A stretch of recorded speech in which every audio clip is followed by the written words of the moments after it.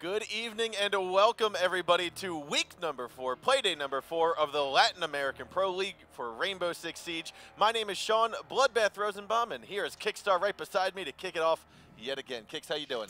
I am well, Blood. I'm looking forward to these matches, and as always, I am excited. Yes, it's time to go. I mean, so we were here about 18 hours ago doing the North American Pro League. Here we are kicking off the 4th week for the Latin American Pro League, and we're seeing a couple of the familiar teams that we've heard about before. We've seen play before. Yes, we've seen them 2 weeks ago, was it? Yeah, Pain and Black Dragons, and then INTZ and OPK. Yes. Now, before we get even further into the teams and the games tonight, we want to take a moment to remind you guys of how the structure for the Latin American Pro League works. So let's take a look at our brackets and how everything's going to unfold for Season 2 and how teams are going to get to land. Now, we start off in what's called the group stages. For Latin America, there's 2 groups, A and B, 4 teams in each group. The winners of the first matches will go and play in the winners bracket, losers play in the losers. Now, if you are in the losers bracket and you win, you will then go to play the loser of the winners bracket. Both winners, the winner from the winners bracket as well as the winners from the deciders matches, go into the top 2 from each group, and they make it to the playoffs. So again, Group A, Group B, top 2 teams each will make it to the playoffs into the top 4 teams from the Latin American scene. These teams will go head-to-head. The top team from Group A plays the second team from Group B, and then ultimately, we finally have our top 2 teams from the Latin American scene, making it all the way to Cologne, Germany for Gamescom and for Season 2 LAN Finals. Right, and there will only be 2 of the teams coming out in the Latin American scene as compared to North America and Europe, who are going to be having 3, yes. Which means that instead of a 75% chance of making it to LAN if you make playoffs, you only have a 50% chance, which means each of these teams had to fight just that much harder to push their way forward. Yep, and so as we just mentioned, basically the top 2 teams from Group A, top 2 teams from Group B go into the playoffs. Now, we have already 1 team guaranteed a spot in the playoffs. That was determined last week. So let's take a look at our Group A brackets to just see who was that. Kicking it off here, we got to see early on, a couple weeks ago, BRK Esports and Merciless Gaming. And BRK Esports walked away with a 2-0 victory in that. Santa's Dexterity also took a 2-0 victory against Nox Gaming. Yeah, and then BRK later lost to Dexterity 2-0 as well, but that was a very close match despite the scoreline there. That was really one to watch. BRK, that team that, of course, did go to the finals of last season and lost to Penta in the very last bracket. And then Elsewhere on the on this bracket, we have Merciless Gaming and Nox. Merciless getting put down to that 4th seed by Nox Gaming, and then Nox pushing themselves into the 2nd loser bracket down there, who will play against BRK, I believe, a week from now. Yes, and so as we see here on the very right side of Group A, Santos Dexterity, due to the fact that they won against Nox Gaming in Playday number 1, Playday number 3, they beat BRK Esports. They have secured 1st place in the Group A of group stages, which means they're guaranteed to get to the playoffs. Not necessarily to land, right, but they are guaranteed to be one of the top 4 teams coming out of Latin America. Yeah, and as we explained earlier, the winning team between BRK and Nox there a week from now will go into the playoffs with Santos Dexterity coming out of Group A as that 2nd seed. Yep, now we're going to take a look here at Group B, which is what we're going to be seeing today. So with Group B, 2 weeks ago, we started off with Black Dragons and INTZ. Black Dragons coming out on top 2-0. Pain Gaming and OPK then went head-to-head. OPK falling a little short in that match. Yeah, Operation Kino, they tried really hard to push back against Pain Gaming, but the Titans that are Black Dragons and Pain just managed to come out on top. And now we're going to see those 2 teams play against each other, as you can see there in the winner's bracket today momentarily. Black Dragons going up against Pain, and then later on we will have INTZ going against Operation Kino, or otherwise known as OPK, in the losers match. Now, of course, the loser from the losers match will be getting that 4th seed, and their time in this Pro League for this season will be over, but they'll still be able to compete, or still be able to try to get into the next one. And then the winner from that losers match will move into the secondary losers bracket, and then the winner from the first match today between Black Dragons and Pain will get their 1st seed out of this group stage, move on to the playoffs, and the loser will go back again into that secondary losers bracket. Yeah, so tonight, the significance of our matches between Black Dragons and Pain Gaming, one team will be guaranteed a spot into the playoffs, and then between INTZ and OPK, one team, unfortunately, will have their hopes and dreams of reaching that land in Cologne, Germany, kind of smashed. Yeah, but you know what's really cool is that the Latin American scene is going to have if the finals in season 3 we're gonna have in Brazil. So season 3 land finals are gonna be in São Paulo, Brazil, and that is gonna be. I can't wait. I've already been looking to like extend a vacation down there for like 2 weeks. Like it's gonna be good fun. So as soon as despite the fact that some of these teams, of course, are not gonna be making their way to the finals. Anyway, let's take a look at the schedule right here. Black Dragons versus Pain, INTZ versus OPK will be our 2nd match today. But despite the fact that some of these teams are not obviously going to be making it to the finals this season, next season again it'll be on kind of home turf. So yes. I'm sure they're looking forward to that. Yes, and as we mentioned, so the 4th place teams from each group, Group A and Group B, Merciless Gaming coming to Group A for the 4th place, and then today we're going to find out who the 4th place team is for Group B. Those teams are not knocked out of the whole Pro League. They are just merely done their games for Season 2. However, they will go through relegations up against the 1st and 2nd place Challenger League teams to help or to decide if they can get into Season 3.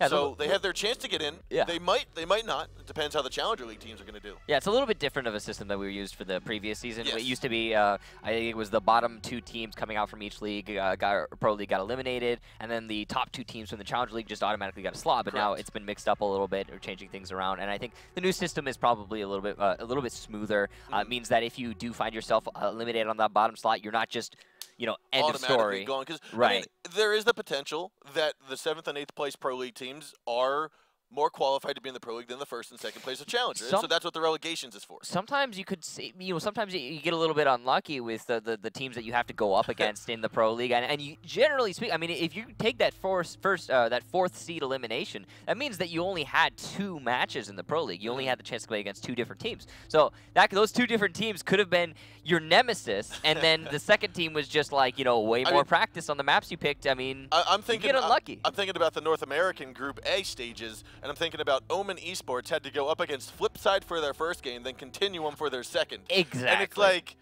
they came out of the Challenger League in the 3rd seed of Challenger League. They got a little bit lucky with their spot, because it was Ominous who disbanded to push that 3rd spot in. Okay, you were saying lucky to get into the Pro League. I'm thinking not lucky with who they're playing against. Yeah, so they got a little bit lucky, but then going against Flipside and on Continuum, that's the opposite of luck. So no bueno. Yeah. So obviously, they're going to have another chance in the relegations to keep themselves inside of the Pro League moving forward into the next season. Yes. And so with this, we do have some rosters we're going to be throwing up on the board first here. Again, our first game is going to be Black Dragons, as well as Pain Gaming. That's right.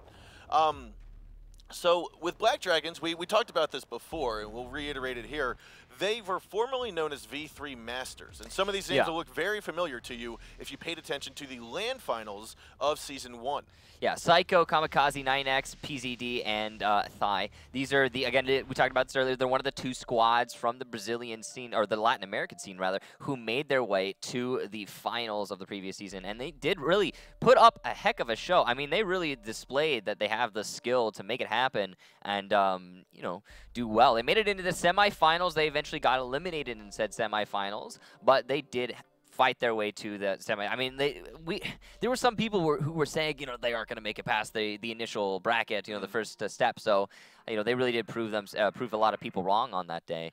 They got picked up by Black Dragons after previously known, like you said, as V3, because I believe it was V3 got picked up by BRK. So there's been a little bit of an org shift going on here for the Brazilian scene. Yeah, there's something like the formerly known Black Dragons team was picked up by BRK, and the formerly known V3 Masters was picked up by Black Dragons. Right. It was a little bit of a swap there going on. But here we have it, Black Dragons as we know them now, and as you can see here, a very even split on those KDs, except for Kamikaze, who stands apart with that 2.13. Very impressive for him there. He's also playing Glaz and Pulse. I see my first 100% on this board, and that's going to be Ty, 100% headshot. I mean, of 4 kills. Hey, 100%'s 100%. Of 4 kills, I don't know. I mean, okay, so we had a guy earlier who had an 80% of 10 kills, and that'd be 8, so...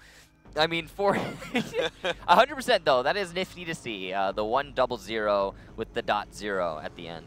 But he's going to be playing that Thermite Mira on Thigh, so obviously very much a support player. It's understandable that he's not going to have many kills for his team being put on those 2 operators. They're not really the sort of guys who are going to be going and fragging every round. Meanwhile, I mean, you know, just overall, just a great roster coming out for Black Dragons. Really, again, Kamikaze is one of those players to be watching. He obviously right now has the highest KD, so it's pretty easy to say that, but I have actually heard from a number of different Latin American players that he is definitely one of the guys who steps up for this team and gets those frags, and when he's not, sometimes Black Dragons can struggle. I think one of the things to note here and trying to compare with other regions is last night we were working with the North American scene. We didn't see Glaz once. And I'm looking up here at Kamikaze, sitting up here with a 2.13 KD, and his favorite attack operator is going to be Glaz. Pulse as his favorite defense. You know, some teams got a little bit stuck in the way of Glaz and really committed to him, and he is technically viable still, just very situational. The North American team specifically, if we're going to reference them, they've made the complete transition back on over to Blackbeard as that angle hold, that angle push sort of just operator, replacing Glaz and Montaigne effectively.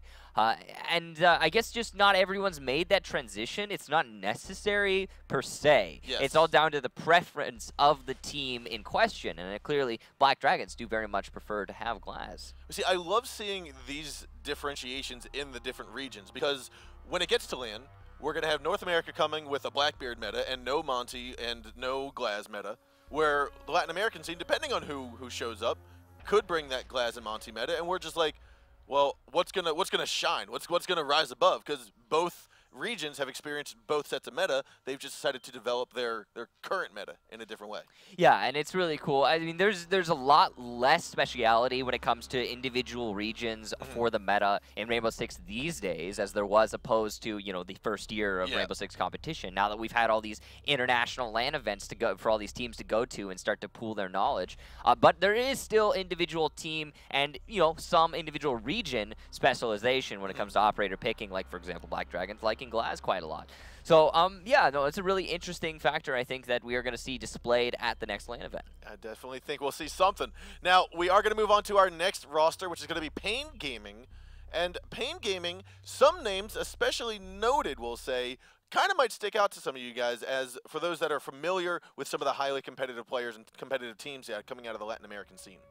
Yeah, no, it's going to be that heavy frag operator on that Ash Jaeger main. And on that note, though, of frags, as you can see here, a very, very even kill-death ratio across the board here, going from 1.1 to 1.88. Just a nice even split between all of these different players on Pain, and you could tell that everyone pulls their weight here. Everyone has a job to do, and they fulfill said job. And I really like that. You know, you do have a lot of teams in the Pro League right now who have a specific player who's just not going to be stepping it up, regardless of the fact that they're a quote-unquote support player. They're just not going to be able to get any real frags here and there. And sure, maybe they might be the strategist or again the support player, but that, you know, it's nice to see a team or an instance where everybody can really put their name on the board and contribute to the team winning in a very real way. Yeah, and you talked about their KDs being basically not flatline, but even you're equal throughout all 5 here. I'm also looking at their headshot ratios. Their headshots are very simple or very similar too. You got 36 up to 53%. Right, and you know, we've talked about this before, but headshots are a lot more harder to attain now with yes. pretty much all of the hitboxes seeing a shrink in the recent 2.2.1 update. You know, that some people are not too happy about that, but I think, you know, overall it just has shifted things to a little bit more of a torso sort of meta where people are aiming, similar to how you see Battlefield played, for example, where you don't necessarily have to hit them in the head, you just have to shoot them somewhere, anywhere, as long as you're shooting them. Yeah, and looking at, I'm just taking an overview of the 5 favorite attack operators we're seeing coming out of Pain Gaming in this lineup here. I mean, I'm seeing the FAMAS, the L85, the R4, the 5.56, and Hibana's, what was that, the C6? Something like that? It's Hibana's weapon. They're all just high-powered gun, like basically just gunfight-ready operators. I mean, well, yeah, to an extent, absolutely. But you know, at the same time, as long as you got a rifle on attack, yeah. Right? I mean, what's wrong with any of them? So what I'm saying, I'm not seeing like a Thatcher. I'm not seeing like with the AR-33. I'm not seeing a Monty or a shield operator. I'm not seeing the, we'll call it support. When I look at those 5, I'm seeing a team that is ready to bring their guns to the battle. Yeah. No, I definitely agree with you, and I think that's displayed in their statistics and how they play as a team. You know, Pain Gaming is one of the kinds of squads that typically goes for a lot more of a heavy frag roll. Like, let's just get the kills. Let's establish complete dominance instead of, you know, trying to go for an absolute sort of team unison push. And they've changed things up from here and there, and you know, they have a lot of different options, and team synergy does play very much into their gameplay. But you know, typically they get those frags. They do. They do. So let's move on to our top 5 picked attack operators coming out of the Latin American scene. Again, this is pretty standard across the board. There's a few mix-up here with Twitch being in the mix here.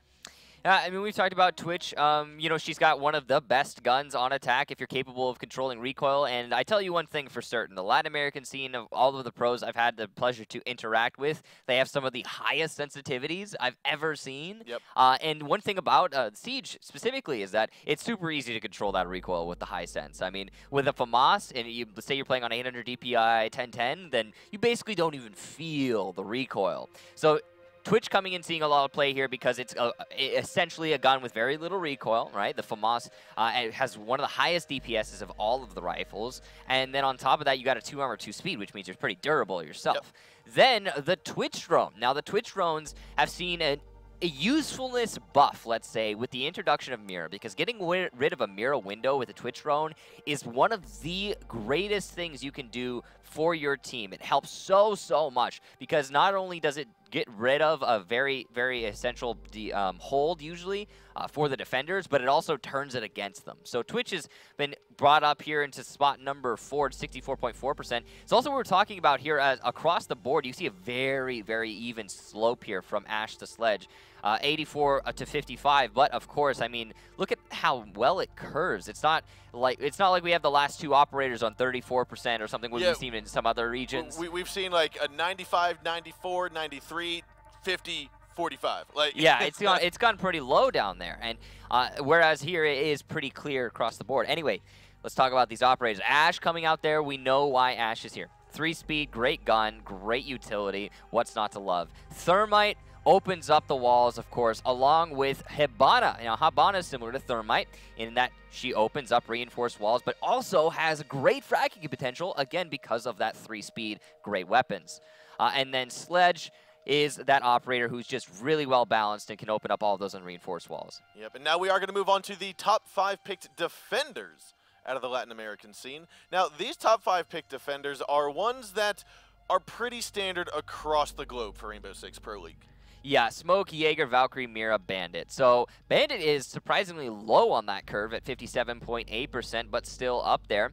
Jaeger and Smoke up at that 92, 91 slot. Valkyrie following it up nice and close with Mira at the 88 and 82 spot. Now these are the 4 operators that we see played almost every single round. Now, Bandit, of course, actually was up there, I think, at around 80% last time we looked at this. Yep. But he saw a sink there. I'm not sure exactly who it was that was pushing him down, but a little bit of variation coming onto that Bandit role. Some other operators seeing picked on that second week and third week, I believe, of Latin America Pro League. And now it is still a pretty even split across the board here.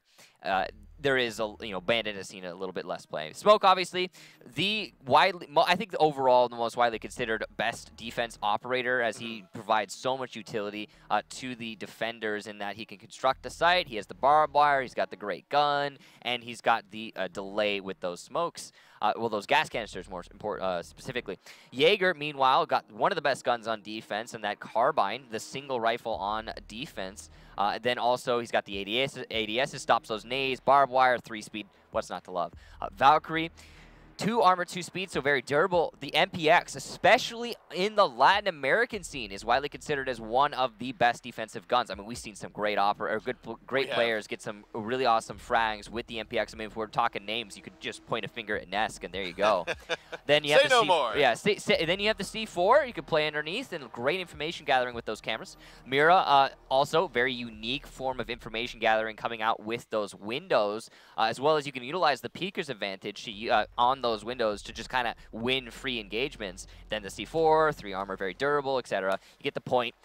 Great defenders coming out here for the top 5. Yes, and so with that, I mean, we saw previously, I think it was actually last week during the Latin American scene, we had our top 5 picked operators, top 5 picked defenders, and that's how the teams started out. Yeah. In the first game, first round, it was like, okay, we know what all 10 operators are going to be. Yeah. But we are going to move here into our map bans momentarily. And with map bans, as always, as it has always been for this past season as well as Season 1, we've had 9 maps in the pool. Now what happens is basically each team will ban back and forth, 3 maps apiece. That leaves 3 maps left in the pool to be selected from. After the ban phase, we go into the pick phase, where we have Pain Gaming and Black Dragons each choosing a map to play on. The last and final map will be the decider in this best of 3. All right, I'm going to use my psychic powers to predict we will see Border, Cafe, or Oregon, one of those 3 maps. I'm going to guess at least Oregon and Border. Cafe or Consulate, I think, would be the final one. Cafe's already getting, so right there. Woo! He made my choice for me by choosing Consulate, Border, and Oregon. Those so are the it's 3 I'm probably going to be Consulate, Border, Oregon, you think? I mean, we could see a bank. We saw bank previously. Maybe. I mean, it's entirely possible. It hasn't been banned out yet, but 2 bans left to go. It's likely to be Chalet and Bank. Although, yep, there goes Bank. Chalet. Chalet is gone. Nope. Is it maybe? Possibly. We'll have to see. They're definitely going to leave Border in. I would not see Black Dragons banning Border. That's a no-brainer. They love Border. Consulate, maybe. What's going to happen to Black Dragons? There's the Chalet! All right, Border, Consulate, and Oregon are our final 3 Psychic maps. powers. Which basically means they're going to get to choose those maps. And I foresee us going on Border, Consulate, and then Oregon. Yeah, you think so? I mean, it could go any which way. All 3 of these maps are pretty widely considered. I mean, kind of on the same level as far as maps go. I'm sure a lot of these teams are not really going to mind which one we go to first. I don't think so. But we've seen all 3 throughout all 3 pro leagues, all 3 maps throughout all 3 pro leagues. I think if you look back at all of this entire year of Pro League, I don't think there's been a best of 3 where we haven't had at least one of these 3 maps we see right now played, or at least in the best of 3, not necessarily played. Yeah. So, I mean, the only one that I can think is I've seen a Cafe, a Clubhouse. I can't think what the decider match was. Probably a Border. So it was probably a Border. It was probably either Oregon, Border, or Consulate, one of the 3. But Pain Gaming is going to select the first map, and of those final 3, we're going to have Black Dragon select the second of those 3 maps. Decider match will be the one left over, and Border going to be the first map out of Pain Gaming, which honestly, none of these 3 maps are a surprise. So you're just like, okay, they chose border. There we go. What is there to analyze about the map ban phase when we see the same maps played every time? And it's not a bad thing. These are 3 really well-balanced maps. They're fantastic.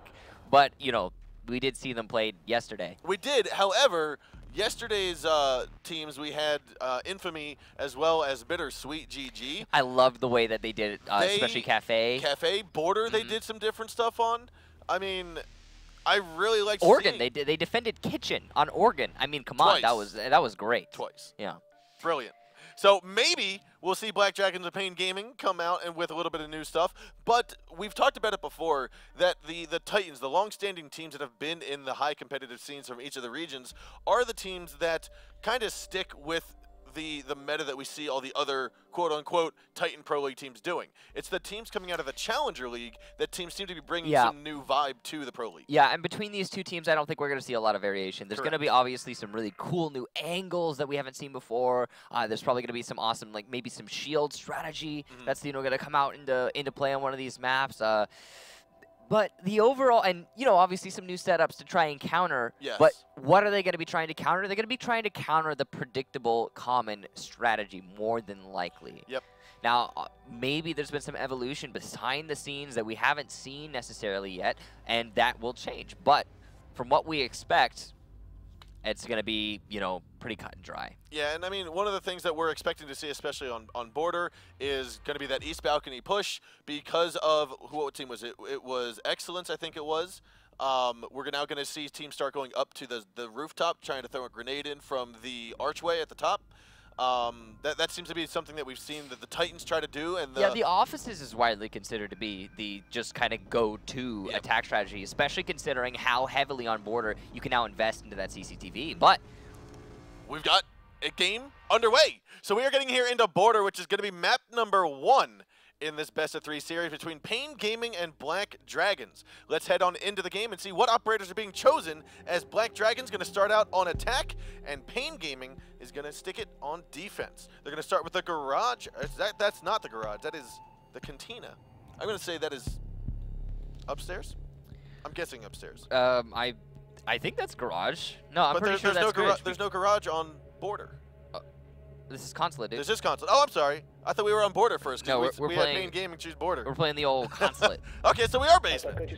Yeah, I know my Portuguese. It is going to be on the old basement Torino to start things out here for the old Pain Gaming. And meanwhile, Black Dragon's going to be starting out on attack. No big operator surprises coming out on that side. They have opted to go with a Blackbeard instead of that Glaz. And they are likely going to be pushing into the garage. Now, they do not have a Thatcher, which means that getting into the garage, assuming we have Pain Gaming try and active bandit it, will be slightly complicated. They're going to have to either A, take control over Piano, B, repel onto that Piano window and Ash above the next to the Piano above the garage, or just kind of use a Twitch drone. But, you know, that doesn't always get the job done. We'll see what happens if there's even an active bandit. More often, I mean, it used to be. I remember way back at the beginning of Pro League. You get the shield right at the drone hole? Right. Way back at the beginning of the Pro League, year 1, you'd have the shield at the drone hole, and the bandit would sit on that garage wall the whole round. I mean, it was like... It didn't matter if he got a kill or not. It was, hey, if I don't get if this garage does not get opened up, I succeeded. Right, and you know, that meta has since died quite a lot. The active banditing is still viable, but it's more of like a trick play. It's more of like a, hey, they maybe won't expect me to go for this thermite. I'm doing it, I'm going for the thermite, I got the thermite! And yeah, you just don't see it happen as much anymore. Now we are gonna see Black Dragon try to push in from the admin office. It's gonna be top floor, east end of the building. PZD is gonna work his way forward as 9X is already, I think, on the balcony on the south end of the map. Yeah, and clearing from the admin on over to the west side is pretty smart for taking out that top floor. That's going to push Wag down into the middle floor, who's going to be meeting up with his teammate Noted, who are very hunkered down inside of this bathroom. Now, this isn't something we see a whole lot of. It has been played a couple times in the European scene, but it's not really... it's not a consistent strategy that we see coming out from a lot of squads. Sisu dabbled with it for a while, and it worked for them a couple times, but it just...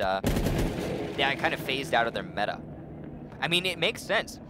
putting that mirror window and establishing a couple defenders in the bathroom means that you can maintain control over the piano a little bit longer, which means you can delay the attackers if nothing else. You can see here, Black Dragons, while they have taken control of, I believe, the top floor already, they don't really have much else. And with only half of the round left to go, they're going to start to look for options elsewhere in the archives. It's odd to see an attacking squad break Thermite and Hibana and not even look at Garage once. Yeah, I mean, you've got the complete destructibility options. You've got all of your choices kind of lined up, and all you really need to do is take care of the batteries. But I believe that the trouble here is their solution to the batteries is, hey, let's take piano, and open up above the batteries to shoot them. And since they're not able to take piano, it seems like they're just fully uninvesting in it and kind of going elsewhere. Although, we might have already had the batteries taken care of while we weren't paying attention. Nope. Thigh gonna be met with those batteries, and now with only 40 seconds left to go, there's no garage door open. Now 40 seconds means that garage door play is basically nullified. The defenders have effectively rendered that worthless, especially considering the batteries aren't taken care of yet, which means that Black Dragon's gonna have to ship to a backhaul. Now there are 25 seconds to go. We see Black Dragons pushing on in. Wag's gonna snag the first kill into Kamikaze through the main corridor. Noted takes that 416 to the head of Ty, and he's gonna go down. PZD, he's gonna try to rush in, but it looks like Eunice will come out on top with that shot, and Wag gets another kill, and Wag will get a third kill. That's gonna be a 3K for Wag, 1 for Noted, and 1 for Eunice. That was a pretty big mistake there from Black Dragons. I mean, I get that you can't take control of piano, and there must be some other something else going on there that didn't that made it so they couldn't push into, not even necessarily the piano. You don't have to push into the piano. But whatever the case be, they couldn't get the garage door open because they didn't deal with those batteries. And normally that's step number 1 in any attack strategy that's including the garage. Because of that, they had to shift to a backhaul take, and backhaul takes more often than not do not work, because what are you shoving yourself through? 2 little doorways. One of them connected to a hallway which has a small office that you can defend at a 90-degree angle. And there's really just not a lot of choices there on that push. So Black Dragons funneled themselves into said 2 doorways, got taken out 1 by 1, and as a result, we will have Pain Gaming walking away with the first round victory. Meanwhile, Black Dragon's gonna be going back down, or going into the basement, similarly to Pain. Also similarly to Pain, they will be having the same mirror strategy inside that bathroom, which is a little bit different than, again, what we are used to seeing from some other regions. Now, we know the roof, or the ceiling to piano and the ceiling to the main lobby are easily reachable from above. Is the ceiling to the bathroom solid, or can you bring a fuse and try to get people out of the bathroom? I believe it's solid because I've never seen anyone actually breach it. However, regardless of the fact if it is solid or not, you're not going to often see anyone actually try to breach that from above. I mean, if you're taking the time to... Wow, Noda doing one of his pushes on into the Visa. He is going to get taken out by Kamikaze there. That's, again, Kamikaze, that player on Black Dragons, who is really the sort of guy who steps up. And you have to admit, that might just be Kamikaze reading into Noted, because how many times have we seen Noted do that? Every single time. Yeah, he just kind of makes that same push every time. And, you know, it becomes to the point where it is very predictable. You know, sometimes it can catch a player off guard, but in this instance, it did not.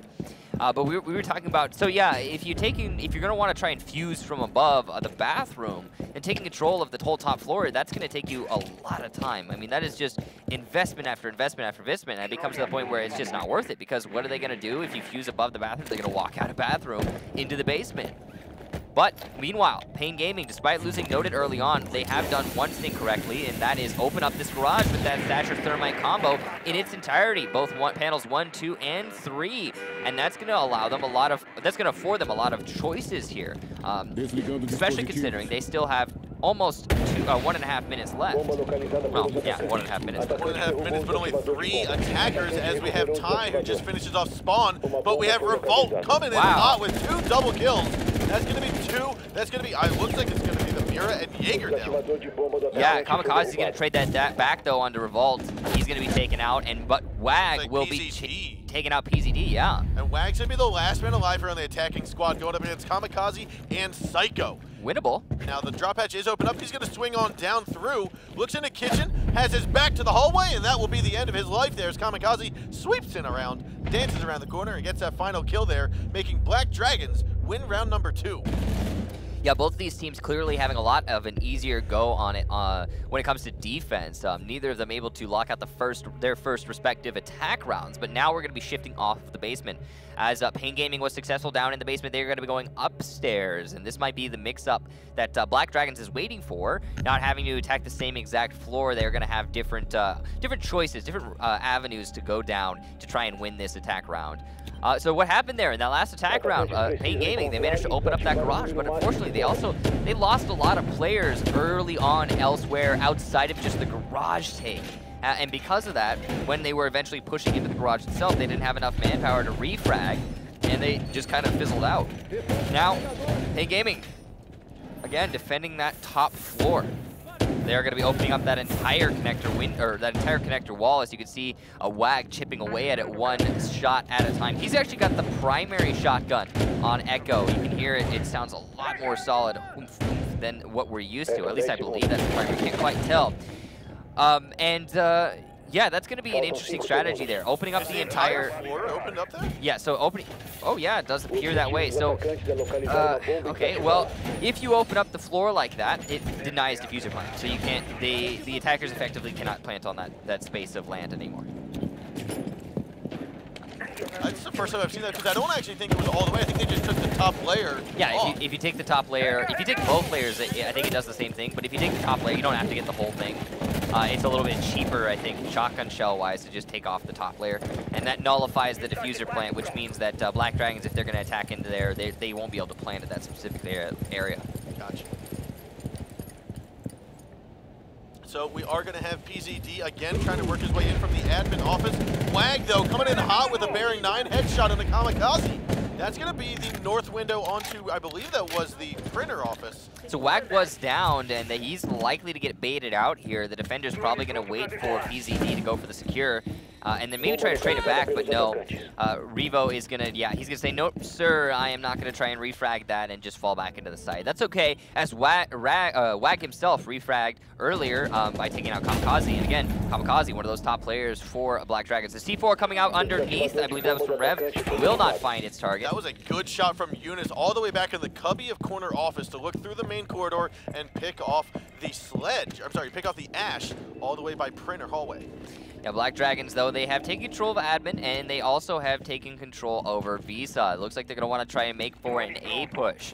Now, it's going to be complicated with man disadvantage. A push, that's another one of those examples where you're pushing yourself into a very small corridor. With the man disadvantage, you won't be able to get the refrags.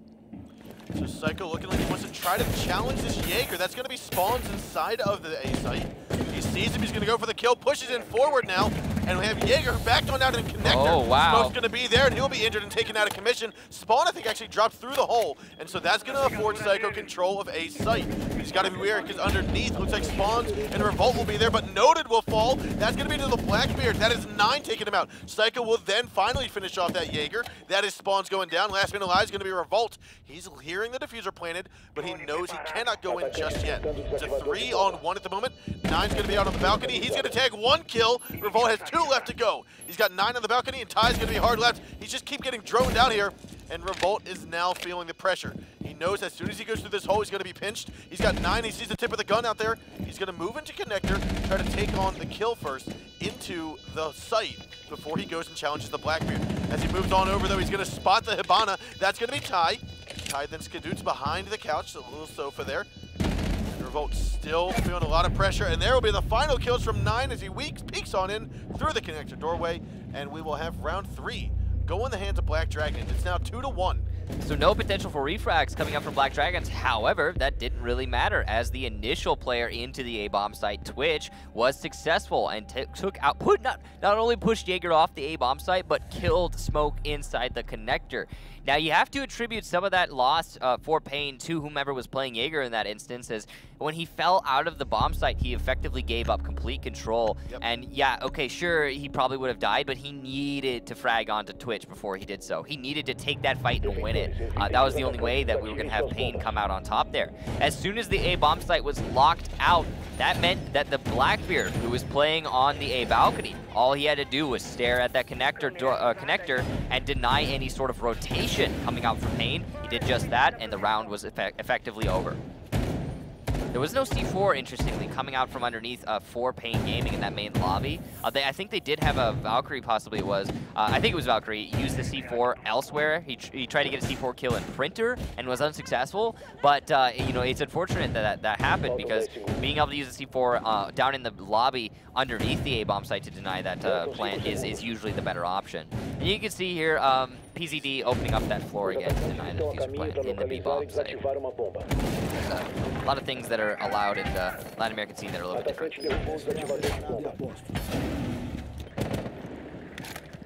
Now, Noted choosing a different spawn this time, so he won't get picked off trying to get into Visa, but he is still a little bit, I think he's hyping himself up out here. He's trying to cause a lot of action, a lot of chaos through the window shots, but he's not tagging anything. He's kind of stalemating himself, if you will.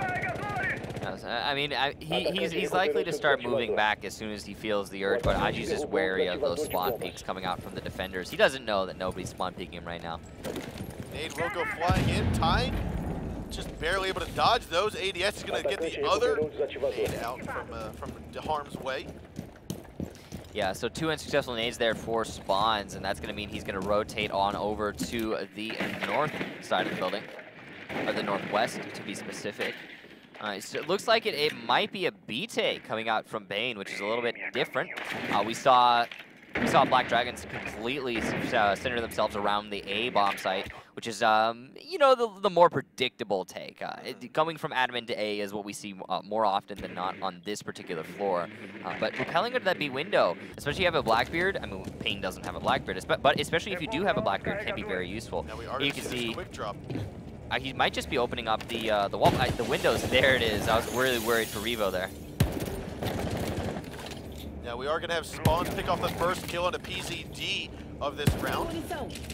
Now the 3, he can't necessarily run in from here. Is this what I think?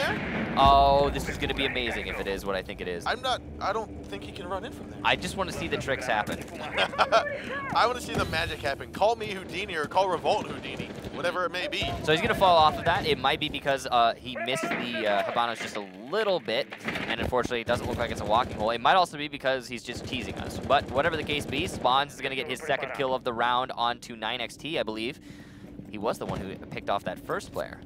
C4 is going to get tossed on out. Eunice hears it, but he's able to back away just in time. That's going to be Psycho, I believe, at the bottom of the stairs. He's going to try to rush on up, and it looks like the drop shot from Valkyrie will land and be coming out on top. However, Spawns takes that SMG-11 to the head of Kamikaze, and now it's a 2-on-3. Vector shots here from Ty will take out Spawns in return, and Noted able to secure a kill of his own. Ty's into the last man alive. Diffuser will go down inside of A, as we have Mira, who's downstairs, I think. He's going to be downstairs right inside of Piano, trying to engage with Noted. Back and forth, a little skirmish going to happen. He's going to move on over into the middle connector hallway. Nade goes, C4 goes up, doesn't tag, and as he hits that cell phone, the Ash swings around and Noted will get the kill. Good read there from Noted, really fulfilling that role of taking out, oof, love those flashbangs. Taking out the operators downstairs, that roamer game being eliminated by him. He took out the Valkyrie and the Mira in the end. But meanwhile, Spawns getting that, I believe it was a 3K to really take apart those anchors is what opened up that round for Pain Gaming and allowed them to come into the A-bomb site and get that plant down. Now it has been defense sided for the basement, offense sided for the top floor, and now on the offense we are seeing a Jackal coming out for the attacking team on 9XT. That's an interesting thing. We don't often see Jackal played in the Pro League, but he has been seeing a little bit more prominent play recently, especially on maps like Bank. However, on Consulate, you could say it's similar. There's usually a very heavy roam game coming onto this map, and the ability to hunt them down just that much faster can be extremely useful. We saw him on another map in the Latin American scene, and I want to say it was Clubhouse, but I don't remember off the top of my head. Yeah, he's a somewhat useful operator. I mean, in certain situations. One of the main things that he does is not necessarily help you hunt down the roamers, but as soon as you get that first mark off, the roamer will usually be like, all right, okay, I can't be roaming anymore, and he'll just default back to site. And that's effect just as a good in a lot of situations. Just pushing the roamer off of site gives you peace of mind. Sorry, not off of site, back onto site, gives you peace of mind. But Black Dragon's going to be bringing that glass to the field here. They also have a Thatcher this time, so they are going to be able to get that garage wall opened up nice and easy. Wow, this is going to be a very hard garage push. I was going to say 23 seconds, and they've already opened it up now. Psycho will this. be injured. You're going to have PCD rushing on in. There's no one behind the white van, and so there's going to be, a double shot. Wag and Eunice taking out a double kill. Kamikaze going to answer right back, but he will be traded out by Spawns. Double kill coming out from Spawns. Triple kill from Spawns. That was about a 45-second round, ladies and gentlemen, and Pain Gaming comes out on top.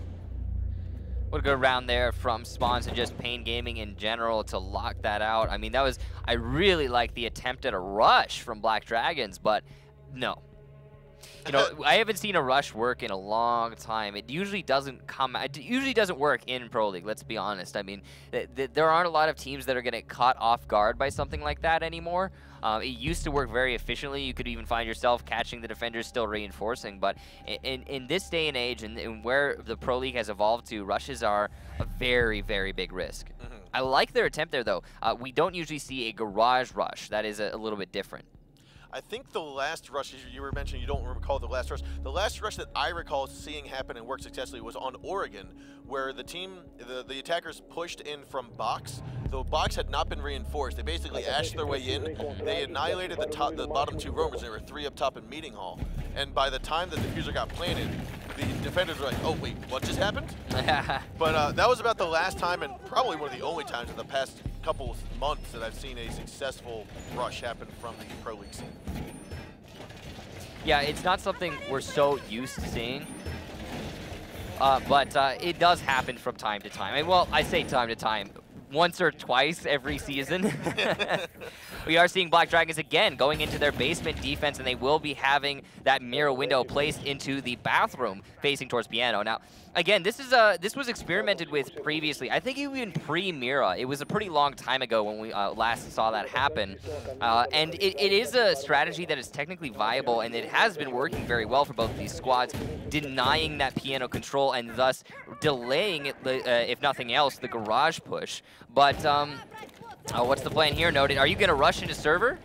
He looked like he just wanted to cause a little bit of chaos there. You saw the sneak shot underneath of the doorway to open up the drop hatch, and then he goes to open up the door a little bit in a different fashion than he typically is known for, we'll say.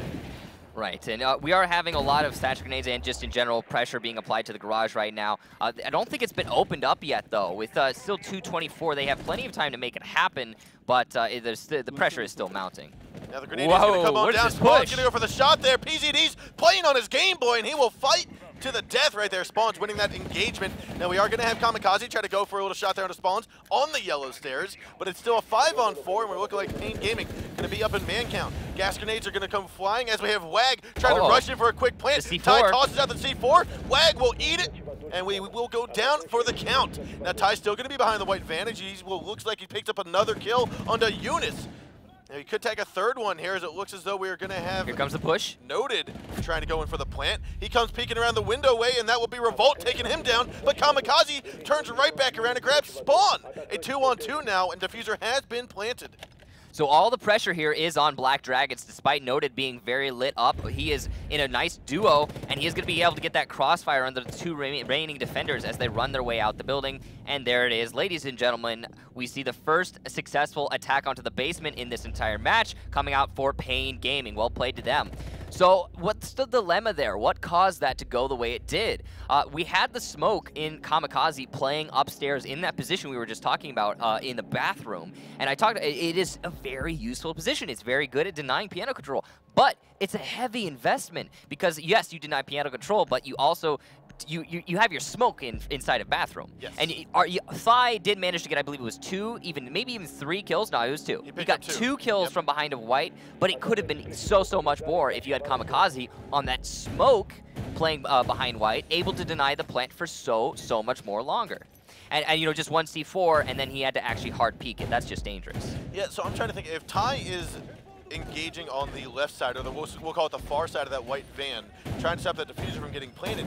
We had, I believe it was either Thatcher or Sledge had worked his way down. I think it was Sledge worked his way down the yellow stairs to pick off the mute. I think it was PCD on his drone. And that was essential pressure. It was essential pressure. So if he's on his drone or on camera trying to get information, who covers the yellow stairs in that case? Right. No, normally that's barbed wire, but I can't believe we didn't talk about it, but it's worth talking about the fact that Black Dragons didn't put any barbed wire on yellow stairs. I mean, come on, guys. That's a bit of a rookie mistake. That's such a pressure-oriented sort of, rotation, sort of just everybody goes there. Whether it's on attack or defense, you use that for rotations. You use that for just, walking down the white stairs and killing a player at pipes. That needs to have barbed wire on it. And because of that oversight coming out from Black Dragons, it really did open up a lot of opportunities for Pain Gaming. And obviously, we saw the sledge just kind of waltz on down. Now, we are going to see Pain Gaming go up after that last victory, 4-2. So that means this is map point. Again, this is map number 1 in this best-of-3 series, and looking like PZD, again, going to try to enter into the admin office, but he might be met with a little bit of resistance here, as we do have a few members on that top floor. So, 9XT starting things off pretty strong here for his team, taking out Noted. That's the connector angle. Now, this is the angle we see played almost always when it comes to a Blackbeard on a top floor attack. He cuts off so much rotation and applies so much pressure to the defenders just by sitting there, but oh no! Bandit's going to take him out on the A balcony. That's a lot of pressure alleviated for the defenders. Well played to Spawns there, but meanwhile, there is one more player being taken out for the defenders. That's Yuna. Yeah, that was PZD that was able to take out Eunice. That's the mirror going out of whack. Now, PZD, like I said, he did manage to get back into office, or into the admin. He's going to drone out from admin, but it looks as though it's all clear for the moment until he gets his way towards the connector and towards A site where we see Bandit. Now, Bandit, he was behind the table, and I think Blackbeard overextended his reach as he tried to peek on the right side of the doorway, and that's what allowed Bandit to get the timing down, because you realize Blackbeard only has about 21 bullets in his gun. So here's the thing. The attackers, they have the control, they have the man advantage, and they have the time to make this push happen. But one thing, the huge factor that they do not have is that Blackbeard on the A balcony. Not having that pressure applied means that Pain Gaming is going to be in an even slugfest with the attackers here. And will, again, all they have to do is watch this one doorway and the main hallway, and they will be able to come out on top here. However, Twitch has moved herself up onto that balcony and is going to be trying to supplement with out the face shield. Now to the right side, if he extends himself, he will spot the Bandit and tags him on down. Psycho grabbing one, and it looks as though Smoke needs to hide himself, but he does not. Psycho's going to grab a double headshot. Last man alive is going to be Revolt. He's going to snag 1 kill into Kamikaze, but he's got 3 left to go from that B bomb site. Ties inside, so is PZD. PZD gets that diffuser planted, and it looks like some shots from PZD will pop right on up through the A, through connector, into the doorway of corner office, and that will be the end of round number 7. It's now 4-3. Pain Gaming still up by 1 round. However, Black Dragon's not giving up just yet. Yeah, so what happened that round? The Twitch, after the Blackbeard was eliminated, supplemented the pressure from that A balcony, and the defenders were not expecting that. Pain Gaming, they had themselves well established, but they just could not handle that extra little layer of pressure. And it is, it's understandable why Pain Gaming fell to that. Because once you've taken care of the Blackbeard, effectively, you're like, okay, well, I don't have to think about a balcony anymore. And more importantly, Pain Gaming were at the man deficit leading into that round, despite having the Blackbeard off the board. So, as soon as the Twitch kind of just walks up there, it's 2 free kills, and then the round's effectively over. Yeah. I think you hit the nail on the head there, as Bandit assumed that no one was going to be on the balcony because Blackbeard got off him, so he was very exposed. He didn't stay behind the table. He just tried to hold that 90-degree angle onto the doorway. Right, and now Black Dragons, they are going to be going on to their basement defense, and this is going to be their attempt at locking things out here. They were unsuccessful in their previous basement defense, I believe, but they have made a little bit of a rotation here. PZD has picked up that smoke, and Kamikaze has taken the Echo. Now, you must... it's probably the Echoes coming out here just in an attempt to deny the fast plant from Pain Gaming, which is how Pain Gaming managed to win the previous attack round downstairs here. And I think that'll probably be pretty successful for Black Dragons. Good counter strat coming out. Now let's see if Black Dragons decided to put some barbed wire on the stairwell. Very likely. There it is. I don't believe there was any barbed wire placed there last time. No, and if there was, it was 1 or 2. I mean, usually you see like 4 or 5. And all of the barbed wire going onto yellow stairs. All of the barbed wire. But no, here it is. 5 on 5 still. Plenty of time to go. Walls are getting opened up inside a garage. And Psycho has now taken that position behind the white van. He's actually, I believe, inside a kitchen at the moment. Yeah, and the garage wall being opened up, that's that panel number 1 having been opened up, is going to mean Spawns is going to start to try and play under the stairs similarly to how he has in the past. Oh, wow, some aggressive push there. Toss. Now Spawns is going to get a couple bullets tagged to his side, but he will get out of the reach here of PCD's shotgun. Yeah, meanwhile, Thermite's going to open up panel number 3, and that means that the whole garage wall has been opened up. PCD is ready for this push, though, now from Sledge. He's got that shotgun out. He's ready. He's revving to go. He wants to revenge for the last time when he just got kind of waltzed onto.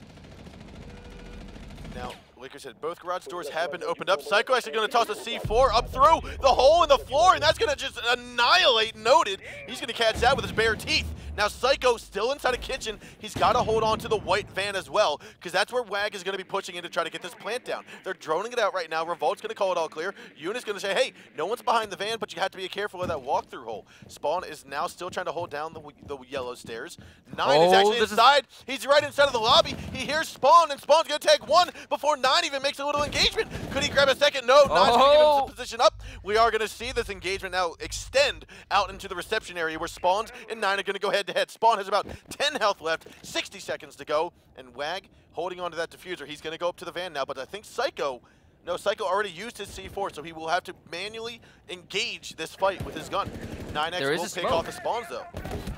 There's a smoke, but the smoke will miss, and it looks like Thatcher might actually get that defuse plant. That is going to be 1-9, going to try to snag onto 1 kill. He gets 2, and that diffuser was stopped. Last man's going to be Eunice. He's right outside the garage. 9's going to go for another kill, and he does get it. No, he does get it right there, as Eunice, I think, finished off the Valkyrie. Well played to 9XT there. I believe that was a 4K for him, if not an ace.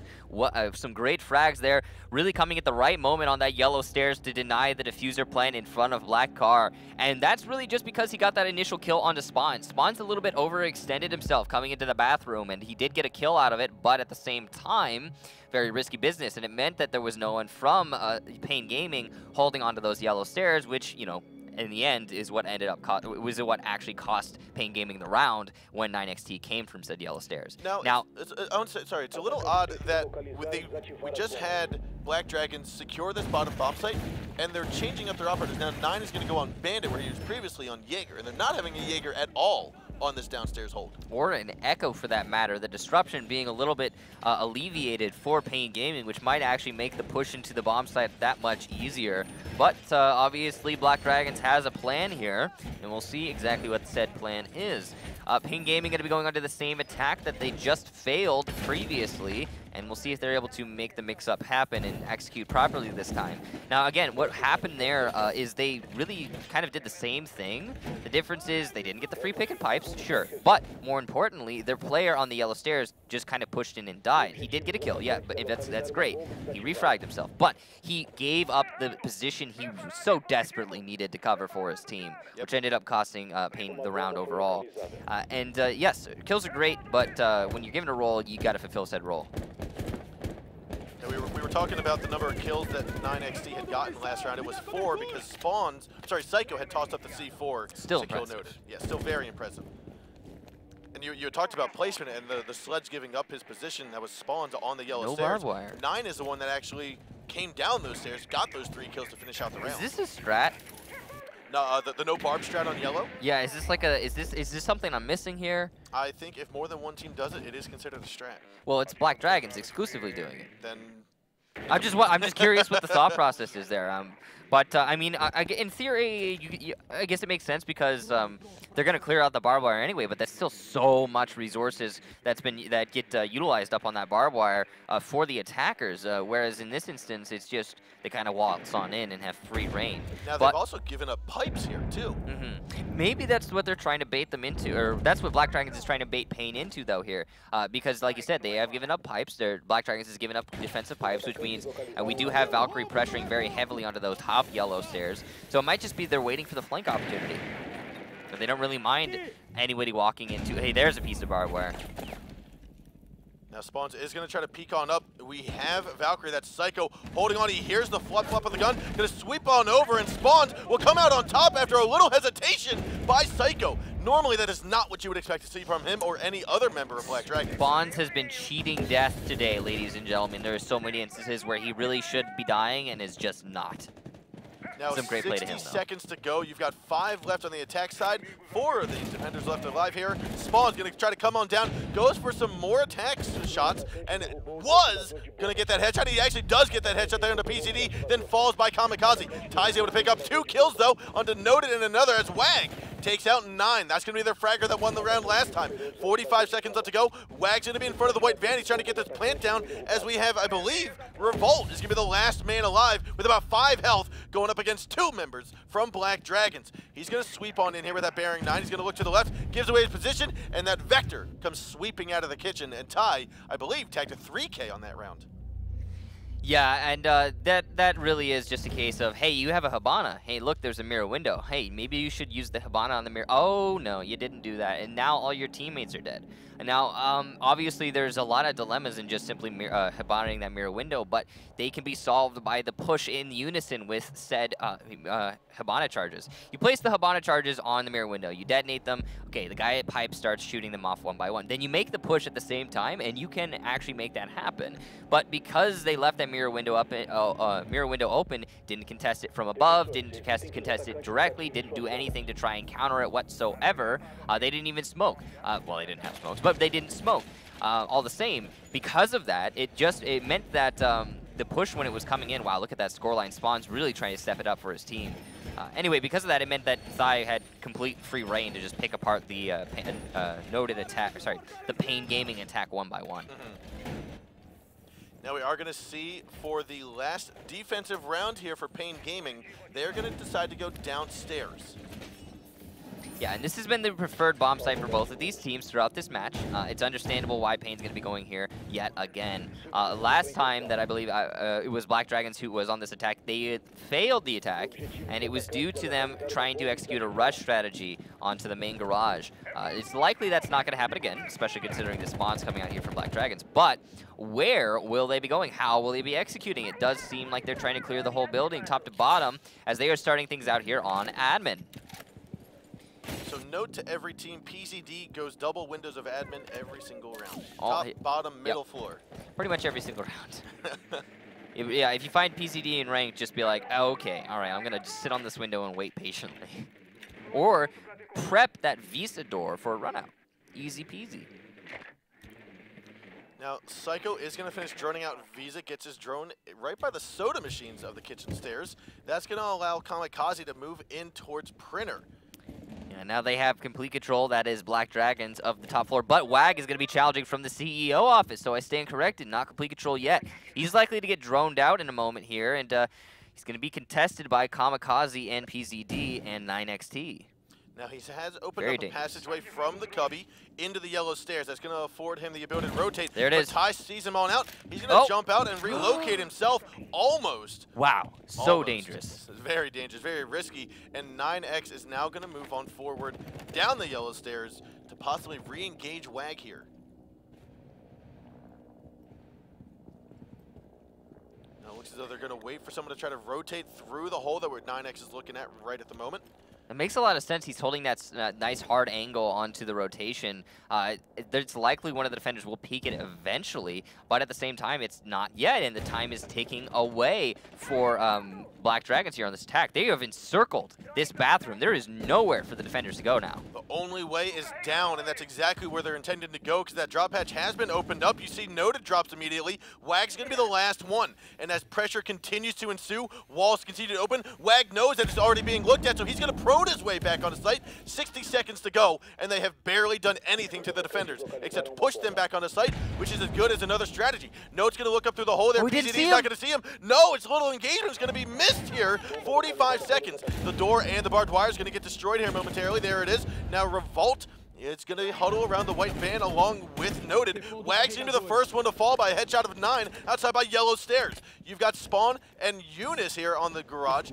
Revolt's going to be on the white, or the far side of white van, as well as we have Noted back there. Now Eunice does pick up that Vector kill into Kamikaze. 20 seconds left to go, a 4-on-4, and we are needing Black Dragons to make a push here, or unless we go to round number 11.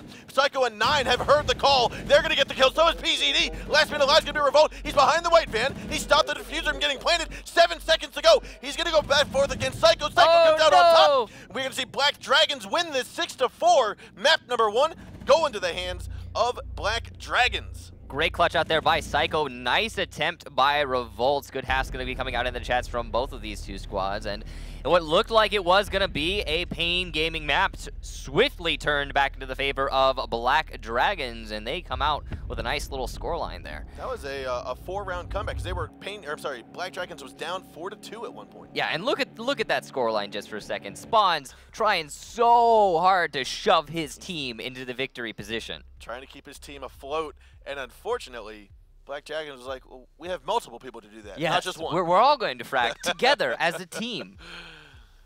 And now except you, PZD. You, PZD, you can just stay on your drone. Everybody has to drone for, we got to have someone drone for somebody. We are going to take a look at some of the highlights from that match, though, as we have them. There were some really great moments coming out overall, and some obviously some big mistakes from both these teams that did result in a victory for Black Dragons, but it was a good match nonetheless. Yeah, that was a good shot there by Psycho. That's where he pushed the Jaeger out to drop down into the main reception. You have to blame whoever's on that Jaeger just a little bit there in that situation, because the Jaeger really needed to frag with that. I mean, even if you're going to die to the Twitch, that's essentially the same thing as dropping down the hatch. So challenge, take the fight, and, try not to let your smoke die. But honestly, I think that the Jaeger just was not conscious of that drop down being open. It's a little bit of an unfortunate mistake there that did cost them that round. Now here's the final round, and that is the basically the Black Dragons team kicking it into action. I think they heard me speak to them all the way down in Brazil. Yeah. I was you need to kick it in. You've got 45 seconds or 20 seconds, whatever it was, and it was still a 5-on-4, I believe. Yeah, it was heavily favored for Pain. They were winning pretty distinctly, and then suddenly Black Dragons was like, nope, nope. I mean, it's a little bit of what we saw. I think it was yesterday when what was it? It was one of the first two teams we played that we saw play. It was Elevate and GG? Elevate was the team. They were the ones that basically they had the quote unquote ranked strats where they just like rushed in. They didn't have. No, I wouldn't say ranked strats. They have their own game style. Yeah. But yes, you're right. They absolutely just kind of rushed in at times. Yeah. And that's what was needed to get the win, and that's what we saw Black Dragons do to secure that 10th round. I mean, it was 5 versus 5 with 40 seconds left to go. Yeah. But all the same, we have our second map underway. It's going to be Border. And so, ladies and gentlemen, please stick with us here. Border's going to get underway. It is map number 2. Black Dragons secured map number 1. And we're going to be seeing Border here with Black Dragons, kicking it off on defense. Pain Gaming securing that top floor bomb site inside of the Arsenal and Archives on Border here. Yeah, Glad's going to be coming out for Black Dragons again, not that one operator that we haven't seen so much in the Pro League anymore after his nerf. And I'm curious to see the attack strategy that we're going to see employed here on the first attack onto this armory. Obviously, we talked about this before. It's more often than we see every team attack through the offices these days. We've seen a couple contentions of the CCTV, especially VG. They really tried to hammer that out in their matchup yesterday, but it's just not. It's not as common anymore, and it's seen as a little bit of a difficult strat to execute because CCTV is so hard to take these days, especially with the addition of that one specific mirror window in the main hallway, which, by the way, we might not see from Pain in this particular round. I don't think it's been placed yet. I don't think it's been placed yet, but we do see the single wall in office being reinforced by Wang. And so that leads me to believe they will keep someone inside of office. Well, of course. Which means that they will hopefully have some other help, either from Fountain or from CCTV, through Fountain into office. The curiosity, though, is if they're going to use that CCTV mirror window, because there are some teams that know of it and choose not to use it specifically because they just don't like to extend themselves into CCTV. And Pain might be that team that just doesn't want to go all the way and commit to CCTV as a whole.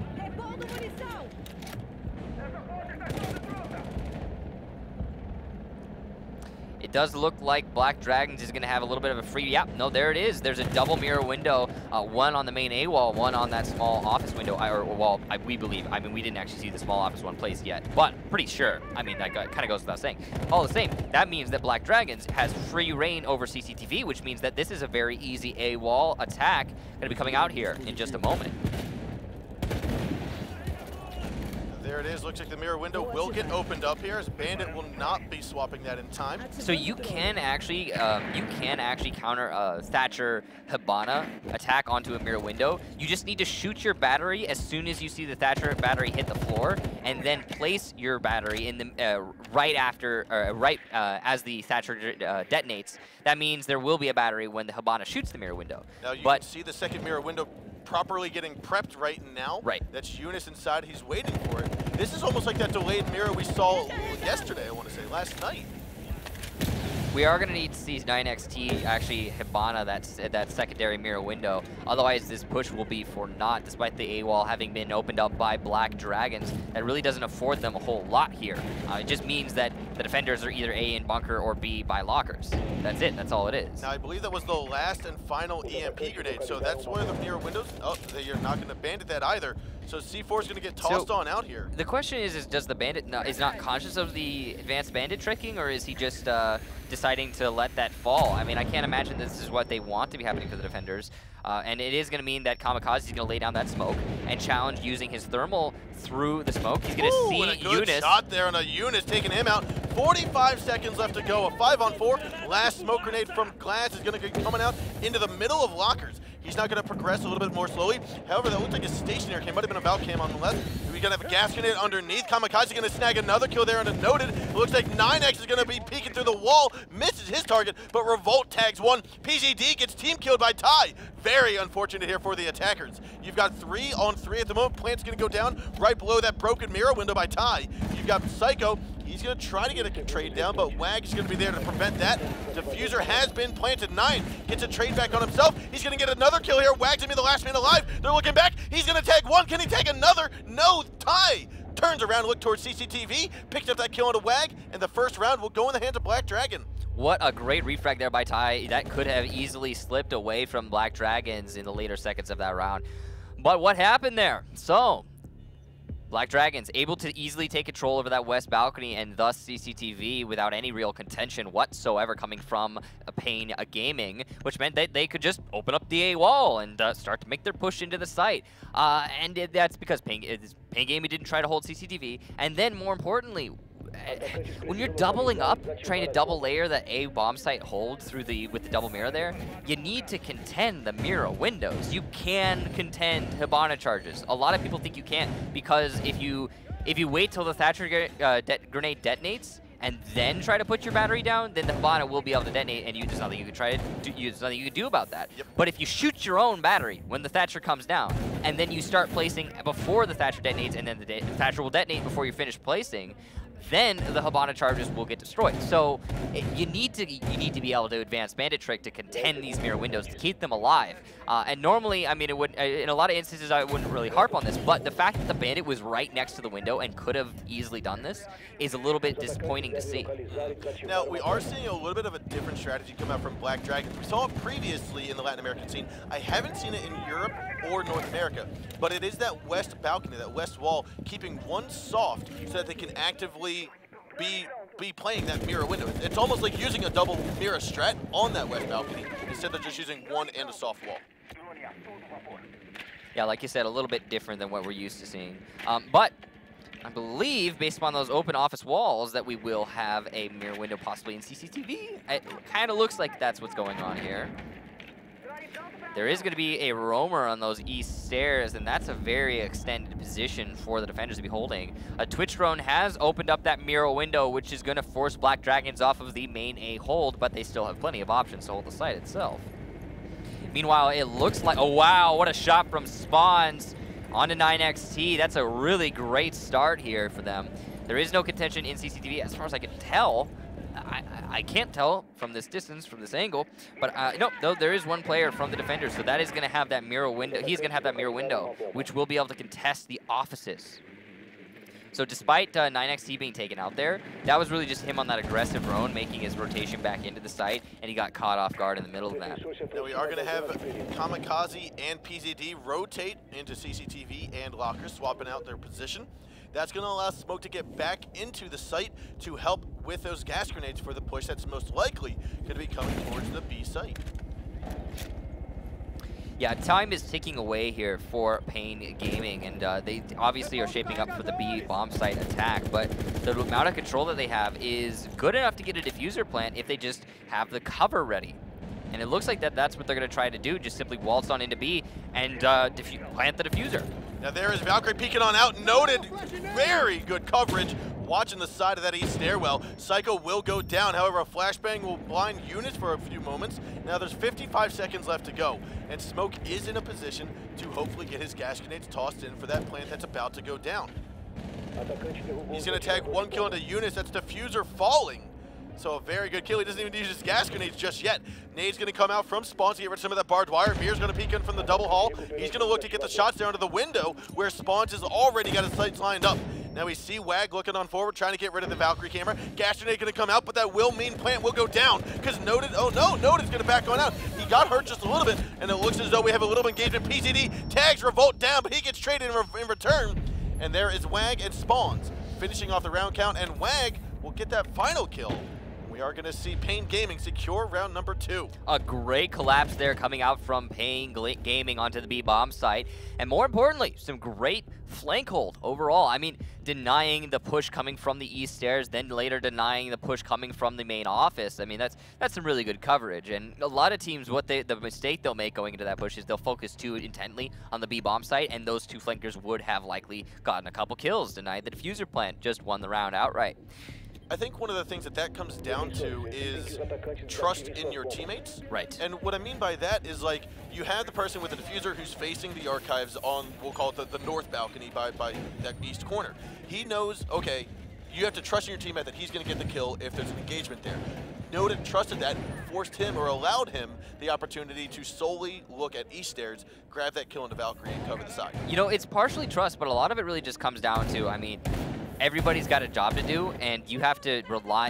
You have to trust that he's going to get the job done. Yes, trust, but also just kind of rely on it and someone fulfilling their role. Like, I mean, when I make personally, when a mistake that I make a lot is that I'll go into a ranked match and I won't trust my teammates necessarily, but I'll rely on them fulfilling a role, and then it's the sort of thing that you expect over time when you're as a professional player, and it's the sort of thing you can go from team to team, and you can just be like, all right, yeah, you've got a job to do, you're going to do that job, and if you don't do that job, then we're probably going to lose this round. No, I get my experience. I experience my own levels of frustration with that, because I'll see a Glaz, I'll see a Blackbeard holding a window, and I'm like, okay, they got that window. They got that window. I turn my head, he hopped out that window, and I get blindsided, and I'm like, what are you doing? What are you trying to hold, Frendo? What's the plan here? Weren't you pointing your barrel at that window 5 seconds ago? But no, yeah, it happens. It happens. And that's just how it is. I mean, that's just how Siege plays itself out. But in this level of play, yes, there's the trust, and yes, but it really just comes down to, hey, you've got a job to do, and I know you're going to do it because you're playing. Wag's going to tag 1 kill down. He's going to toss out a gas grenade. Nice. That will get rid of PZD. That's the Thatcher gone. He's playing in sandwich without a reinforcement onto that wall, which means that it is very dangerous for him to contend here, but he has already started things off pretty well. Taking out the Thatcher, that's going to be a lot of clear that just will not be happening for Black Dragons. So Ash had to use one of her breaching charges to open up that wall even more to allow Glaz the opportunity to get in. However, Wags is still here. He's been droned out. Kamikaze knows that, hey, this wall is soft. I can start moving in to shoot through, but I still need to play it cautiously due to the fountain peak. Yeah, obviously going to be worried about that fountain. He's going to smoke it off while simultaneously smoking off the close angle before pushing in onto a Wag. But meanwhile, Wag has pushed onto the main window and will be taken out by PZD. Despite that, he has wasted 2 minutes of this round and killed off the Thatcher. And Revo is going to get the refrag onto 9XT. So good start here. Well, a good first 2 minutes for Pain Gaming on this defense. So we are going to see Kamikaze, PCD, and Ty, the last 3 attackers alive. They're going to push in from offices. PCD, he's inside of that top east stairs trying to cover the flank. Droning out for Glaz at the moment, but Noted is still left uncontested in a flanking position. No, he's actually on the west stairs. Looked like he might have been underneath, but he's retreated back onto site. So with that, we are going to see Black Dragon try to push in from offices into the archives. The wall east of B will get opened up.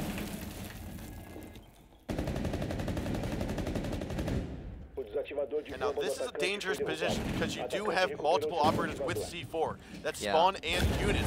There's one C4 toss. PCD, great job baiting that out. But the MP7 kill from Revolt will find the head of Ty and knock him out of the count. There's only 2 members left here, 15 seconds to go. They know they aren't going to get the plant out, so they're going to go for the engagement, and it looks as though that will not work as Spawns sweeps around from Archive's corner and grabs both with that MPX. Yeah, nice defense there from Pain Gaming, and you could really attribute a lot of that to the smoke very early in that round, taking out the Thatcher. That really set the tempo for the rest of the round as a whole. Established that, hey, you can't just waltz onto that balcony. I'm not going to let you. And and then after the Thatcher had been taken out, there was a lot of contention with the sandwich. And despite the fact that WAG got a little bit too aggressive, peeked onto the window and got taken down, he did still waste 2 minutes. So I mean, that's more than plenty for that specific role. More often than not, if you see a player in sandwich waste 2 minutes and take out one player, the defenders are almost certainly going to win that round. Meanwhile, Revolts did get a lot of frags playing the off angle from what I believe was the CCTV as well as the main hallway. So good on him to keep that pressure up long after the attackers are pushed into offices. Now 2-1 in favor of Pain Gaming. They're looking pretty strong here on border, but Black Dragons have been fighting them tooth and nail for each of these rounds. Keeping an eye here, I mean, we've got Revolt, Spawns, and Wags each at 4 kills apiece. Spawns, to me, this seems like his night. He played his heart out, and unfortunately his team didn't win map number 1, but he played his heart out on Consulate. Oh yeah. And we're seeing him place himself into positions that are going to get him these double kills, these triple kills that we've been seeing time and time again from him.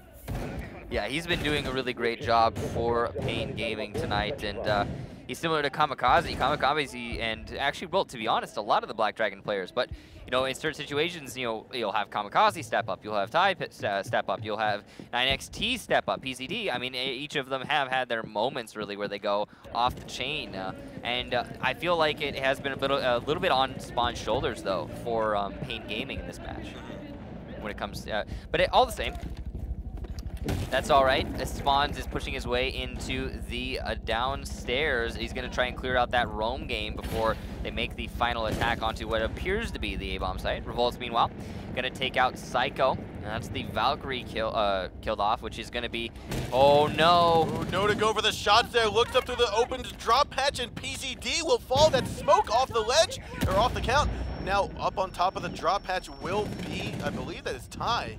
It's either the Mira or that's Kamikaze. Kamikaze is lit up after that ash came from below, and that is going to mean that, you know, Pain Gaming have such a large lead here. Kamikaze's 1 or 2 shots depending on the weapon, and he's going to go down fast. Now, that is something we don't typically see, and I like seeing it this time. WAG took the time as Hibana to go inside a CCT, or inside a server, open up the drop hatch from underneath, that reinforced hatch, which we've seen Kamikaze try to stand on. That's going to force him out of the middle offices, because now nades are going to come up, you can see the floors start to get opened up more, and that mirror window is now getting opened up. So with that, 1.5 minutes left to go, you're not allowed inside, you're not basically able to get inside of that middle office anymore. This is looking very good for Pain Gaming and their attacking side. Yeah, really like the attack they executed here. They focused primarily on the first floor, clearing out the roamers, then after that, using their nades and ash charges to just take care of positions above them. And we haven't seen a lot of that play, a lot of that vertical game coming out in the more recent Pro League matches. Or in this match, to be particular. Noted is going to try to get this engagement on with 9XT. 9's going to be inside of the break room. WAG does pick off that kill on Kamikaze. That was the bandit that got hurt earlier. Now, it's odd that 9 is inside a break room, if I remember, or maybe he's not anymore. Well, I thought I saw a blue outline in there, but nonetheless, 9 is back underneath of the site. Ty's going to pick up 1 kill into Eunice. That's going to be the first attacker down. However, Ty has been injured by the nades being tossed on in, so he will most likely be taken out here momentarily. 9's running from his life down the west stairs, and it looks as though the hunt is on. He's still got enough time. The diffuser has yet to be planted, but he's got also essentially 1 HP. He will die from a single bullet from any of the weapons on the remaining attacker's side. Going up against that SMG-11, Spawn's likely to tag him down here. Noted, already pre-firing, going to stay on top of the stairs, and there is a great shot there by Noted to finish off 9XT. Pain Gaming now leads 3-1. There it is. There's the noted. Yeah, locking out that round was very, very well played by Pain Gaming. And again, we're just talking about it. Really, just came down to that vertical pressure from below. No, we don't often see that, and it is a very viable strategy that if you know the positions to where to put those ash charges and and you have somebody droning for the roamers to make sure that you're not losing any attackers making on the actual push into the first floor. It can be very, very much one-sided towards your team, and they did. They had those right positions. They opened up underneath. They also cleared out roamers, and more importantly, they even got a free kill. I believe it was onto a smoke playing on the B bomb side, as he was playing too close to the drop down, which was open. So well played to Pain Gaming on that execution. A couple mistakes here and there by Black Dragons, but really they just got picked apart overall. Now we are going to see 9XT go back onto that Jackal. First time I recall seeing a Jackal on border.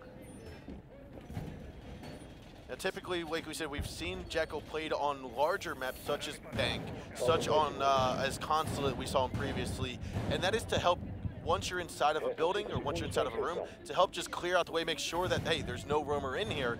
Not necessarily to go and hunt the roamer, but just to clear out that top floor more easily. Also kind of gives you peace of mind in that you can know exactly where anyone who is actually roaming is.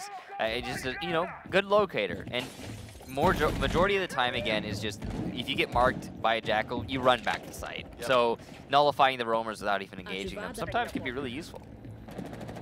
Also, he's got some really good guns. So, the PDW is got 50 bullets, a headshot machine, it's got good damage, a good rate of fire. What's not to love about it? I'd say it's like the P90, but less recoil, and it looks better. Yeah, yep, it's all the things, really. Good gun, good gun. And so he also has smoke grenades, which are very useful in a lot of attack strategies, especially when you have a Glaz on the board.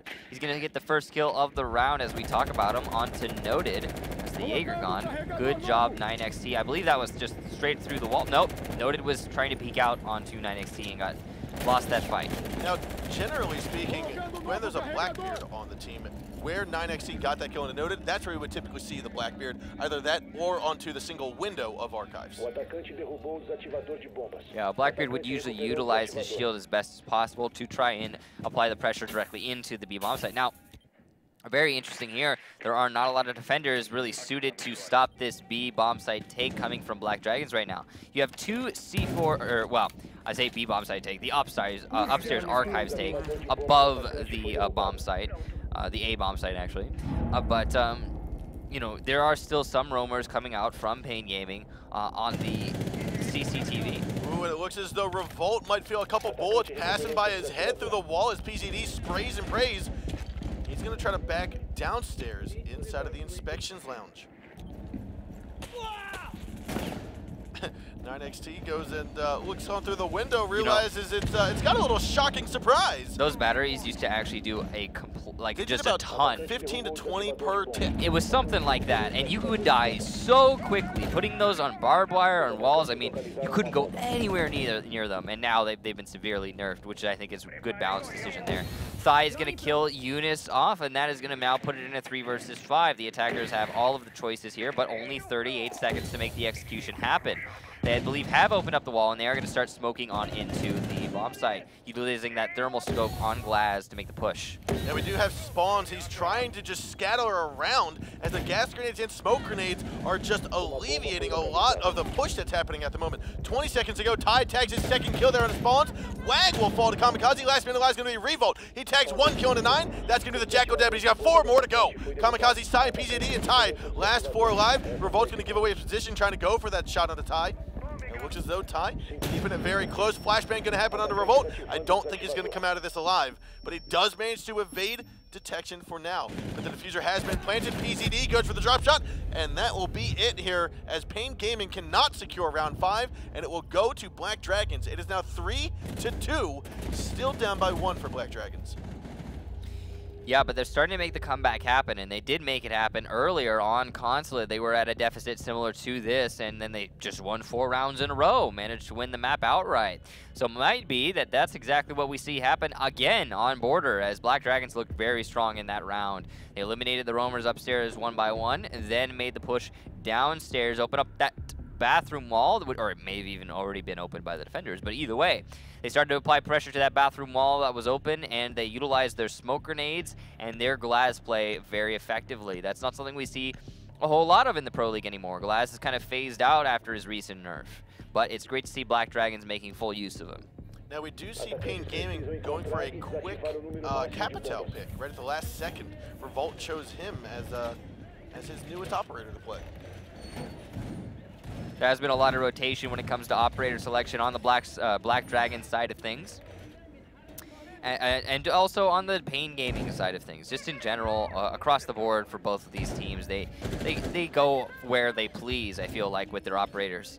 And it's really cool to see. Not a lot of teams will do that. I know there are teams like Penta, for example, that have that same rotation mentality where, hey, you're going to do this. This is going to be what you do in this round. So pick the operator you think is the best for that particular role. And it seems like it's just kind of the same thing here between Pain Gaming and Black Dragons as they continue to rotate operators time and time again throughout these rounds. More importantly, I mean, aside from that, you'll have one player play smoke and then this other guy play smoke. I mean, they're two very different styles of play for smoke, so you can't necessarily anticipate what's going to happen. Right. I mean, we had one round on Consulate where PZD was playing smoke, and then another where Kamikaze was playing smoke, and then another. I mean, it's just been moved around, and it makes sense. You know, that variation and play can sometimes really give your team an edge, and that you become less predictable. All the same, Pain Gaming still in the lead. They are going to be pressuring onto the lower floor yet again, but this time they're going to have to contest the Kamikaze head on, and Kamikaze, one of those players who has been really stepping it up for his team in the later couple matches, or in these recent couple matches. Now there's Kamikaze being right on the other side of that breached wall by Ash. Now fortunately, I don't think he got detected, so he's going to stay there, but there is a drone that may have spotted him through the drone hole. Kamikaze will pick up one kill there in his spawn. That's one of the top fraggers there for Pain being taken out of the board. Noda's going to tag that shot there onto the wall, get rid of the cam, and then try to pinch further in to Kamikaze. But Kamikaze snags another kill as he moves on in through the open hole and then tags away inside of the bathroom. C4 is going to go on out. Misses its target, just causing another distraction. But it looks like it's going to be a very successful push here by Black Dragons, trying to hold on to that server room. Yeah, so despite everything else, even if Kamikaze gets taken out here in moments, he will have done his job through and through, wasted half the round, killed 2 operators, and really put his team in a great position to win the round as a whole. There's even 9XT down in the lower floor, but he's going to get taken out by WAG, and now it's all down to Kamikaze to try and get this refrag and keep his team in the lead here. Oh, but actually, as I say that, PZD has come down to help.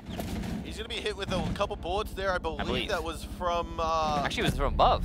Might have been from above. However, WAG sneaks on in with a little dance of his own, gets Kamikaze, and also will tag PZD. You've got Bandit, who just got taken out there. So now it is WAG and Revolt versus Psycho and Ty. 45 seconds left to go. WAG still looking very cautiously around, making sure there's not any roamers trying to come on down the stairs or through the drop hatches.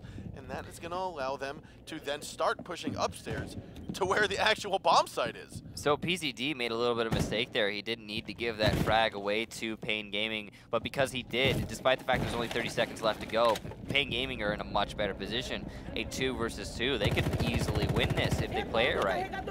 Whereas unfortunately, they don't have anything to get rid of that barbed wire. They don't have flashbangs. They do have the Capital fire arrows, but he's going to have to get up there very quickly. There it is. He's going to tag onto 1. The rappel zone going to come on in. Psycho's going to peek on around, get this shot down on the Revolt, and that's going to be it with the MPX yet again being the double kill to end the round. Yeah, good gunplay there from Psycho, and we talked about this before, but you know, I've actually discussed the MPX at length with a number of different pros, and there's varying different opinions on the MPX as a gun specifically. Some pros seem to think that it's one of the worst guns on defense. Some seem to think it's the absolute best gun on defense. But you know, it's a really split mindset there. When we're talking about Latin America, though, where we don't see nearly as much Blackbeard played as we see in North America, for example, it stands to reason that you'd have a gun like the MPX, which has extremely high rate of fire, sort of lower damage, to be one of those weapons that a lot of teams and players specifically prefer. Whereas in the North American scene, you got that Blackbeard play, you cannot really headshot him with the MPX. You're going to lose that fight. So it falls into this this weird spot of being, hey, you know, you can kill most people with this gun, but there's also this one dude that you're just going to lose to every time. So sometimes it can be a little bit frustrating. I mean, we did see Slashug, I believe it was, on VG yesterday, playing with the Spaz 12 on Valkyrie instead of the MPX. So, you know, just Brazil really likes it, sorry, Latin America really likes it, but North America is varying in opinions. Personally, I think it's a great gun. I think, you know, despite the fact that when you contest a Blackbeard, you lose 100% of the time, I do feel like its high rate of fire makes headlining so very easy. Plus, the low recoil is great. See, I enjoy playing Valkyrie for the MPX, but also for the Deagle, just because I love playing plane and trying to contest glass with a Deagle. That's my saving grace. Yeah, when you're on plane, you gotta find something, right? God, dude, I played that map in Pro League. Can you remember back in the first season? Yeah, I do. I played it in Pro League. Who was it against? I think it was something like Lunatic or something like that. I want to say something about there, yeah. I can't remember who it was, but they did a 5-man shield strat against you. I remember that. Yeah, it was a 5-man recruit shield. Yep. So they brought us to plane because they were like, well, we can't win this match, so let's just go somewhere that nobody wants to go. I remember they talked about it after. It was fun times on plane in Pro League. But now on Border, one of the best maps, I'd say one of the best overall competitively well-balanced maps. I would almost call this the Dust 2 of Rainbow Six. I mean, it kind of fits the Dust line. Yeah, it's Dust real. Border. Yeah, it fits the aesthetic of. So here it is, the advanced bandit tricking coming out from Revolt here and denying that Hibana for as long as possible. This is what I was talking about earlier. Revolt's really making full use of his bandit and you know, trying to hold on to the mirror windows as long as possible, and it is stalling the Black Dragon's attack ever so much. You can see here half the round has gone underway, and finally WAG will be taken out by Kamikaze, but still there's only 1 minute left to make this push happen, and the A wall hasn't been opened up because of some great bandit tricking from Revolts. We do have 1 minute and 10 to go. We are going to see Kamikaze still try to contest this west balcony. Now, we saw Ty drop off the ledge, but come back up after that kill onto Smoke, because now that's going to allow him to get a little bit closer to the wall. You see it get opened up now. Eunice just laid down that second mirror window. But the first mirror window, I think, is still intact. You know, in theory, you could have a defender play on that right now and get a couple. Actually, that might even be good that that's been opened up, but because of the fall off from the defenders, it will be effectively useless. Spawn's going to take out 9XT, and next, he is going to finish off PZD. A nice double kill there from Spawns. And as we have Glass trying to push on in, it will be noted to take him out. That's Kamikaze falling. You got Psycho and Ty. Last two attackers left. Noted from the half wall. Gets that shot at the Ty. Last man alive will go down by Revolt, and that is going to be Pain Gaming securing round 7.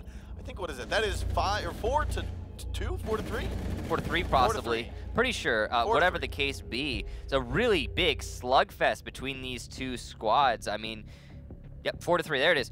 A really big slugfest between these two squads. I mean, we saw Black Dragons win the map in overtime previously on map number 1, Consulate. And I believe it was 6-4, if I recall correctly. Correct. And now it's in a 4-3 situations. Will Black Dragons make the comeback happen and put it at the same exact scoreline, 6-4, or will Pain Gaming actually manage to lock it out this time and bring us to map number 3? All the pressure's on Pain now as they are in match point series. Well, not series point, but almost. Well, close to series point if Black Dragons makes the comeback happen and wins one more round. Almost there, but all the same, they are going to be defending on to what I believe is that a ventilation. Can't quite see through this scoreboard, but it looked like a ventilation defense coming out from Black Dragons here. So that might be the saving grace that Pain Gaming needs to get the second map locked out here and moved on to map number 3. The ventilation is usually a lot easier to attack than Armory. Now, I'll say I am fairly surprised that Pain Gaming has stuck with has actually secured this lead after 7 rounds, with Eunice still struggling to get on the board. Now he is playing the support operator. Dropping a donut. He's playing Thermite. I forget what he typically plays on defense, but for the most part, even if you're a support operator, you're playing the more passive or conservative roles, you still need to get on the board. Yeah, you still need to have a couple frags here and there. I mean, there's a lot of specific passive roles that you could say, like you were talking about, like for example, flank watching, that are essential to winning rounds, and that can really hurt you when you don't have that guy, that one guy in your team stepping up, getting the kills.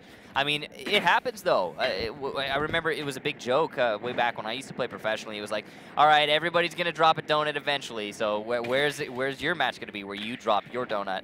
How long is it gonna take you? How bad is it gonna be? Are we gonna lose that match? What's gonna, what's gonna happen?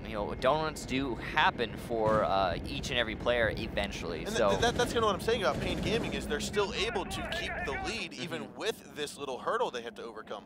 Right, and that's that is pretty impressive. But will they be able to lock things out here, or is the overtime going to come out from Black Dragons? And good start there. Bye 9 as spawns dinks one off the roof or the ceiling of that room, ceiling of Archive, and lands it right into the lap of the Jaeger. Kamikaze will go down by Noted, trying to push on in. That looks like that was from the middle corridor. Looks like we are going to have a lockout here from Pain onto Black Dragons. We might see map number 3. Which again is going to be the lovely Oregon. Yeah, Oregon's a good map. I mean, we have seen it played quite a lot, but we've also seen some really cool variation on it, and wonder if either of these teams are going to show us any of that new stuff. It's doubtful. It's very unlikely, but it'd be really nifty. Pain Gaming now just kind of surrounding the bomb sites as the remaining 3 defenders huddle inside of said bomb sites and wait for the onslaught to ensue. A good spot there by Revolt. He basically spotted the C4 that was about to blow up WAG, and fortunately saved his teammate's life. Here's this vertical pressure coming out from Pain Gaming, and it's not seeing anyone yet, but Eunice will take out Psycho, and now 2 on, well, 4 as Thigh takes out WAG. A tie with 2 health and a dream will fall to Revolt. Last minute alive going to be PZD. He's gassing himself inside of the bathroom, and Revolt swings on around with a FAMAS, gets the double kill, and that will be round number 8 going to Pain Gaming. Game map number 2. Going to Pain Gaming. It is now 1-1. We're going to head to our 3rd and final map in this series momentarily. I love these elite scenes, these cut scenes, we'll say. They are nifty. But yeah, so what happened on that round is Pain really just eliminated the roam game early on without any serious contention coming out from Black Dragons. Then once the roam game was taken care of, it was a simple matter of, hey, let's open up some holes in the floor and kill all the anchors before we make the push into the site. Yep. Now we do have a few highlights for you, so let's head on in to the border highlights and figure out just what gave Pain Gaming the advantage today. So this was that round that we talked about earlier where there was no advanced bandit tracking coming out to try and deny those mirror windows for Pain Gaming. And Black Dragons, as a result, was able to just open them up and push on in. But then we saw Pain Gaming make the adaptation there and force their bandit to advanced bandit trick the mirror window, and that won them the, I believe, their next attempt on that upstairs defense.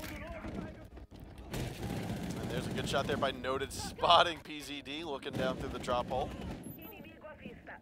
That was a great roam game from Kamikaze there to win that round for his team, and then some excellent frags to finish it out here from Psycho. And this was Psycho actually getting rid of his donut. His double kill got rid of the donut there on that round. I recall that. Yeah, well played to him to get himself on the board. So map number 3, talked about this is going to be Oregon. Yes. We did have 2 maps. We've had 2 maps played so far. Both of these teams have managed to pick up one. It was Consulate and then Border. Black Dragons coming out on top on Consulate, Pain coming out on top on Border. And now on Oregon, it's a very similar to these other 2 maps we saw play earlier. There's one of the more competitively viable maps that we have seen in the Pro League as of late. It's a little bit more rigid than you would see Clubhouse. Sorry, not Clubhouse. Cafe. More rigid than Clubhouse. More rigid than, not Cafe either, but Border and Consulate, the 2 maps we saw previously. But it is still a very competitively viable map, and one of the maps that a lot of teams tend to prefer. I mean, so typically we've seen 3 standard takes for that top floor hold, and we're going to be getting underway with the map momentarily. But the 3 standard takes from an attack side, when the bomb's top floor, we have our north windows red tower take. We've seen an attempt at going from small tower. It never works. It's never worked yet that we've seen. Well, no, we've seen it work. Okay, okay. The stipulation with that attack is if the defenders contest you. By the way, we are getting into the match in moments here, ladies and gentlemen. Yes. So just bear with us.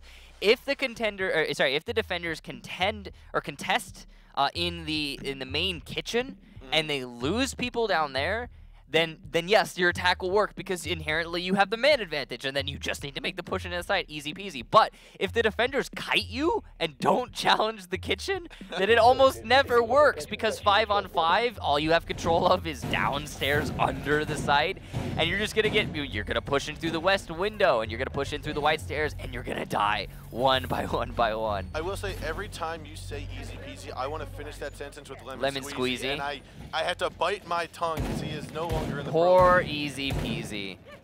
Poor easy peasy. But he was the best the best Magnum player in the game, ladies and gentlemen. He got all the 1-taps, and now he's gone. No longer playing for F3. Oh well. We'll get him back. He'll make a comeback. We'll get him back.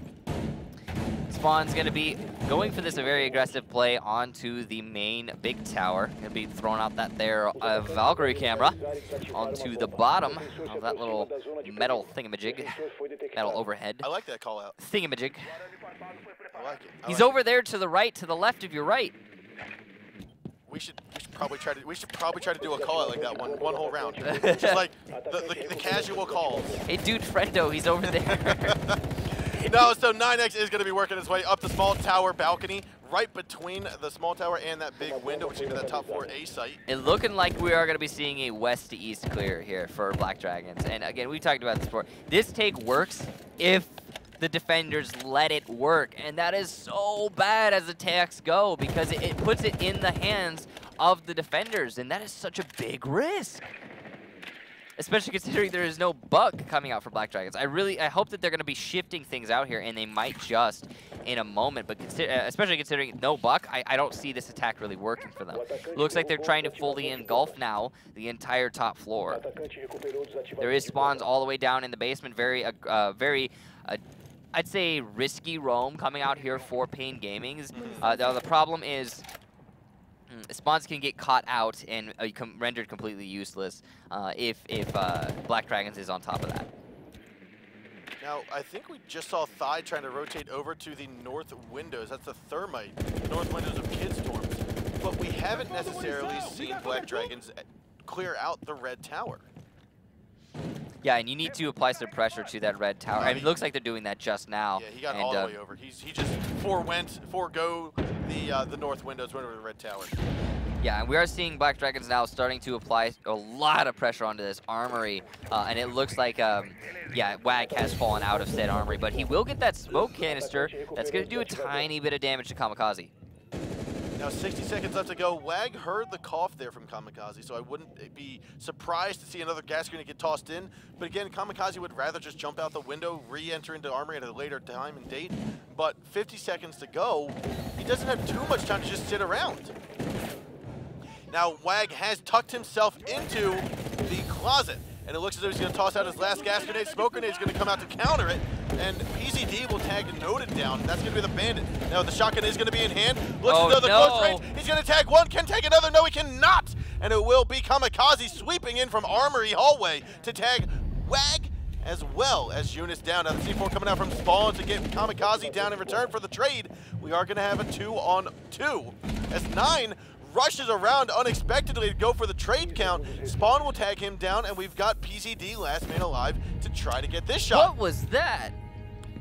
What was the timer at? I didn't see it. Okay, so down to the last seconds, I'll say. It was down to the last seconds, but in theory, I don't think it was down to the point at which he couldn't pick up his teammate. That's unfortunate that he tried to go for that push. He possibly had enough time to get the teammate and re-engage there with a 2-on-1, but whatever the case be, nice defense there from Pain. And we did see the defense on the top floor coming out first, rather than the basement, which is just a little bit different than we're used to. We are seeing, as you can see, basement coming out from Black Dragons on their first choice for the downstairs hold. Yeah, no, interesting. Okay, so it may have been like maybe 15 seconds to 20 seconds, but still, in theory, again, could have picked up the teammate, maybe tried to get re-engaged for a 2-on-1, but all the, you know, despite that, it did go in the favor of Pain, and that was really just due to some really great play from Spawns. Spawns coming with that C4 underneath, and then later killing one player and downing another in that armory. If it weren't for Spawns in that round, we would have not. It would have been almost certainly a Black Dragons victory, as Kamikaze was really stepping it up after using that armory control. Which, by the way, unreinforced armory walls, very interesting coming from Pain Gaming. That lent a lot of choices to Kamikaze. Yeah, that kind of allowed, though, the smoke to toss gas grenades should he need it to. Yeah, but he was tossing them through the door. He was tossing it through the master wall and door. He didn't necessarily need the armory wall open. Correct, yeah. But you know, I get what you're saying, though. I mean, it's still a two-way pressure sort of situation. I see what you're saying. But at the same time, it's still a big risk that we don't see a lot of teams take anymore. Looks like Pain's going to try and apply some pressure onto that kitchen using Noted. Might be sort of a solo endeavor, a duo endeavor along with Spawns.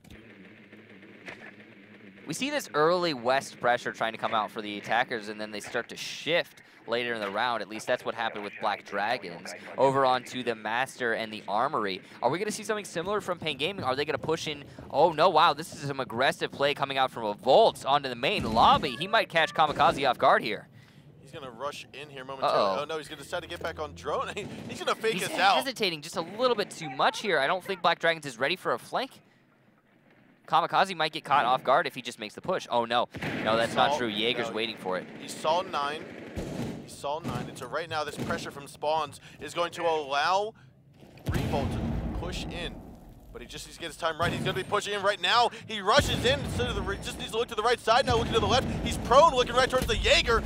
And 9 will catch a couple bullets to the side, but Kamikaze comes swinging out top from the closet. He's going to grab one. 9 magically got around, and it looks as though a team kill is going to happen. Kamikaze takes out Revolt and the Jaeger.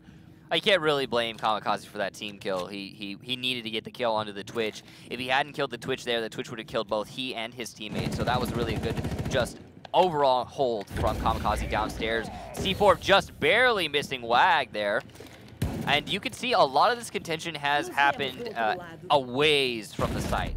Ooh, Kamikaze hot on it again with that 3 armor. He's going to win that fight against WAG. Last minute alive is going to be Eunice. He's now trying to get rid of PZD. He does successfully. Kamikaze trying to get another kill. That, I'm going to call that a 5K. It was, yeah. Because he got his teammate. He did get his teammate, so it was technically a 5K, although he might have actually killed all of them. I'm trying to count out in my head. I want to see the scoreboard, because there was on Pain Gaming side. Probably not going to see the scoreboard. It was 2-2 on the Black Dragon side.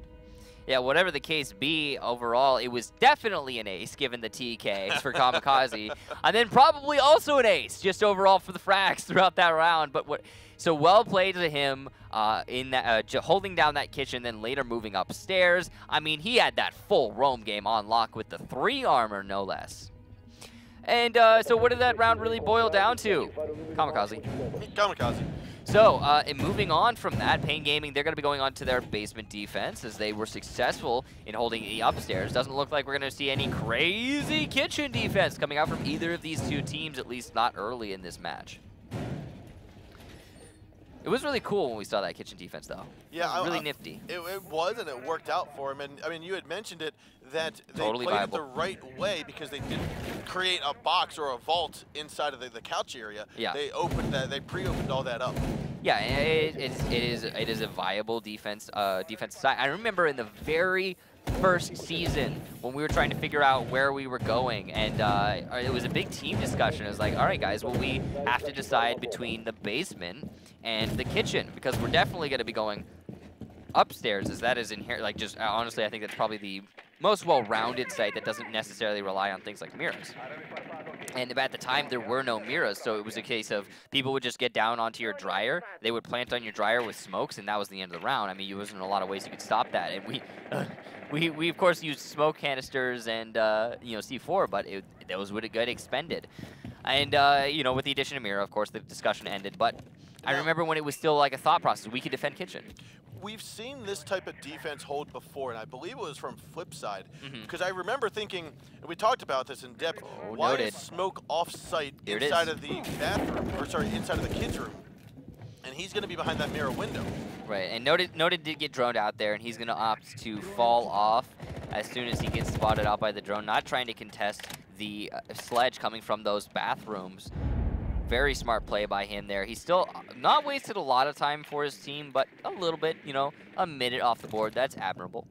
As long as you're still alive, you make it back to site. That's all that really matters for the roamers. Or if you get the refrag. If you get the refrag, you can die. You're allowed to die if you get a kill on the roam. Not allowed to die, period. Optimally, of course, you want to stay alive, but you're allowed to die.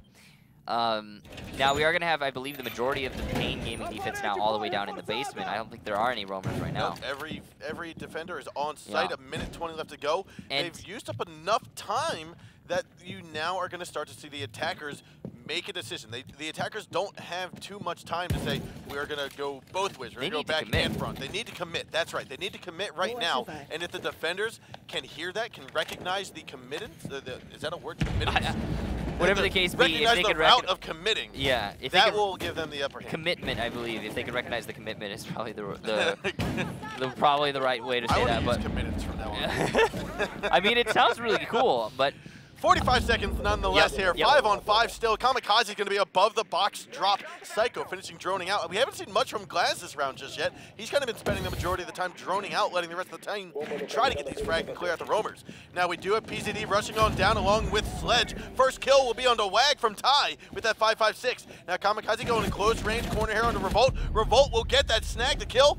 And now he's going to turn it over to the second drop hatch in Meaning Hall, looking for the shots on the PZD, but Spawn gets that headshot with the MPX. It's still a 4 on 3 now. Smoke grenades coming out. Psycho gets that shot through the smoke grenade onto Noted. And then you have Hibana then tagging down Spawns with 9x leading the way there. It's a 3 on 2. Diffuser gets planted, and now the time ticks down from 45 seconds. Psycho's still going to be on the main staircase as 9 looking on up through the drop hatch. Ty actually right on the corner of this laundry machine. He's just looking for the rotation around. One bullet will finish off Revolt as Eunice is going to be their best shot at trying to get this clutch. He does start things off with a nice kill to Psycho, but gets traded back by Thigh, and now it's all down to Revolt, who will pick off the Thermite. And there is 9 finishing off Revolt, and there we have it. Round number 3 goes to the hands of Black Dragons. Nice attempt there at a comeback for Pain Gaming, but unfortunately was not enough to put themselves back in this, well, in that round. Yep. So I love the execution that we just saw from Black Dragons under the basement there. They were all over the place, but it was calculated and it was really well executed. I especially like the way that they use their glass over on the mirror windows by the closet. So despite the rush coming from behind, they were also laying down the smoke grenades and using those smoke grenades to kill the players who were playing in the small office. And that was just really well calculated play from Black Dragons. So with that being said, Black Dragon's going to go upstairs to the top floor hold.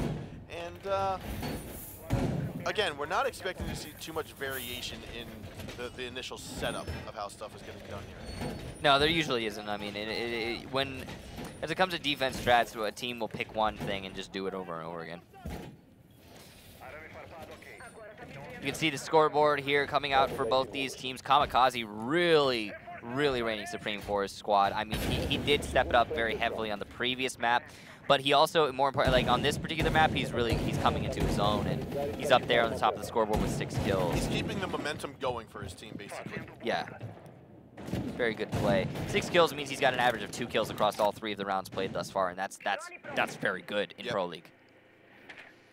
You know, oftentimes we'll have guys be like, oh, well, those guys don't have a lot of kills. I get more kills than that. Yeah, okay, well, these are all pros against all pros. So each and every one of these kills is very, very important.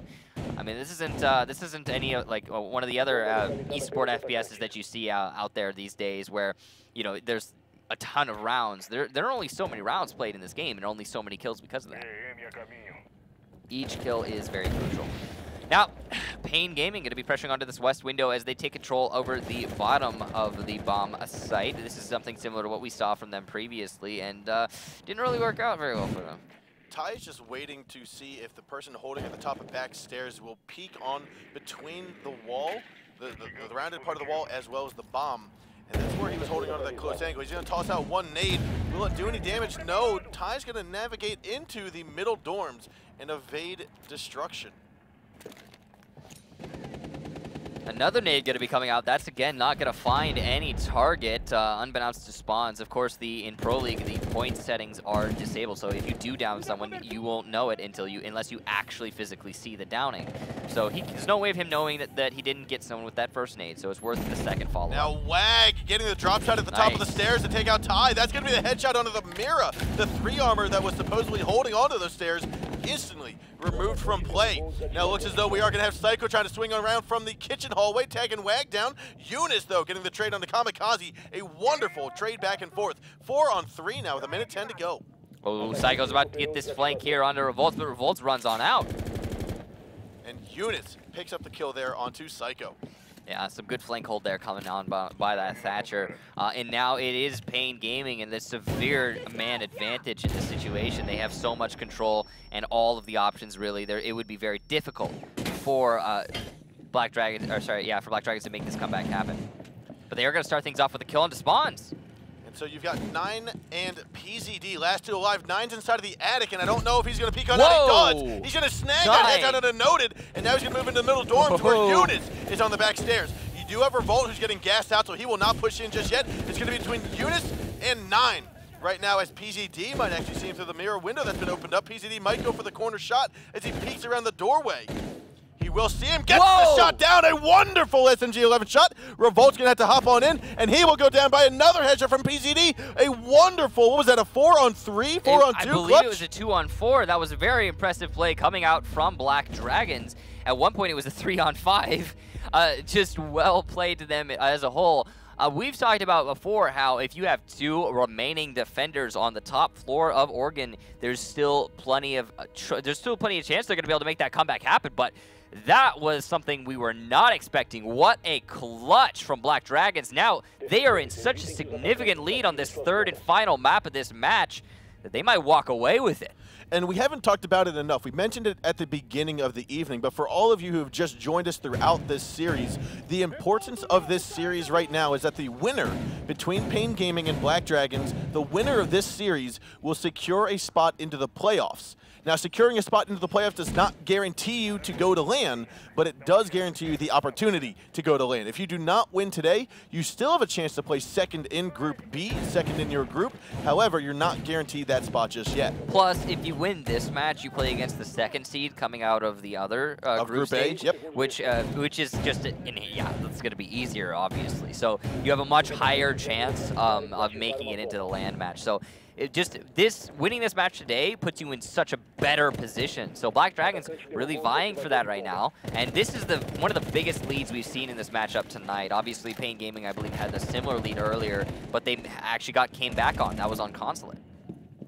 So will Pain Gaming be able to make their own comeback happen here, or will Black Dragons extend their lead to a 4-1 and put themselves on match point? They are going to be attacking a basement defense, and they're going to start by clearing out the west side of the building, what we so commonly see done on this particular map. Start with west side, establish no roamers, then you execute onto the site. Which is, worked pretty well in the past. But a very heavy roam game coming out for Pain Gaming on the west side using that Smoke Mira combo. And we've seen this used, we've seen this done. Actually, is there a Mira there? I can't quite tell. I don't think there is a Mira there. There might not be. It might be on the middle wall, but not there. Nope, there it is. Okay, so there is a Mira. So Smoke Mira combo coming out here for Pain Gaming, and we've seen this used very successfully in the past. It really holds up the roam clear, and it is, as you can see, holding up Black Dragons. They have a lot to contend with here. And there's that smoke canister going to come down onto the main window. That's going to add just very precious seconds of delay, again, to this Black Dragons attack. And because of that window being gassed out, that allowed Wags to locate himself to the right side of the room. You saw the angle he was holding on the top of the stairs because he knows Kamikaze is going to try to toss a nade. Right there's the nade getting tossed on over, and Wag successfully evades it. Still 1:20 to go. Not much left to go. Wag will finally be removed from play by Habana hopping up on the north windows. But like you said, not much time. I mean, it's so much time ticked away here for the attackers. And look, there's another roamer on the top floor of the west side of the building, just waiting for his opportunity to pounce here onto Kamikaze. Now, we saw this last time Psycho was the Glaz, and he spent a lot of time droning. We didn't see much action from him until it came down to the wire, and he finally held on to the bomb site. I believe that's noted on a mute roaming in the armory. Very dangerous roam, that. Very dangerous indeed, and Psycho's going to take advantage and finish off him. And right there, PZD now looking up through the drop hatch into Attic, where Spawn's looking like he's going to try to get a flank on. It kind of seems like we are going to be seeing Black Dragons extend their lead to a 4 on. Whoa, but as I say that, Eunice with a nice secondary shotgun kill on to 9XT. The refract from Kamikaze does come down, though, onto Spawns. So we've got Eunice and Revolt now. Looks like he's Oh, going to no. hesitate Bad just a timing. little bit. Looked in between the site. Last minute alive is going to be Revolt, and Psycho has something to say about that with a headshot from Glaz. Yeah, so let's talk about that round. There was a very heavily invested. Ooh. Wow, what a flick! Pain Gaming was very heavily invested in the west side of the building, and their west roam, while it did stall out the round quite a lot, just put them. They lost too many people. They didn't get any refrags for it, and it was expensive to say the least. And then once the push came onto the main site, it was a 5 versus 3. Yeah, I mean, the man advantage is going to be so much in the favor of the attackers at that point that, yeah, they can do stupid things and get away with it and then get the refrags, and it's not going to matter. And they didn't even do that. They were very well calculated going into their push, and the aggressive play from Pain Gaming got held onto and throttled. So here we are in round number 6 of the third and final map in this best-of-3 series. Black Dragon leads 4-1, which means they are on map point, they are on series point, and they are basically trying to guarantee their spot into the playoffs with this round. It would be a very impressive comeback for Pain Gaming to start their win streak now and push us into overtime. But yeah, 4-1, they have 3 rounds here to deny overtime to Pain Gaming and lock this out. And to start things off, of all places, they are going to be defending basement on Oregon, and that is usually the sort of place you want to be going in this situation, because when you're playing in this spot, your team mentality is, we really want to win this round. Let's play super safe. And if there's any defensive site that you want to play super safe on, it's the basement of Oregon. So, yeah, this is going to be favoring, definitely, going into this round, it's going to be favoring the Black Dragons. Pain Gaming's got a lot to step up on here to make this win happen. Now, Psycho is going to get droned out and tagged by Revolt, and that's going to allow, I believe that is going to be, I want to say, Wag's top side. Oh, Revolt did not see the rotational, possibly. Oh, he's going to spot the Jaeger, though. So Spawn is going to try to contest this top 4 hold by 9XT, and the nade came out, but it didn't do too much damage here to 9. This is a very dangerous roam. Again, we talked about dangerous roams, and this is one coming out from Black Dragons all the way in that top of that tower. Noted's going to down himself, I believe, to try and get reset from his teammates. Probably got lit up earlier in the round by that 9XT peak. Whatever the case be, he will be picked up, and now he's back on 50 HP. Now, you can see Pain Gaming really struggling with their decision-making process here. Where do we go? Do we contest the tower? Do we opt to go somewhere else? And it looks like they have settled on contending with this Jaeger. And this is dangerous with only half the round to go. And not only is it just a general hard position to challenge, ooh, but and it will 9 work tries to navigate all the way downstairs. He fell down to 2nd floor, tried to go to the 1st floor, and Spawn was there to collapse and collide onto him. He's now going to work his way down into, oh, he saw Ty. He's now going to move it forward. He's working his way down to the site. No. Wag is throwing it out, all clear. How do you let this happen? He's going to move in forward, goes for the shots and gets him down. He's the only one, he's the only defender on site. So now Spawn has a mirror window as an attacker in favor. So all they have to do is get the plant down inside of the A site, or the B site, and we will see what's going in favor. Oh, he's going to tag 1. Needs to pull out that L85, but the wall bang happens, and Psycho and Kamikaze and PZD are each going to get kills. Now you've got a 2-on-2 with the defender getting picked back up. Psycho and Kamikaze up against Eunice. Now what looked like this was going to be a Pain game is now turning into a Black Dragon's denial. It's a 1-on-1 now. He's going to swing on around. He actually gets the trade, gets the kill. Pain Gaming not giving it up just yet. It's 4-2. Could you imagine if Pain Gaming hadn't won that round?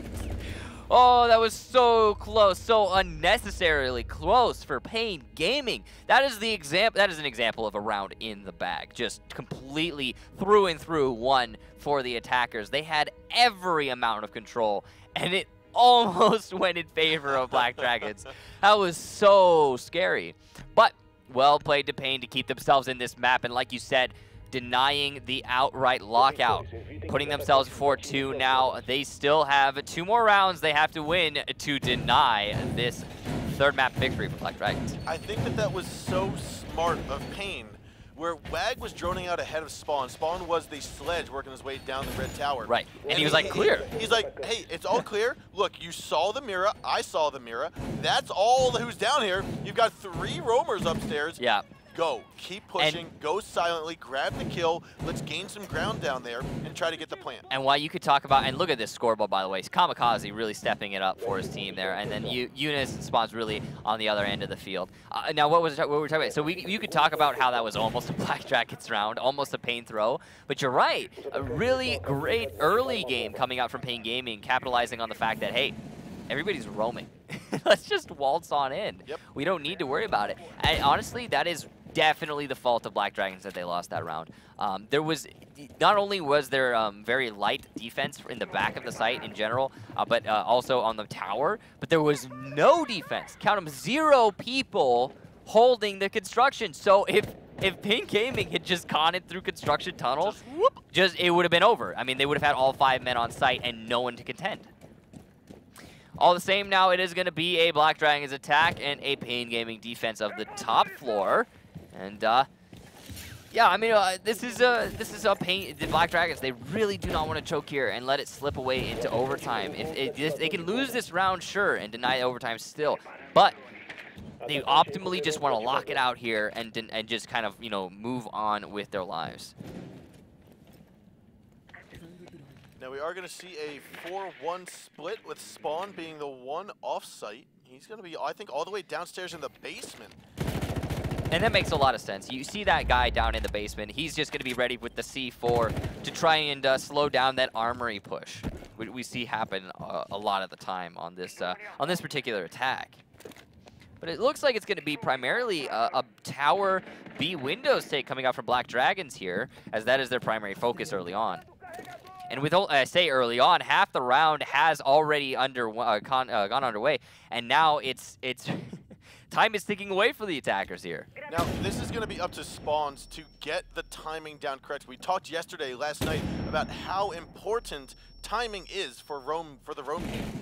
And Eunice will get spotted out here by Kamikaze's drone. Cannot tag it with the hipfire. So Kamikaze's going to rappel on up here. Maybe toss in 1 or 2 smoke grenades, go for the kill. That's going to pressure very heavily onto this B bomb site. Mira's going to go for the aggressive peek. Will successfully get it onto Kamikaze. Not only is that the Glaz off the board who can play through those smokes, but that's also the top fragger for Black Dragons eliminated. Meanwhile, Wag and Revolts, look at that.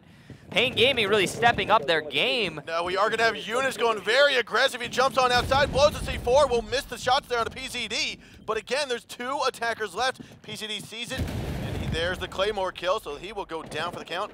Easy kill there by PCD.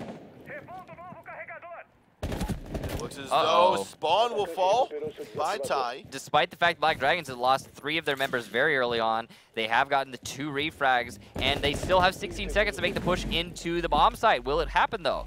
Revolt's going to go for a peek here in about 3 seconds. There it is. A team kill by Revolt undenoted. It's now a 2-on-2. It was a 5-on-2. Looks like another one's going to get tagged on down. No, Thermite will fall to Wag. And it looks as though Wag goes for another shot, but Revolt comes swinging in through the doorway. Pain Gaming still trying to get on back here. It's 4-3. They're down by 1 round.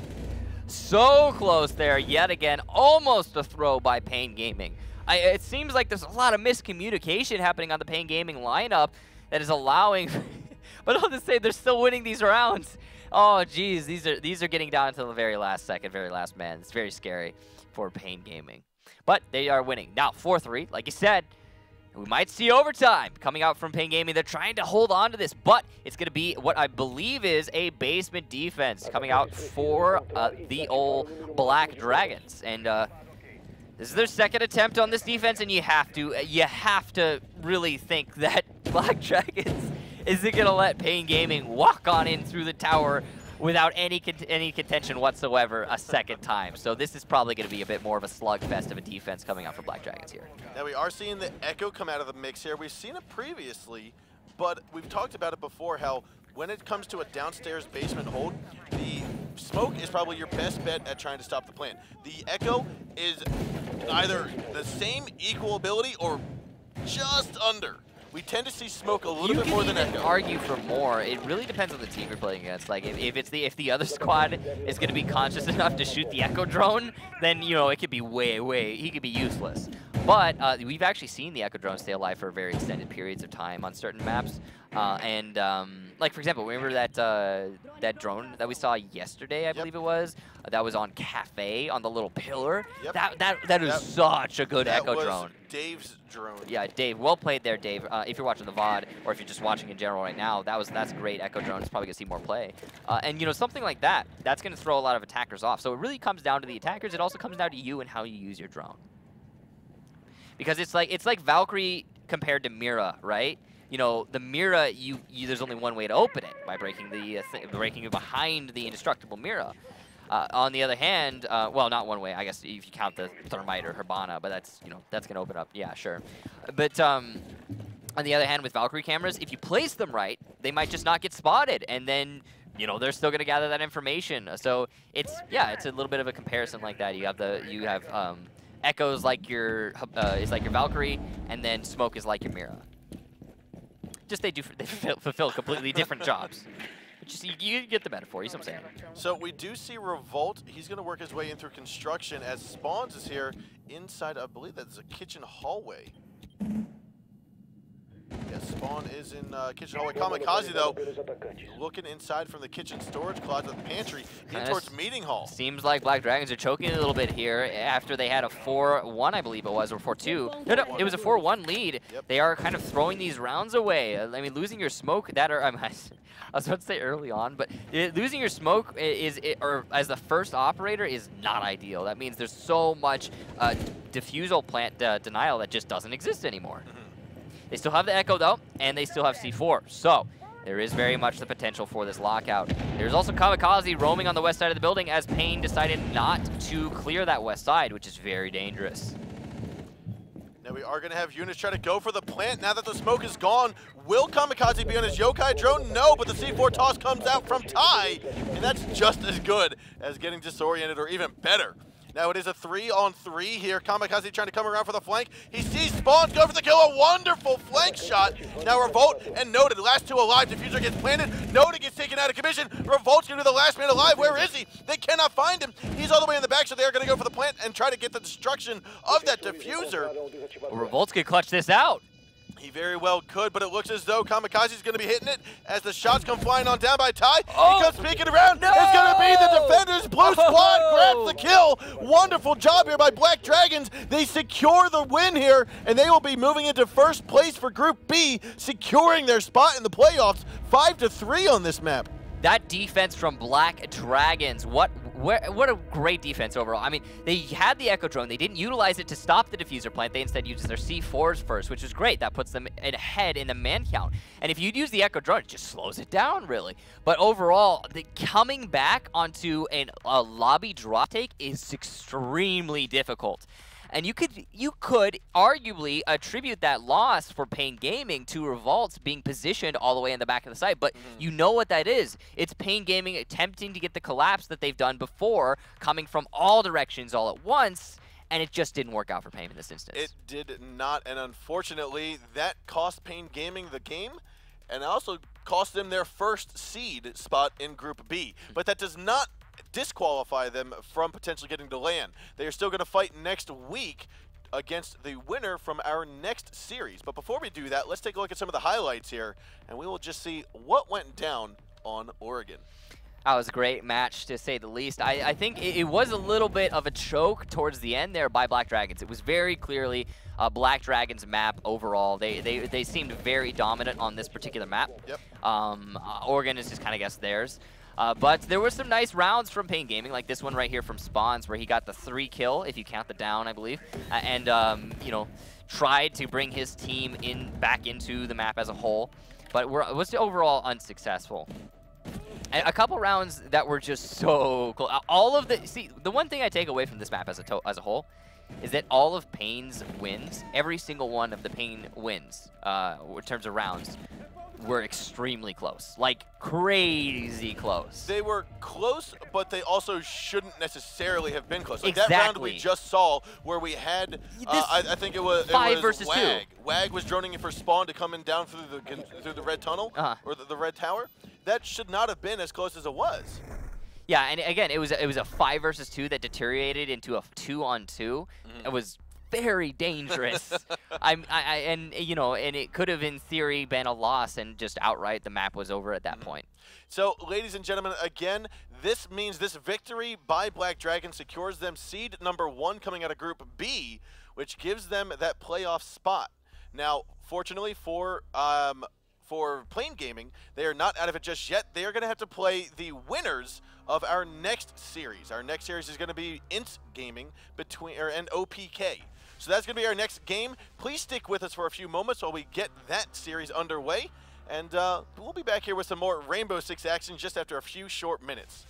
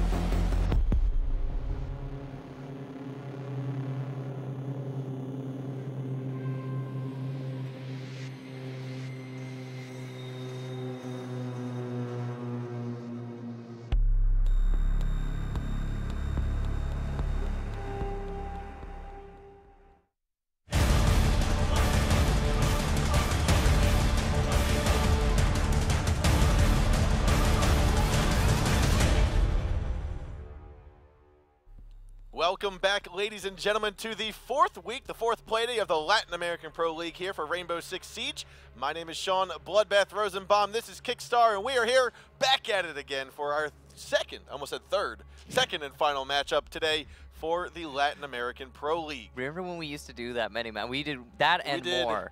We would do a lot of games in one day. It was fun, but it was 2 EU, 2 NA. Yeah. And then there were 2 off streams. Yeah. Too many to count. We missed matches, and then we did way more. But no, so what we've got going on right now, we just witnessed the victory of Black Dragons over Pain Gaming in a 2-1 fashion when it got to that third and final map on Oregon. Now, that secured the playoff spot for Black Dragons.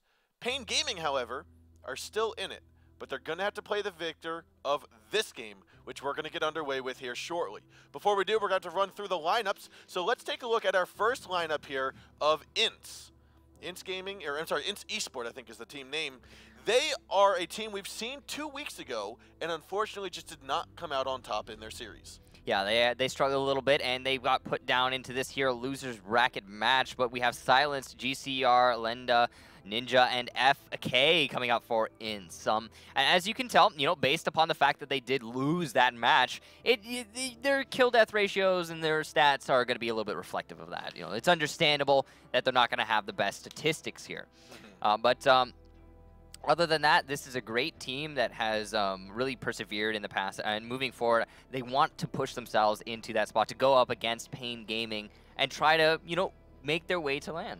Yeah, and I think it was Pain and INTZ, the two teams that played previously 2 weeks ago, and so if INTZ wins today, they're going to go up against Pain Gaming again, and in that old rematch. In the good old rematch. Now, like we said, there's Silence, GCR, Lend, Ninja, and FK is their roster for today.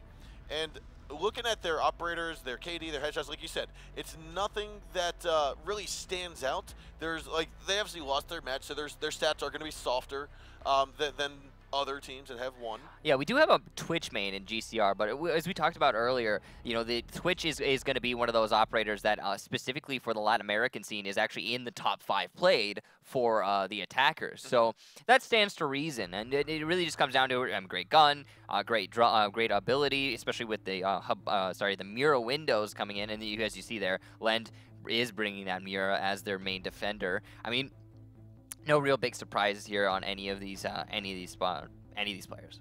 One of the things we haven't seen yet in the Latin American scene that I'm not familiar with is the Buck. We've talked obviously we've talked many times about Sledge and Buck, the benefits of bringing one over the other, but you still see a Buck from time to time. Yes, Sledge is played more often, but you still tend to see a Buck from time to time, and we haven't seen much of that in the Latin American scene. We don't see very much. You're right, and there's a lot of instances in which Buck could be considered almost essential. Yes. That we didn't see him play today.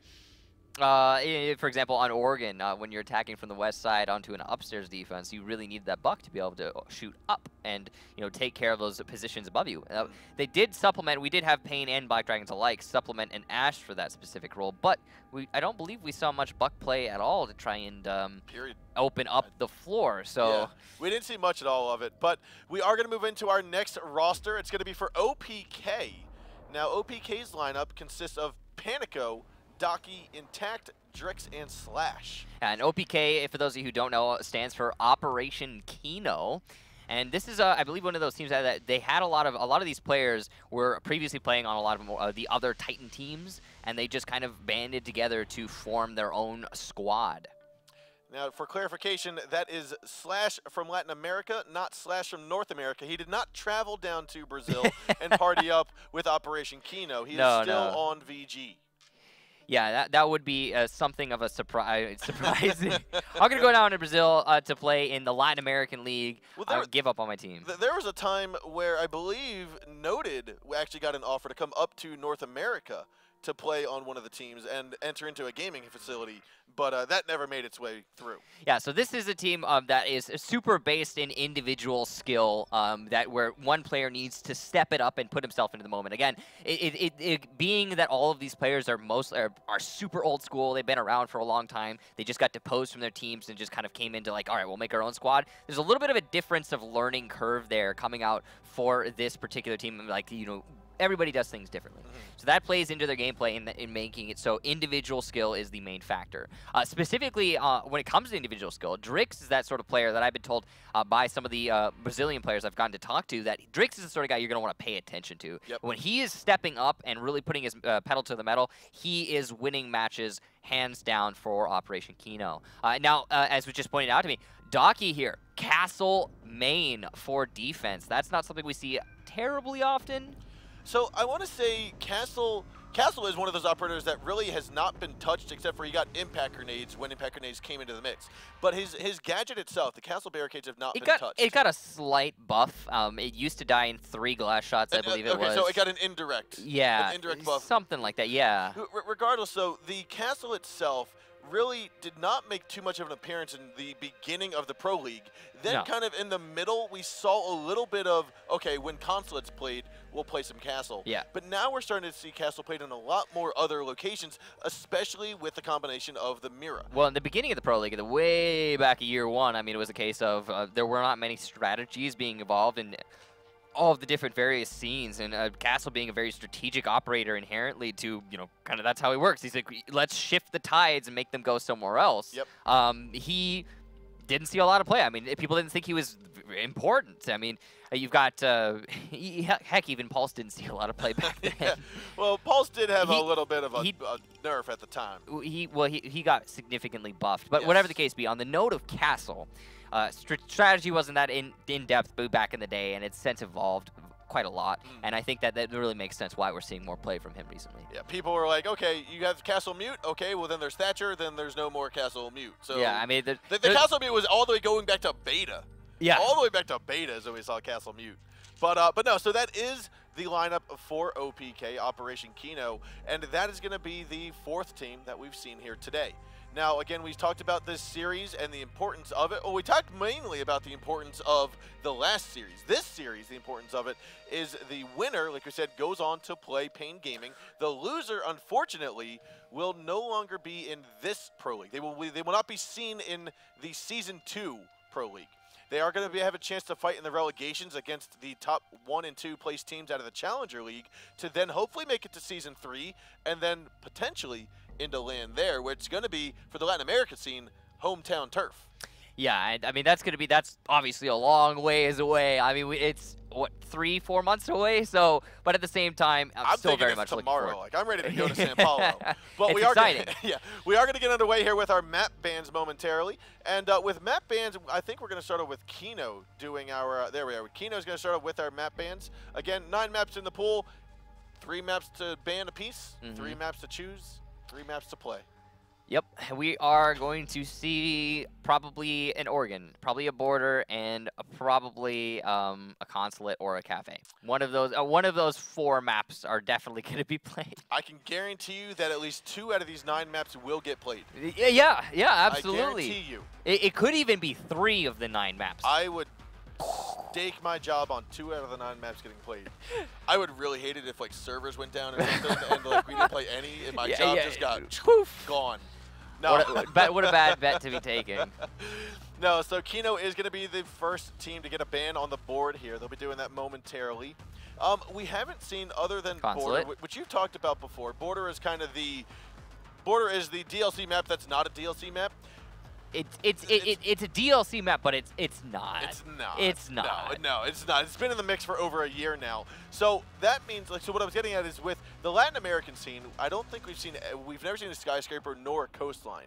And I think that is a lot of extra development coming out of the Latin American scene that they don't want to put forth the effort into because they are, quote unquote, newer to this world stage Pro League scene. So they're still focusing and concentrating on the core maps that have been in the game from the beginning. That might play something into their decision making, but overall, I'm not sure. I mean, you have to factor in that Brazil has its own leagues and its own competitions that take place outside of what we have here. Yep. And that offers a lot of time for practice. So I don't know if that's really the case here, but it might be because there are separate there are obviously separate map pools, so that could be it. All the same, Consulate and Cafe being branded out by Kino. INTZ is going to take out Bank, and we're sort of shaping up to what we expect here. There's a border ban. Except for that. And all right, so you had said also Consulate and Cafe. So the only one of the maps that I was saying would be played that's left in the running is Oregon. Please ban it, Kino. I know you want to. That'll put us on either skyscraper or coastline. Honestly, I would love it if Oregon got banned here. I would love it. I think we all need to like cross our fingers right now for INTZ. I'm crossing them. No, bans the skyscraper. Very predictable. But that does mean we get Chalet and Clubhouse into the mix of these maps, which ultimately is a stir in the pot. I mean, these are kind of the middle tier maps that get played from time to time, but they don't see as much airtime as Border and Cafe and Oregon and Consulate. This is shaping up to be one of those matches that you really do want to pay attention to because seeing these maps played, like you said, outside of the very typical the top rock-solid Razor's Edge teams just don't go here anymore. They bring us to the other maps. So it's really a refreshing sort of reminder that, hey, Chalet and Clubhouse, we exist. So with that, we are going to get underway with the selection phase, the pick phase of our ban, or of our map system, if you will. And INTZ is going to, INTZ is going to choose first, or Kino, whichever one's going to choose first. Most likely Kino. And we've got Chalet, we've got Clubhouse, and we have Oregon. Now, we did already see Oregon today, but no Chalet or Clubhouse. Oregon for decider map. Let's go. Come on, Let's you can go. do it. No, I honestly think INTZ or OPK might be choosing that map. I mean, Probably. We did it's a really see good it map. as the decider map previously, but then it was again Wow. with Border. That was the last map I expected to be picked first. Operation Kino obviously have some very awesome strats that they really want to show everybody going on to Clubhouse, and that's going to be interesting to see. So Clubhouse, our first map of the day here with OPK, and that means we've got 2 maps left, either Chalet or Oregon. And INTZ is going to be choosing the second map. Now, INTZ also chose to start on attack on Clubhouse, which I thought teams typically liked the defense to go downstairs and secure that win. I mean, it's a really big question, right? The basement defense is arguably superior, right? Because you're defending the basement, but at the same time, there are ways to pick it apart as an attacking squad. So, and then more importantly, if you win that basement defense, then you get shifted onto the bar defense. That's hard to win sometimes, depending on a lot of things, but it's harder to win than the basement usually, arguably. So I don't know. I mean, I think it's just going to be sort of the situation where INTZ wants to set the momentum early, and they want to get that aggressive play out and put OPK on the back foot. All the same, Clubhouse, Oregon, Chalet will be our decider, and yeah, no, that's actually kind of what I expected from INTZ, not what I expected from OPK. But I really like the way that they're doing the unexpected, especially with just starting in the ban phase, moving into the pick phase. I like the Clubhouse pick, and one of the things I'm expecting to see and I'm hoping to see is Monty being brought back for the stockroom push on the bar and stockroom Bob site. Monty's still viable. He is still very viable. I think one of the biggest things that we've constantly seen that kind of have like foregone the Monty strat there has been, okay, well, Monty's full shield, you get a 3-speed, even a 2-speed of Valkyrie inside, or Smoke, whoever, to run around Monty. Guess what? You're going to need a third person behind the diffuser planter to get the kill, or else your diffuser planter is going to die. Yeah, but usually when they're doing a Monty push, you usually have that effective cover. Sometimes it's happened where we've seen exactly the opposite happen. And it's just nope, let's just go ahead and go. Wall has gone in and get the diffuser plant. They aren't going to contest this at all. The other team definitely doesn't want to win this round. I love speculating, and one of the things that I recall seeing, I think we saw a blitz from Santos Dexterity in the 6th Invitational. Are you going to speculate a blitz right now? I'm going to speculate. So this is me speculating and hoping and dreaming in this stage that we might see like a flip side sort of maneuver where they pick the blitz and like rushed garage and downstairs. That didn't work for flip side. Listen, it didn't work for them because somebody didn't get down in time to watch the pulse rotation. Oh, somebody didn't shots get down fired. Over. Somebody didn't get down on over. You're not fulfilling your roles, guys. No, in all honesty, that C4 kill, it was very unlucky.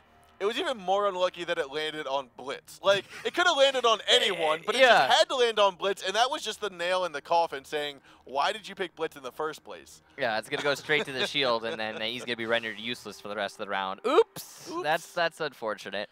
But right. So now the question is, this is one of the first times we've seen Clubhouse. We've seen, I think, maybe once or twice before since this quote-unquote Glaz nerf. Now, last season, Glaz was 100% pick on this map on Clubhouse. Going down Cave Tunnel, no ifs, ands, or buts about it. He's going to be there. He needs to be there if the attackers are going to win. Do you think that with the Glaz nerf, we'll still see that same kind of meta? No. I think that there's been a significant shift off of that meta. It might happen in this particular matchup, as we've seen the Latin American teams still very much favor Glaz, still try to utilize that thermal scope. In other regions, though, no. In this region, in this matchup, if we're just this one specifically, maybe. But in other regions like North America, no, it's completely shifted off of that. So if Clubhouse made an appearance and the core meta is not Glaz, go down cave tunnel, what are we expecting to see then?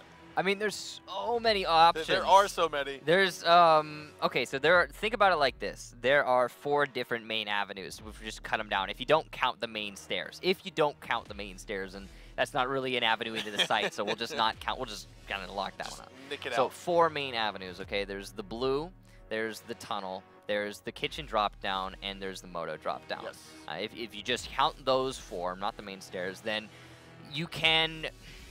Usually what you'll have happen is you'll have the team on attack utilize 2 of them that crisscross with each other to establish a crossfire on one of the particular sites to make a push into the site happen. I mean, that's why you'll see when we saw the tunnel take from Glaz, they would use that to cut off the back of Armory. Then they would just open up in kitchen into the back of Armory, open up that drop down in kitchen, and then just clear out the entirety of Armory. Then just make the push down through the kitchen drop down and get the diffuser plant. That was the old strategy. I mean, it still in theory works, but that was what would happen. We saw that with the Glaz. We saw the blue tunnel and cave tunnel pinch in from. You have some coming from garage. And yeah, cave. Sometimes you get 3 ways. Yeah. But you know, you don't usually you don't have all 4 of the lanes utilized, but you will have at least 2, sometimes 3, and you can use really whichever ones your team wants to use. And it all comes down to how the defenders are setting themselves up to hold against you. And in theory, they can have outplayer and utility focused on each and every one of these 4 different lanes, but it's very difficult to establish what the right balance is when it comes to that particular site.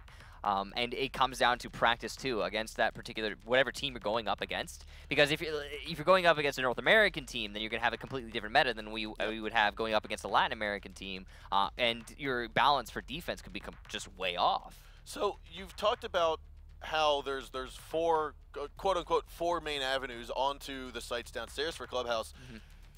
How does a defending team then really decide where the push is coming from? I mean, you're most likely gonna have a Hibana that's that all down to practice. Hands. It's all down to practice and experience. So like, we do have still regionalized meta. Yep. It still exists. It's much less than it used to be. It used to be the case where regionalized meta was so extreme that when North America met Europe, they had no idea what to do with each other.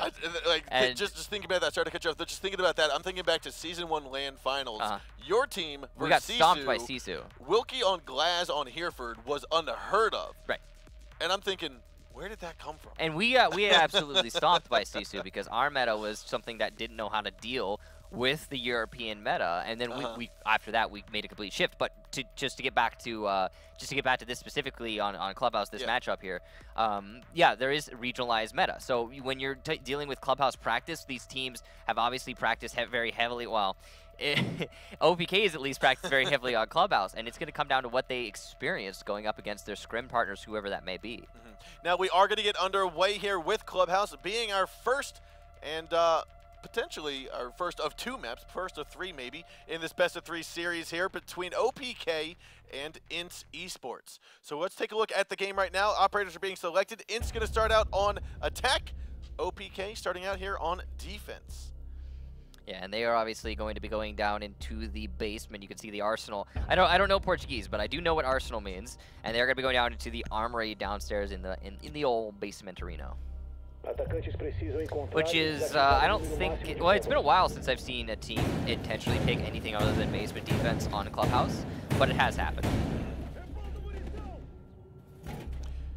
I mean, just looking at the setup here, it's looking pretty standard. You're going to get your cave entrance. You're going to get your 3 walls, potentially only 2 of the walls, facing the west end of church, facing the moto drop and facing the main stairs. It's about your core drops. You're going to get the mirror window on there. We see little rotation holes from the back of church, the east end of church. Yeah, and this is just to explain the full reinforcements. Let's go over all of them. Okay, you got 3 drop downs. You've got the one in stock. You've got the one in moto. You've got the one on kitchen. Then you've got the tunnel. Those 2 little walls that we saw reinforced early on. You've got the church walls. That's and then if you add all of them together, you've got tunnel plus church is 5. Plus you got all the 3 drops plus the 2 armory walls that are up against the main stairs. That's another 5, so that's 10 total. So you have just enough reinforcements to cover all of the main things that you need to cover on this defense. And not all teams, interestingly, actually managed to get all of those reinforcements down. We've actually seen a lot of instances in which the defenders fail to reinforce every necessary wall, and as a result, they will lose rounds. But we'll see if OPK managed to cover all their bases here. It certainly looks so. They have. They've already droned out where all the roamers are, or all the lack of roamers are, and so that we will not see anyone. This is one of those maps where it's almost a guarantee to have a 5-man onsite defense. Yeah, it's very much, it's basically impossible to successfully pull off a heavy roam on this particular floor, and it's been time tested. We've seen a number of teams actually attempt a full off-site roam. You know, really commit to that. Let's play upstairs on a basement defense on Clubhouse, and it doesn't work. It just does not work. Every time anyone's tried to do that in Pro League, they have been absolutely raffle stomped. We're gonna see. Ooh, a C4 coming tossed out here by the Pulse. That's gonna be Docky throwing it up out of the drop hatch. Using his hand to detect people through the wall. It's almost like he's taking a picture without a camera, like just putting his thumb and fingers together to make a square. He's got this. But yeah, that's a good C4 to start things off. That means that only one of the drop downs will have been opened up, and it's all falling down onto Thermite now, so it'll open up the rest of those drop downs. So which means also whatever plans that INTZ had for Thermite moving into this round are going to be forfeit. Nade was tossed on down. That's going to hurt Docky drastically. Ninja is going to spot the head there of Drix, but unfortunately will not land the final bullets that count. Now there are 55 seconds left to go. We are going to have INTZ still trying to get onto site. Ninja destroying this floor in kitchen with authority, trying to just get all of the angles out of the way. But Docky is just dodging each and every one of them. Now Drix will peek on up from the drop patch. Ninja going to try to engage this. He knows that there's two underneath of him. He's trying to find him. He sees the gunshots there of Drix. Goes for the shots, hits him a little bit, but still cannot get any that actually do the amount of damage he needs done. Ninja's having trouble with those metal bars, really challenging onto this. And you guys may have not noticed this, but there's only 23 seconds left to go here. And Intact grabs that kill there onto the shots. And we are going to see Panic and Doc both get a double kill down. And we are going to have last man alive, going to be Ninja. Wow. Doc finally sneaks his way upstairs, and he will get the kill. What a decisive round for OPK. I mean, that was like the little foot game inside of the kitchen going down into Arsenal is like a vertical game of Ring Around the Rosie. Right. And it went on for the entire round. That Buck, he was fighting with the Pulse downstairs for the entire round until eventually, and the Jaeger, until eventually the Pulse just decided, all right, enough's enough. I'm gonna go upstairs and kill you. Okay, so let's talk about that round. INTZ challenged onto the kitchen. They died doing that, and yeah. Now moving on, we are going to have INTZ going on to their basement defense as they were unsuccessful attacking it. Apparently, we're going to have a rehost. Or I guess that's going to be happening, possibly in a couple seconds here. Yep, there it is. So we will be having a rehost coming out here. Not sure what exactly is going on there, but with that, something with someone's attachments, they said. Is that something you rehost? Okay. It's no, I mean, yeah, if that's well, how leave it up to the admins. Yeah, leave it up to the admins. They'll decide what goes on there, guys. Whatever the case be, it still will be 1-0 in favor of that was OPK. Yeah, it's OPK. They're all up on top there. They did not just win the match, ladies and gentlemen. This did not just happen. So with that is only one round underway. We are going to get this rehost back in order, and we'll start it here on round number 2. But as we saw, bottom bomb site, first bomb site chosen by both teams. Not a surprise whatsoever. No. I mean, it's just how it do on Clubhouse, guys. That's just how it do. You go down to the basement, and you try to win that defense as best as you can. And I mean, we saw OPK very successful in that regard. Successful in it. Now, I do like how we had the Pulse work his way, that was Docky, work his way up the main corridor after being, like we said, in that engagement with Buck for half the round, 3/4 of the round. He finally managed to say, hey, look, most of the team's dying. Let's work our way up the main stairs, and picked off the one kill inside a bar, and then turned around and finished off the Buck inside a kitchen. I think it was just him saying again, enough's enough with let's fight each other vertically for the whole round, and I'm just gonna go upstairs. I'm just gonna go upstairs. I'm gonna shoot you, and we'll be done with this because that Buck spent the entire round just circling around the kitchen looking for angles on the defenders and didn't find a single one. It was really unfortunate to see. 25 seconds left to go. An amazing amount of time wasted by the defenders just prancing around the Yep. bottom of Arsenal. Yep. So, all right, so Clubhouse is, again, still this map that we're going to be on Mm-hmm. for at least the next 4 rounds. If OPK has anything to say about it, it's going to be a 5-0 in their book if they want it. But we didn't see the glass push, which is great. Mm-hmm. I mean, we've seen enough of that last season. We saw enough of that. Well, not last season. It was like season 3, season year 1. 1. No, season 1 is when we saw a lot of Clubhouse. Oh, I guess no, no, you're right. Season 3, year 1. Season 2, year 1. 6 Invitational. We saw a 6 lot. Invitational. Well, season 2 wasn't when Glass had his buff. Yeah, I know, but he was still. I mean, well, no, you're right. You're right. Okay, so season 3, year 1 though, and then the Invitational as well. But we did see a lot of tunnel pressure. I mean, even when Blackbeard was in play at his, I think he had 800 HP shield at that point, Yep. right? When Blackbeard was in play, he was still being utilized in that same role. So, I mean. The tunnel push is still a very viable push. I mean, you can even have Blackbeard do it now. It really just comes down to what your team wants to execute onto and how the other team's defending. And in this instance, you can very clearly tell that I don't think either of these teams are going to be going for something like that. No. It just seems that the meta in the Latin American scene has evolved in another direction. Now, we talked previously, I think it was during week 1, about how Merciless Gaming, or I think it was Nox Gaming. Nox Gaming was the team that was kind of chosen or identified as the team that goes out and tries different bomb sites. They're the ones that tried to make this cash room site on Clubhouse more viable. And we talked about how Flipside may have taken some aspects from that to make their own. Do you think that sort of mentality will flow through some of the other Latin American leagues here and say, okay, Clubhouse isn't just a two-bomb site map? I mean, only time will tell when it comes to this particular matchup. I mean, to predict something like that, I really don't know, because I haven't talked to these teams about what it is that they're trying to strategize themselves into, and more importantly, I wouldn't say it if I did. Yeah. But when it really comes down to it, yeah, it's up to these two teams how they want to choose to defend this, but I don't think we're going to see a whole lot of changes. I think it's mostly going to be a bar basement defense sort of orientation. It's unlikely we're going to see. I mean, we're definitely not going to see a Master. Master is... There's no, I can't think of a way to make that viable. I cannot for the life of me. 3 huge walls, 3 windows, 2 drop hatches. You could literally open up the entire thing and be like, I see you. Yeah, there's nowhere to hide. The only safe place is in the shower. And that's, you can't, there's nowhere to fight from there. Yeah, you're just stuck in a corner like, ah! Plus, you can't stick all 5 players in the shower. I mean. Right. But in theory, we could see some cash defensive here, decent defenses here. It is viable, yes, but it's risky business. We are getting into Consulate. Yes, getting into Consulate. We are getting into Consulate. So we're gonna have actually another rehost, guys. So just bear with us. You saw that, I'm like, wait, Consulate, Clubhouse, which one are we doing? Yeah, I saw it. I was like, woohoo! And then I was like, oh. Yeah. So it'll just be but a moment. If guys. you wonder why we look down from time to time, there's monitors here that we can see what's going on. We can see things so, in this gameplay. That's why we see the rehost going on yet again.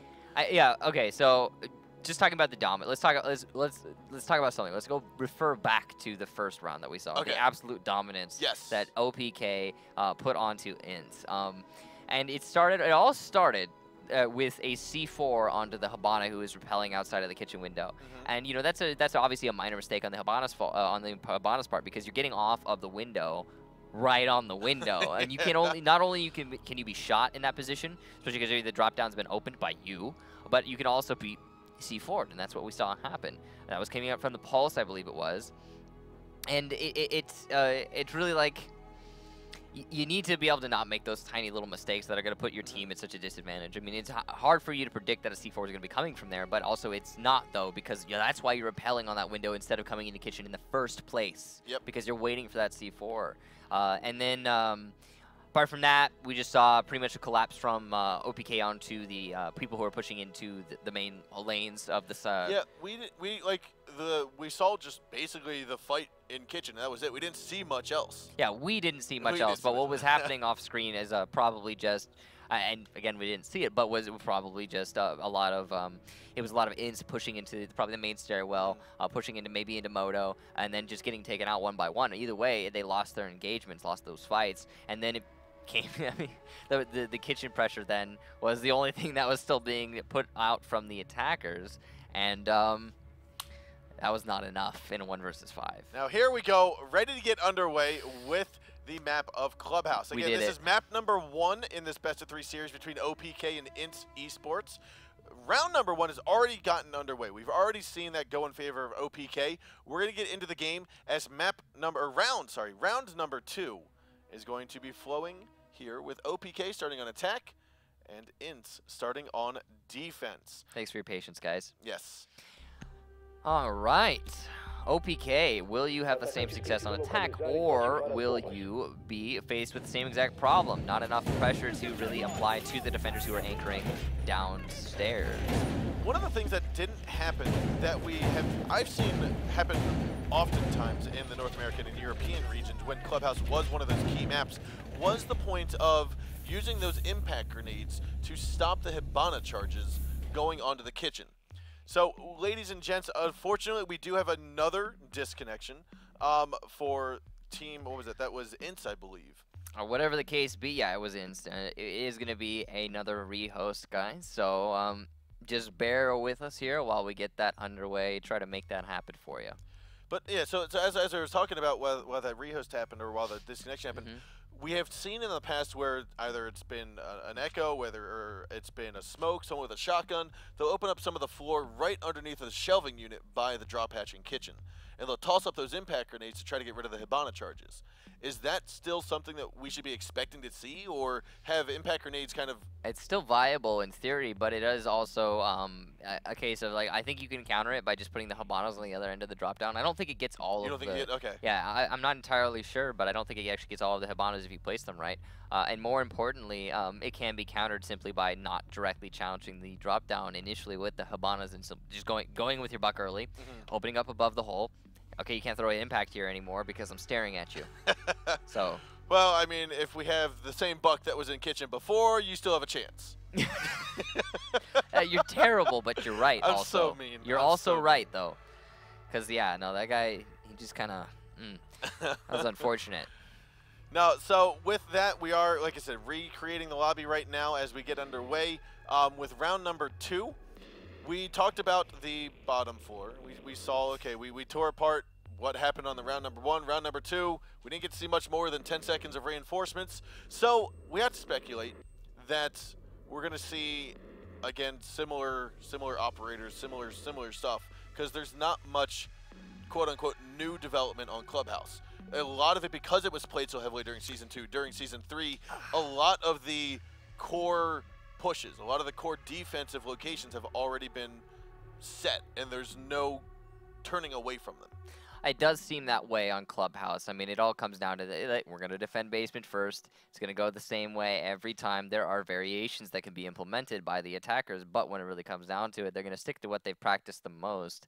And what they practice the most is more often than not what the other team has practiced the most against. So basement just kind of falls into being the same thing over and over again. And then when it comes to a bar defense, you have 2 options, really. You have the cash/stock take, which is towards the B-bomb side. And then you have the pool/strip/master take, which is over by the A-bomb side, where you go for take control over above pool by taking control over the master room. Then you open up the drop downs, open up the floor above pool table itself. You have your teammates come in through the breach in between strip and pool, get the diffuser plant in the corner by the target board, and simply lock out. I mean, you just get the diffuser plant and lock out the round. I mean, when you have that upstairs control and you have your there is not a lot the defenders can do to pressure onto your diffuse plant.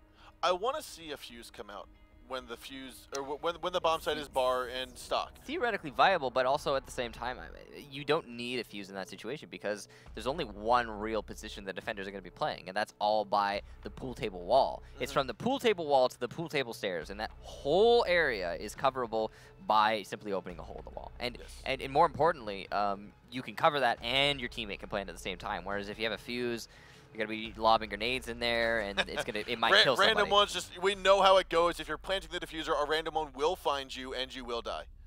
So that is just that's how I was gonna say the cookie crumbles, but maybe the fuse charge explodes. Try to throw that little shindig in there. Yeah, it could happen. That what if it bounces off the corner of the pool table wall through the drop down and kills the fuse? We should go through just go through all of the what ifs. I kid you not. No, because I think that there's way too many in this game to actually go through all of the what ifs. I don't think that's actually. I think that's impossible. It is quite impossible. I kid you not, though. A few weeks ago, I was playing with a friend in ranked, and we had a fuse. She was playing fuse, and she fused from master bedroom, trying to go down into bar. And next thing you know, I die, and by the first fuse charge that went off, and I'm standing inside a master bedroom, like same floor where she just placed it. And then I died by the first fuse charge. The fifth one killed her. And I'm screaming at the top of my lungs, like, why are you fusing me? And she's like, you were standing on it. And apparently all 5 fuse charges went through the floorboard, but not through the ceiling. And they stayed in the floor. And they blew up the entire, It didn't turn out well. That's fun stuff. Did not turn out well. But ladies and gentlemen, we are going to get back here into Clubhouse on round number 2. Again, round number 1 went into the hands of OPK, and so now they're going to be on attack as they did successfully hold the basement. Yeah, and we'll see exactly how they choose to conduct themselves here moving forward. And yep. Basic basement defense coming out from INTZ. No surprises whatsoever. And the operator selection is very predictable as well. You don't actually necessarily need a Mira on a basement defense, but having the Mira brought to the field is usually preferred. I mean, she's really found herself in a top pick situation. You know the great thing about Mira is that she gets picked more often than not, and she is an operator that a lot of people really do like. But, and there she goes. Peace out, Mira. Thanks for... Mira's like, oh, I'm not needed? Okay, bye. Peace. Wow, Kickstar, why you gotta say that about me? But anyway, what was I talking about? So she's an operator that finds herself played a lot. But the thing is, oh, look, there goes another one. So it looks like we might be having a rehost. So, again... Let's talk about Mira real quick. Go ahead. She's not OP. That's what I was trying to say. She's not OP. She doesn't need a nerf. She's perfect in every way. She found herself right out of the DLC. Just slap bang immediately, a great operator that everyone really appreciates but also doesn't lament. So great, that's what I was trying to say about Mira. I'm sorry I made you leave, Mira. Yes. I don't know, I'm sorry. You told her she wasn't OP and she's like, but I'm picked almost every time. I got a high pick rate, I'm in the top 5. But she's not OP, okay? Listen. So ladies and gents, now previously what's happened in the past is when a team has had 3 disconnections, they are not allowed to have any more. Now that may have changed. The Latin American admins are going to be the ones they're reviewing, so they could have different rules. Different rules. Sure. So and plus, it's been many seasons. I'm talking about like season 2, season 3 is what I'm familiar with. Whatever the case be, it's going to be up to the Latin American admins to determine what exactly we do moving forward here. Yep. And that's on them. So we're just going to go ahead and hang on into this and try and wait for them to get that rehost up so we can cast this game and see what happens. In the meanwhile, let's talk about operators, because that's what we have. Let's start things off with Mira. Okay, so we talked about how she's not OP, but she's still extremely powerful as an operator. Yep. I mean, she brings the Vector, which is a good gun. She brings the secondary shotgun, which, kind of supplements the construction that you see from Smoke's shotgun, but also is pretty good at like point-blank range if you're dealing with the 3-speed just rushing you. Then those Mira windows. Those Mira windows, of course, you all know what they do. One single direction visibility for the defenders, but can also be put against the defenders. Now, what isn't often discussed about Mira is that when you put down a Mira window, if it gets opened up and you don't want it to be opened up, if it's in one of those spots where you just do not want that Mira open and it gets opened up, then it can be pretty much the entire round over for your team. That's part of the risk and reward of bringing Mira and putting a Mira window that could potentially be groundbreaking for you to get the win. But it's also, you have to take the risk of, if this gets opened, is it a pure line of sight into the room that we're trying to hold? That's one of the reasons why we don't see Mira windows on garages.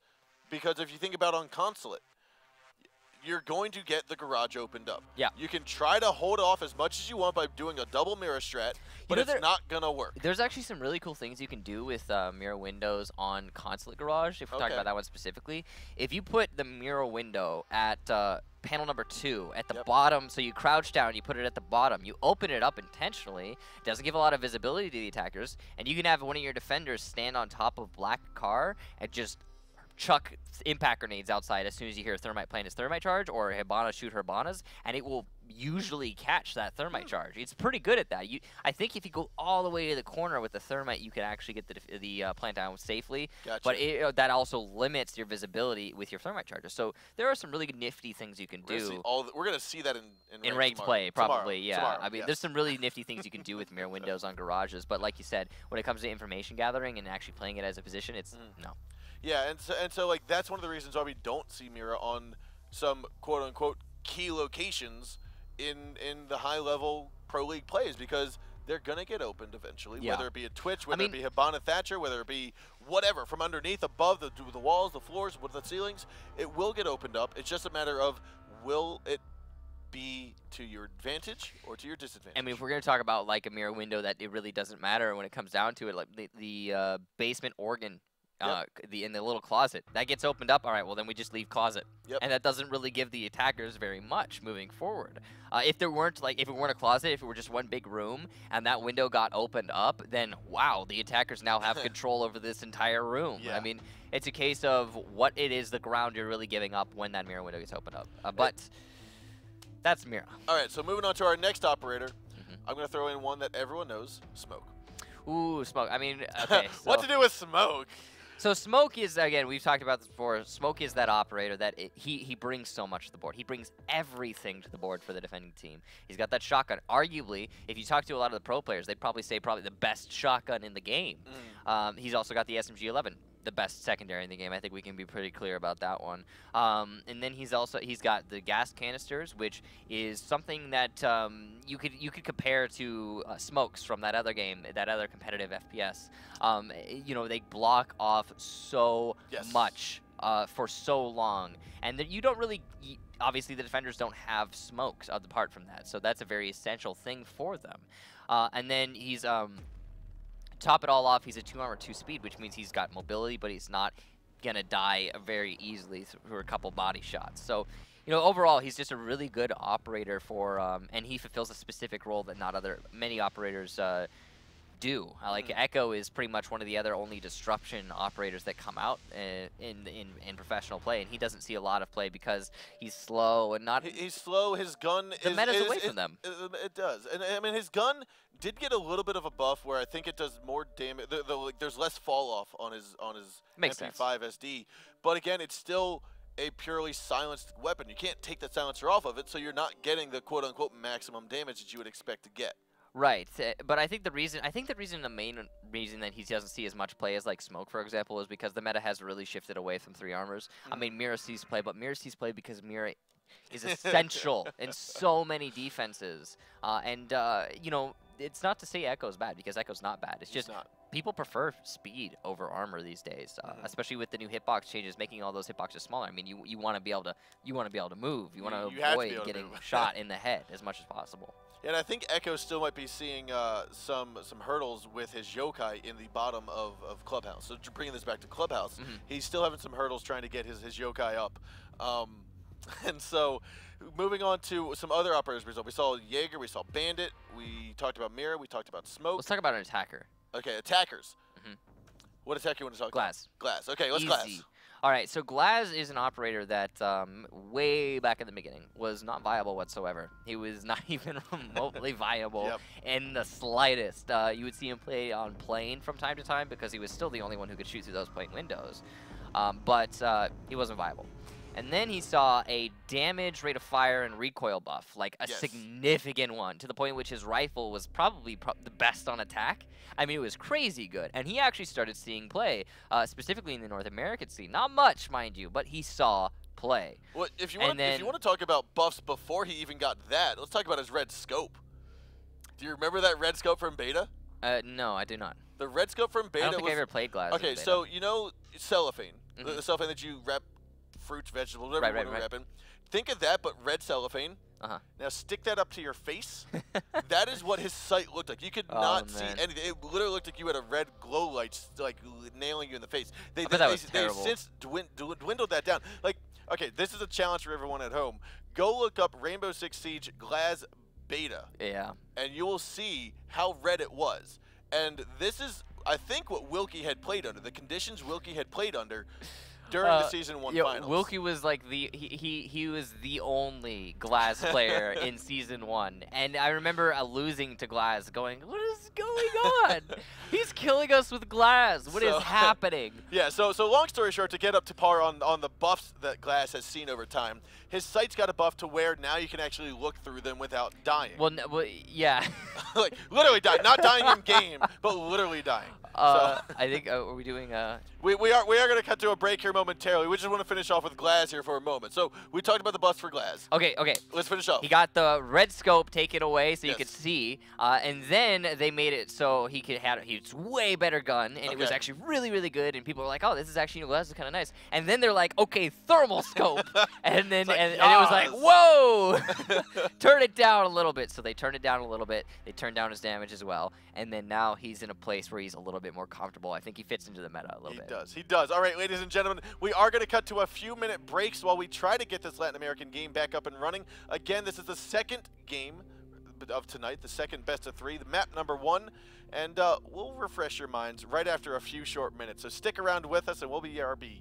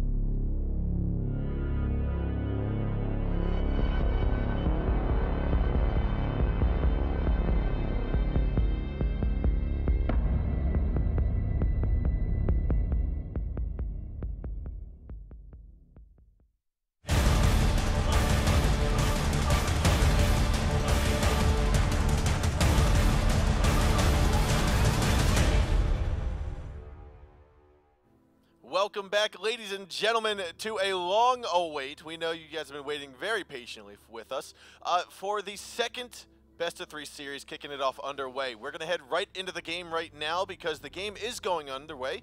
Operators are being chosen, and we are, let's refresh where we are at the moment. Again, this is the second series of today. This is going to be between OPK and INTZ Esports. Round number 1 is already finished, and it went in favor, and there, again, is going to be one more disconnect. So we're going to be having another rehost. So yeah, I believe the first round did go in the favor of OPK. Yes. And what's been happening here, guys, just so we can have full transparency with you, is what's happening is one of the teams is having connection issues and are unable to really connect to a lot of these servers, and it's dropping them quite often, which is, you know, frustrating, to say the least. Obviously, not only for us and you, but also for them. You know, that's not what anybody wants to deal with. They want to get their game underway because this game decides who's going to be in the Pro League and potentially going into the playoffs to play against Pain Gaming next week, or who's going to be sitting the sideline for the rest of Season 2. So the teams are wanting to play this, and we want to be casting it. You guys want to be watching it. So we are trying to get this to work out in the best way possible. The admins are going over all possible solutions, we'll say, solutions. Yeah, they're trying to find a way this works. Yeah, so the admins right now are discussing, the Latin American admins are discussing how can we get this lobby to be stable, how can we get the players' connections to be stable, and is there a possibility for a postpone? We don't have any information on that just yet. We are still waiting for the admins to make a decision as to what's going on with everything here. You know, they're going to let us know as soon as they do. They'll let us know as soon as we are able to, and then we will let you know as soon as we can. But to kind of just reiterate where we are at the moment, it is INTZ and OPK. This is the first game.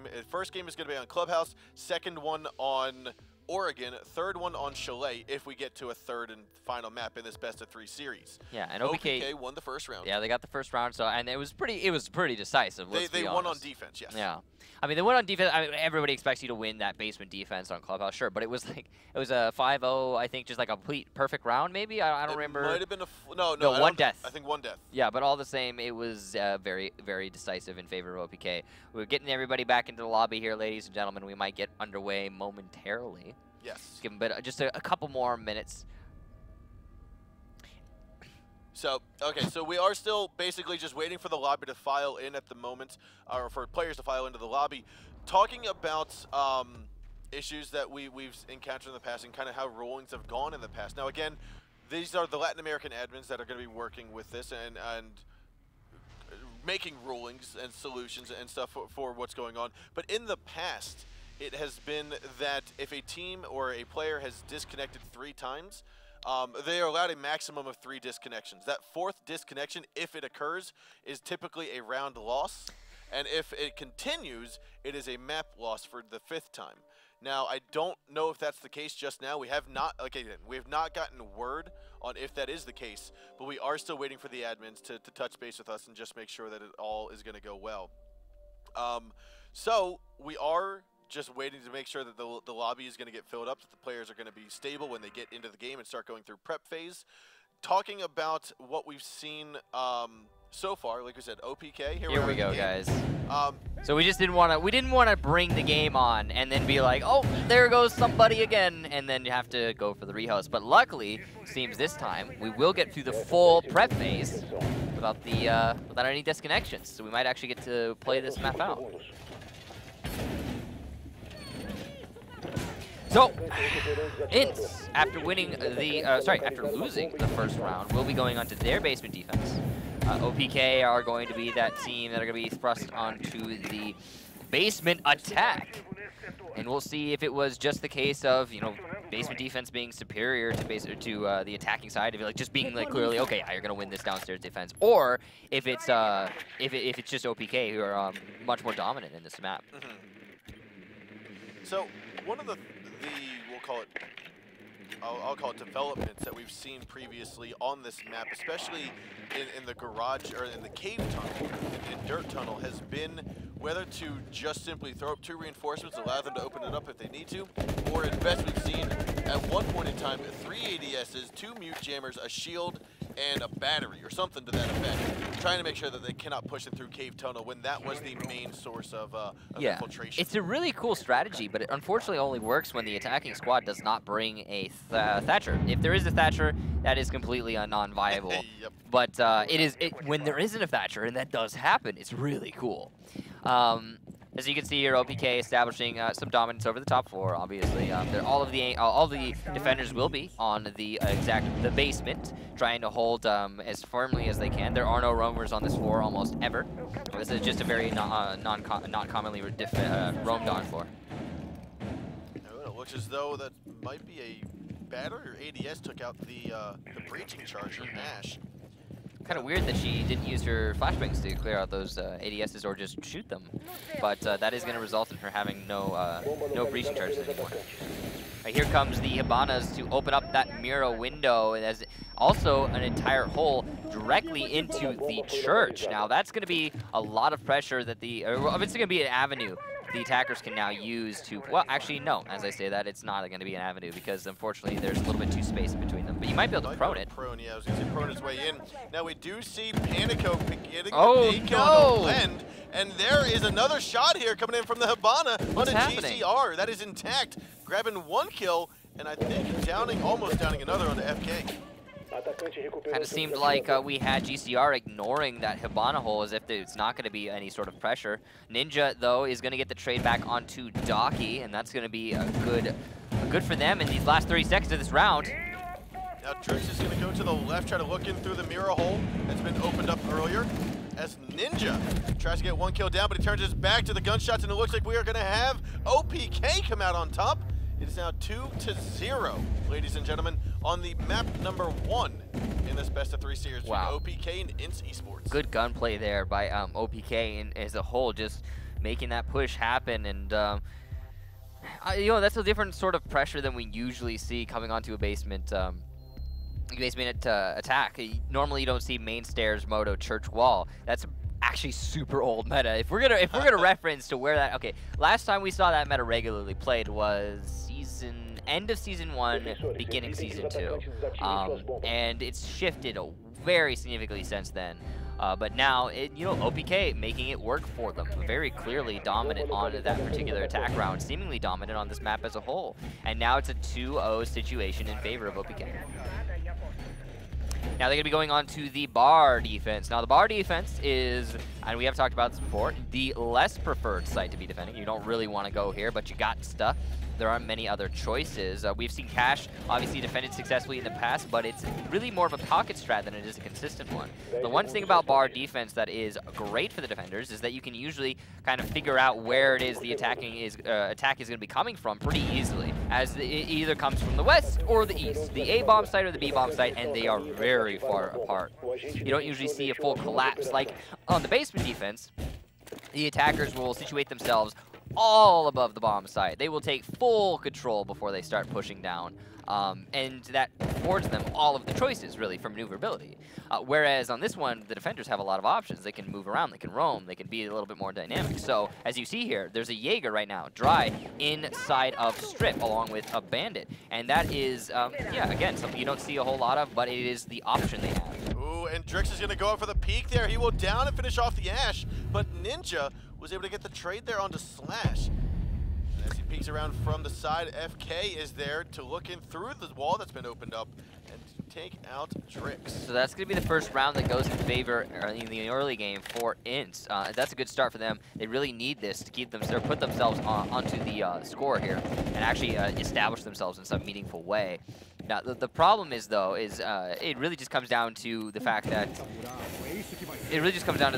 OPK were playing way too aggressively inside of that strip. Yeah, I think he shot it. Oh, because it's a soft wall. No. Is it? No, I honestly have no idea what just happened there.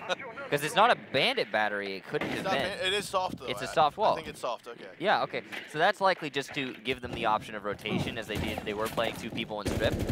So yeah, they just shot the thermite. I was very confused there for a moment. Yeah, that was odd.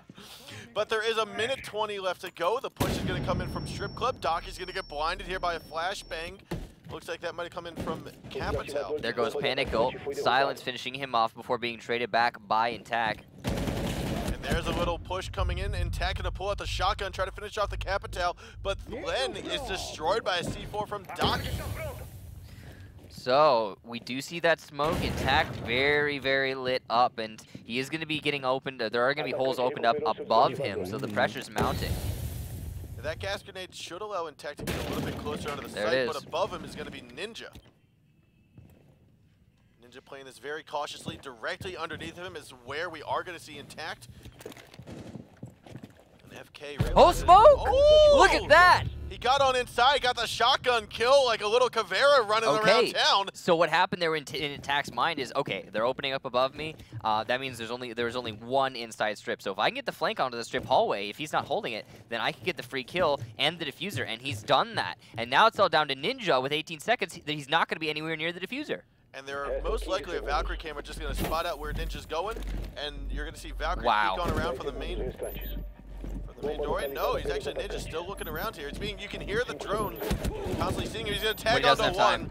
Not enough time. This is where you just need to play for time smoke, and there it is. Yep. Wow, what a round to lose for INTZ. That was their loss through and through, but also just some great play by INTZ. I mean, that is really great thinking there. Okay, I got a dude above me. It's a sledge. There's one more in strip because that's where they're making their attack come from. So what am I going to do? I'm going to walk on into strip. And he did it, and it was beautiful.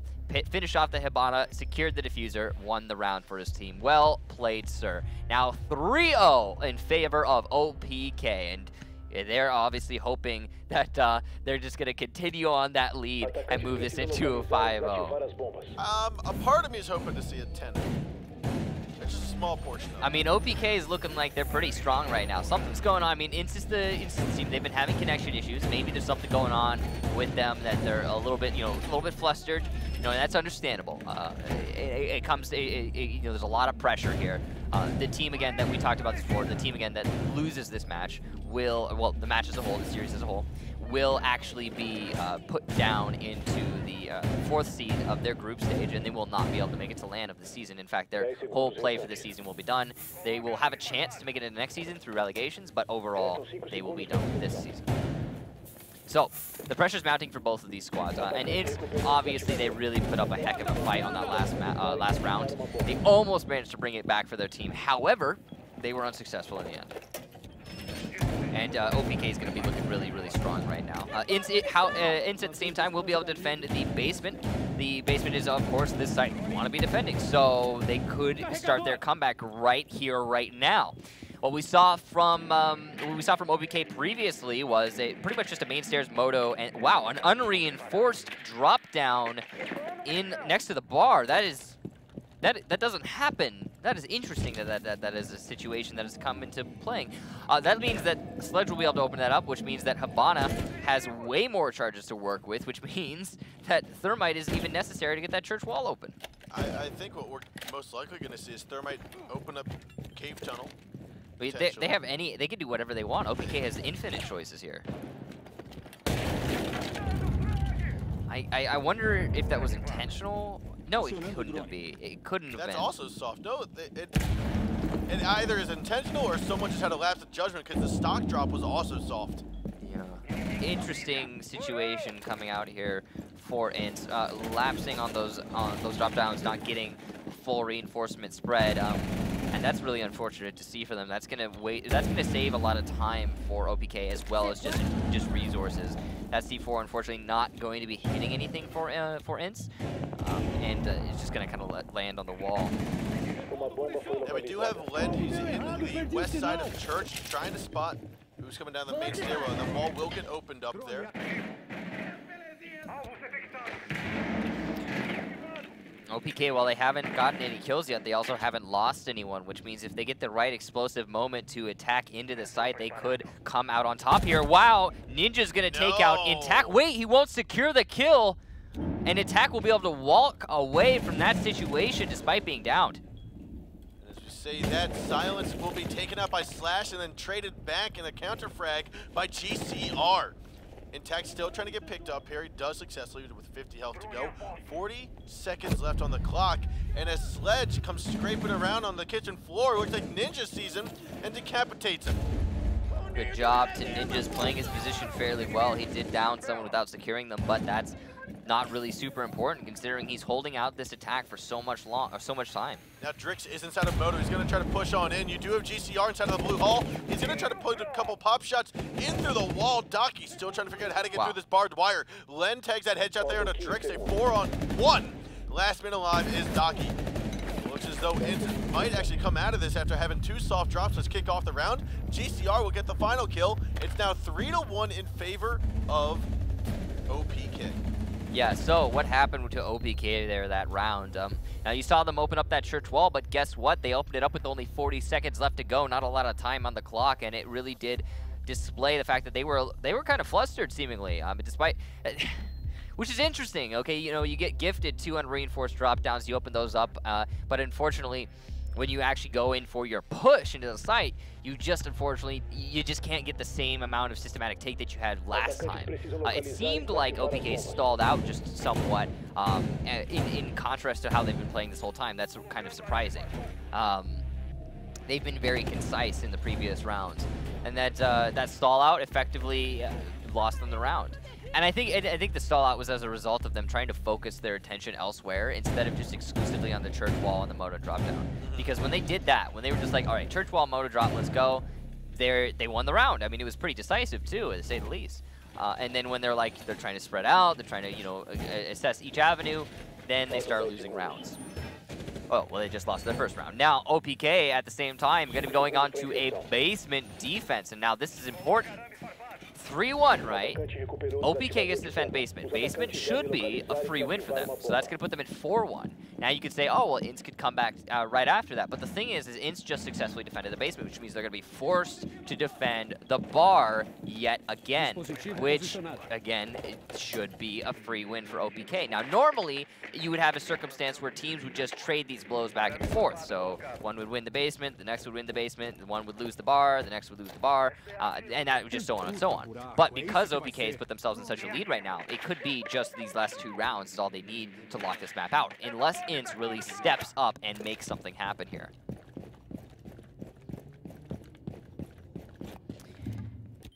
But now INTZ going to be clearing out those roamers. It is a double mirror strat on the west window or west wall of church. Yeah, we don't often see a double mirror strat on that particular wall, as it is usually not something that you want to be challenging. Now, we talked about this before, how if a mirror window gets opened up in the wrong spot, it can be detrimental to the defense. And when you open up that double mirror, you are putting a lot of pressure onto church. It means you pretty much essentially make it so you cannot hold on the bomb inside of church itself. That's very dangerous. Wow, Glass just coming out of spawn here. You can see he is the dedicated droner for his team, but there's only 1 minute 30 left to go on this round, and he's really gotta really move his butt over to the fight. Self-nade by Ninja. Unfortunately, that is Buck not necessarily being that safe with grenades. FK is going to go into the kitchen, try to take over what Buck was unable to do. He's going to open up some of the floor here, toss a nade down. Now, could he meet the same fate? No, but he will hurt himself. Not going to nade himself. I thought he was going to hurt himself a little bit because the nade will go through the floor. Right above Drix is where the floor will get opened up. 60 seconds still to go. C4 coming on out. He dodges it perfectly. But again, this is that foot game we keep on seeing back and forth, the vertical ring around the Rosie. And it looks as though Drix still going to navigate away. Now, FK wants to drop here. He's trying to figure out where exactly this is. You already have Slash moving on over, trying to bait out the shots there from GCR. 40 seconds left to go in the clock. 5 on 4. You are going to have Len playing the glass inside of the cave tunnel. The pressure's on INTZ here with only 30 seconds. And they've got to push on through these gas canisters now. He does. I think he still has barbed wire to navigate through. So with 20 seconds left to go, diffuser in the hands of that glass, he's going to have to go behind the lockers. And it looks as though INTZ going to try to prevent all of this. A huge drop, a 3-man drop there from INTZ. Looks as though Len will fall. GCR going to get a trade, but Habana will then give me room for him to play as INTZ takes him out. Now a 2-on-2 Looks like Plant is going to try to go down here by Silence. FK going to take away the sledge up top in a one-on-one. Who's going to get the win here? They're now just peeking around from the armories. And it looks as though Panico versus Silence. You've got the Vector versus the 5.56, and I want to say that the 5.56 could come out on top, but the Vector with that rate of fire. He's got a drone. He's moving on over. Oh, he saw his head. He's going to pop on over here now.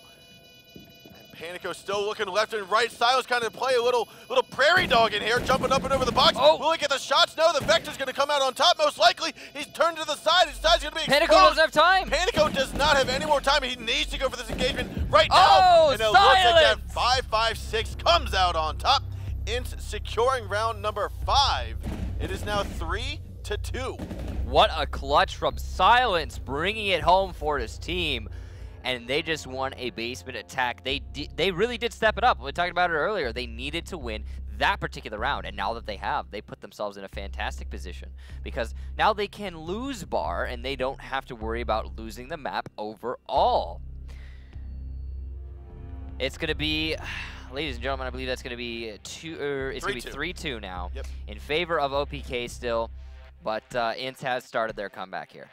We are going to see Doc come out of the woodwork for the first time today. And Fuse. Yes! I wanted it! Hey, there it is. INTZ is bringing it. I'm curious to see, though, based upon a Fuse glass pick, it's likely we're going to see them take stock. Fuse is extremely useful in stock because all those Fuse pellets get super contained, and anyone playing inside the stock usually dies or drops down, either way being defaulted off of the B-bomb site. However, they could go, in theory, either way. There's still, very much like you were talking about, it's still completely viable over top the entire bar and pool table. In fact, pretty much the entire site is fusible, so they have a lot of options here. Really comes down to if they want to be taking Master or Cash. It is going to be a stock takes based upon those spawns, and we'll see. That destroys the camera, FK1. There you go. Tossing it up and over the brick wall you saw onto the barn. If your camera goes out of bounds, yeah, if your camera goes out of bounds, or if your drone goes out of bounds, or any of that, it gets destroyed automatically by the map. So, well, whatever the case be, yeah, OPK, they're going to be taking on to stock in a moment here. They're going to start off with taking Cash, and then once they take Cash, they're going to fuse on into stock, and then then execute stock take. Nice and simple. Now hopefully they can get rid of all the ADSs before Fuse gets up into the cash room, because those Fuse charges are going to be what actually clears out the Valkyrie from the corner of the site.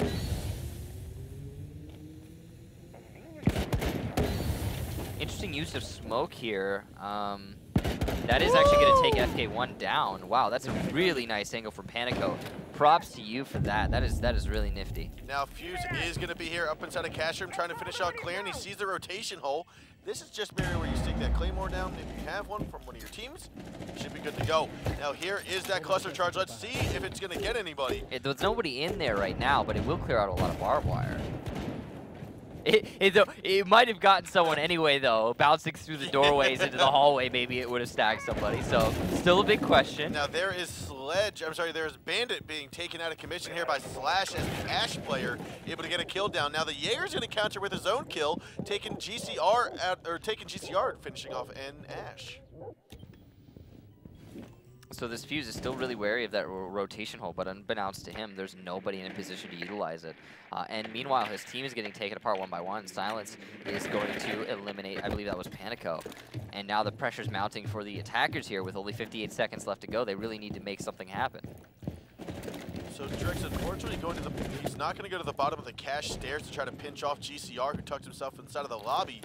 Instead, he just decided, I'm going to forego all that information, use up about 30 seconds of time, and as Hibana tries to scoot on in, he will be taken out by Ninja, and GCR will tag that kill onto Drix. Last minute alive is going to be intact. Silence right on top of the pool table, going to go for the shots, but misses, and Silence with the MP5 will come out on top. INTZ has taken this back from a 3-0 to a 3-3.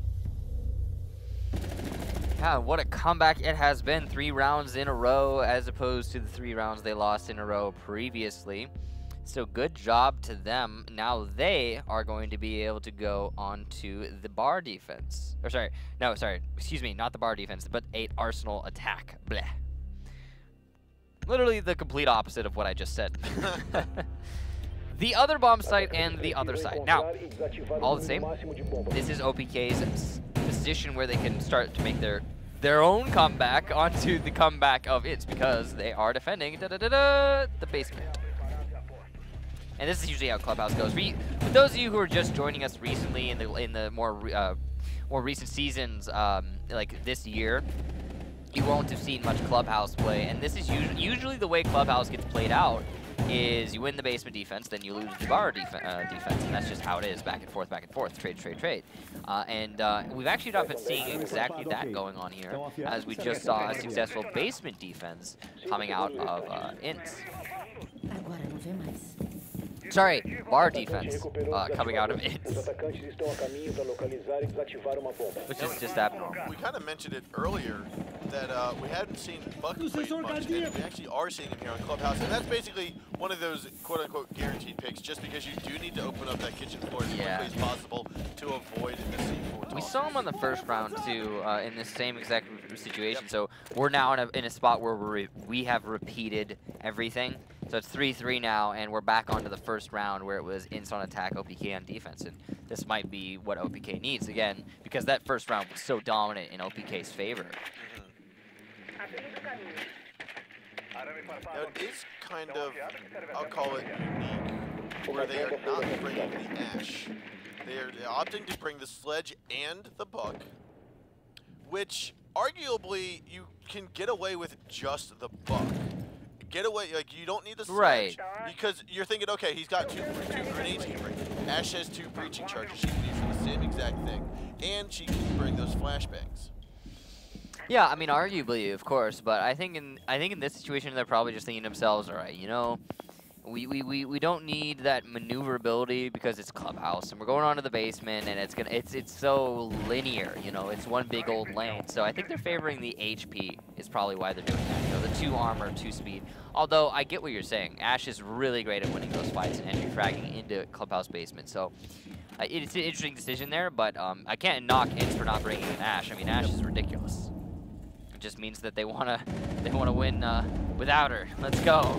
Now it looks as though Intact will fall by GCR. That's Hibana picking off the smoke. I think that was from the stockroom drop hatch. Oh no. That's actually going to be good. Nade. I thought that was going to be just a failed attempt, but I think we saw Drake's that was accidental. Run right into it. That was straight up. That would have hit the shelf if it had bounced off the nade kill coming on out, and this is proving why you bring Buck and Sledge. Yeah, those nades are really coming into their own here. It's all down to Panico on a 1v5. Will he get the ultimate clutch of pro? This would be the best clutch of all time. Nope, it's not going to happen. It's not. So INTZ coming up again now, taking their first lead of this series.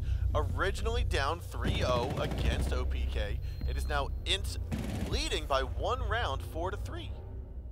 Very impressive comeback by INTZ, and now they seem to be the ones decisively in the lead, and they are also on a match-to-match point, which is very impressive. I don't think they appreciated my 10-0 comment. Aha! I don't think so either. I mean, they probably didn't hear it, but you know. But yes, that. They felt it. They're like, no, they felt it. We're gonna win. See all the eyes on us right now, and we're in a 3-0 situation. Now it's time to start winning. And they are gonna be doing just that. Again, INTZ putting themselves on match point, and not only are they in match point, but defending the basement. So in theory, they should be really in their favor here. Do get overtime. I was going to say the really unfortunate thing is if they we decide do to get overtime and rehost. If we get overtime, then we get to rehost again, and yeah, that'll be fun. Faltam 5 segundos. And if you're wondering why do we have to rehost again? Because if we continue on, then it will go into overtime officially in the game, and we can't just be like, hey, game, overtime now. So it'll start to it'll mix match the so teams. Basically, we had plus a we need to and a rehost after 1 round. Yeah. And basically that then we'll say messes up the system, the fluidness of the system of a map. So we'll have to re-host a Reno if it be that OPK wins this round. If INTZ wins this round, we will simply move on to the second map. And listen, we have seen this before, although it doesn't make any sense to me, but we have seen it before in the Latin American scene, whereby the team, both of the teams will agree, gentlemen's agreement, that it doesn't really matter, and they'll just keep playing. We've seen that happen before in the Latin American Pro League, but I don't know. I don't know. We'll see what they choose to do. Talking about soft drops, they left stock open again, and I want to say they left bar open Well, as that well. was, yeah, that was INTZ. Yeah, that is INTZ. They are the ones leaving things open. Interesting that they keep doing that. I can't. Is it a mistake? Is it intentional? I don't think it's no a mistake if you're going to do it 2 times in a row, and maybe they just don't care because of Habana. Maybe they're like, all right, Habana exists. Let's just let them have it. It honestly is wasting a lot of time for OPK because OPK is scared, seemingly, of those drop downs having maybe C4s on them, for example.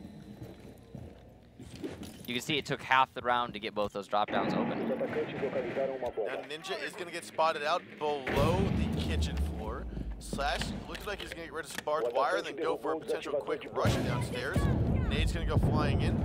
Slash is like, I should probably go in right now. And Ninja, however, tries to and falls by Docky.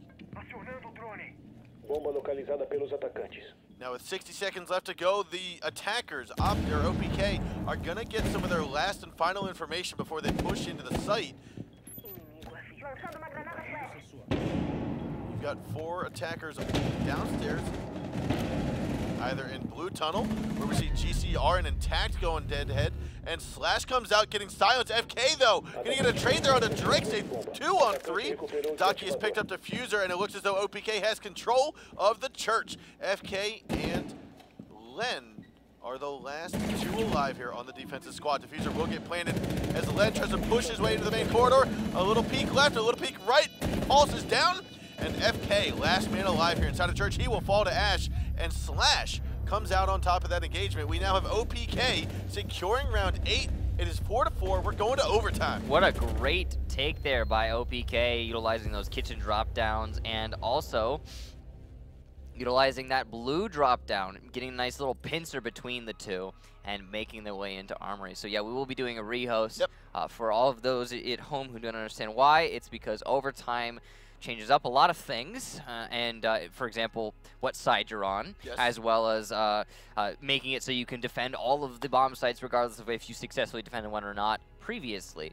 And then also, yeah, that was due to the rehost that we had earlier in the match. Yeah, so one of the things that an overtime does, and I'm sure many of you guys have experienced it in ranked games, but it's also in ESL, is it resets the bomb sites so that all are available. Because one of the rules in ESL is that once you successfully defend a bomb site, you cannot re-go to that bomb site for the next defensive round. For at least one defensive round, you have to relocate to a different bomb site. And so with that being said, I don't think there was a defensive success in the past 2 defense holds. It doesn't matter because again the randomness of the but that's one of the things. There's that plus the randomness on what side you're going to start on. So that's going to be done by a coin toss. We would have probably also gotten like actual in-game overtime, which would have been a dilemma for everybody because it just complicate things even further because that might switch up the sides in a way that doesn't make any sense. So just we have to rehost, and that's just how it do. But we will be getting all of these guys back in nice and quick into this lobby and hopefully getting underway very soon. So with this game, just kind of to reiterate, we've reiterated it multiple times. I know you guys are probably getting sick of it, but we want to make sure you guys understand the importance and what this game is all about. INTZ and OPK are the 2 teams playing right now. It is the 2nd series of tonight's matchup. Earlier we got to see Black Dragons and Pain Gaming go head-to-head. Black Dragons came out on top, secured their first place seed in Group B, making them in the playoffs, or putting them in the playoffs. Now this game between INTZ and OPK, the winner will go on to play Pain Gaming in the decider match to determine the 2nd and 3rd seed of Group B. The reason that's important is because the 2nd seed in Group B also goes to playoff with Black Dragons. The loser of this game between INTZ and OPK will unfortunately get 4th place in Group B, will not be eligible or will not be capable of reaching that land, reaching the playoffs, and therefore you need to win this game tonight. Yeah, you have to. And so it's going to be quite suspenseful to figure out which one of these teams is going to be moving forward and which one of them will, unfortunately, not. It's a lot of pressure, really, to have on your shoulders, and the knowledge that if you, as an individual, underperform in this match, your team won't be able to continue playing this season. And we kind of saw that previously, watching Black Dragons and Pain Gaming. Now, yes, ultimately, you still have a chance regardless if you won or lost that match, but there were some players that seemed to be underperforming during that. Yeah, here we have the game, guys. We will get that rehost Finarino'd, and it's going to be 4-4 OPK INTZ on this first match of this best of 3 series. And we will have INTZ starting on defense for overtime and OPK on attack. So this is the opposite of how we started out in the beginning of the match. It was OPK on defense and INTZ on attack. And this might actually be the momentum shift that INTZ needs to finalize this victory for them. Well, I mean, thinking about how the rounds could go out, if standard holds and standard takes often work, you're going to have both of these teams win their defensive rounds. INTZ is then going to have to defend top floor bar gaming, or bar and stock. So,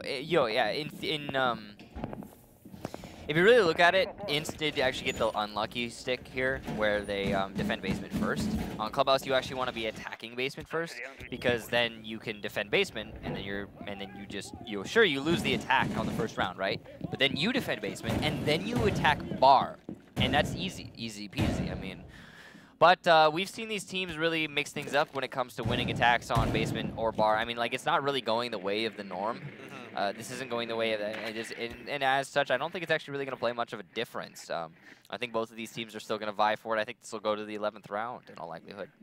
Now it looks as though GCR will get spotted out there by the lockers, and unfortunately, there's no one there to capitalize on any of that information. So that's just going to be a dead drop. Yeah, and you see INTZ not reinforcing these drop downs yet again. It's got to be intentional. I mean, it's clearly intentional. And it's really interesting that they're opting to do it that way. It kind of makes sense, because then they can utilize those those reinforcements elsewhere on the map, but also it's, I mean, I get it. I get it. I think that's if your team wants to go with that strategy, then go for it, man. And I think it is working out somewhat for INTZ. So minute 30, drop patches have finally gotten all opened up. Flashbangs, ADS is getting removed from play. Slash trying to get rid of some barbed wire because he looks like he wants to drop in, go for a quick rush. He still has 2 flashbangs left to go. There's nobody inside blue to contest this, but there is one outside blue on silence. Waiting for that drop down coming from the Ash. It's not going to happen just yet. There's only 1 minute left. OPK really needs to start mounting this pressure onto INTZ and make this push happen. Now GCR has relocated himself inside of the blue hall, and it looks as though he gets picked off from behind. That's going to be the glass inside of the cave tunnel. He gets that GCR kill, and unfortunately, he's still going to navigate forward. Ninja has been taken out of commission, and we're going to see Slash again work his way here by the back of the armory crates. It's all down to silence. It is all down to silence. Silence going to try to get the shots on the Drix. Gives away his position, moves on forward, tags the headshot there. However, he's got 4 more to go. That is going to be a missed C4 toss. And Silence, unfortunately, will not come out of this on top, and this is looking very good for OPK as they successfully attacked the basement, which means now they're going to be holding it, and we could see this go 6-4. Yeah, unless INTZ steps it up like they did previously in this matchup, and INTZ's got it in them. I mean, they do have the potential to make this comeback happen. So, or I say comeback happen. They already made the comeback happen, but they could make it lock out. Like I said, though, they're going to have to attack a church defense, which OPK was very just now very successful in doing. So, OPK going onto the basement. INTZ going back onto attack of top floor. The first round that this was played out, it went very much in the favor of OPK, and OPK's had very good luck downstairs since then.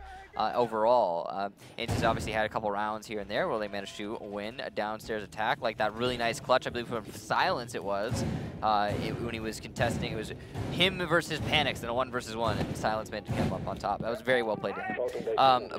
Yeah, overall, OPK also has what they need. They have what it takes to lock this out here on this 10th round. Anything is possible in 2017, bro. 2017 Year 2 Pro League. Yeah. All right, so no, Panico has gotten back downstairs along with Docky. They were merely just trying to get rid of some drones. They've all navigated back onto site. Nothing too extravagant happening here from OPK. That Claymore right there is very nice. That is going to barely be even visible from downstairs, and it is going to deny the flank from OPK. Now, there's only one way to get out of the basement if you're not counting main stairs, because main stairs will always be watched by the attackers. I mean, that's like going to be basically the pivot point for their attack. Anyway, other than the main stairs, only one way to get upstairs as a defender, and that is through the ladder in garage. So you put a Claymore there, and they can't do that anymore, unless they have a C4 or an impact.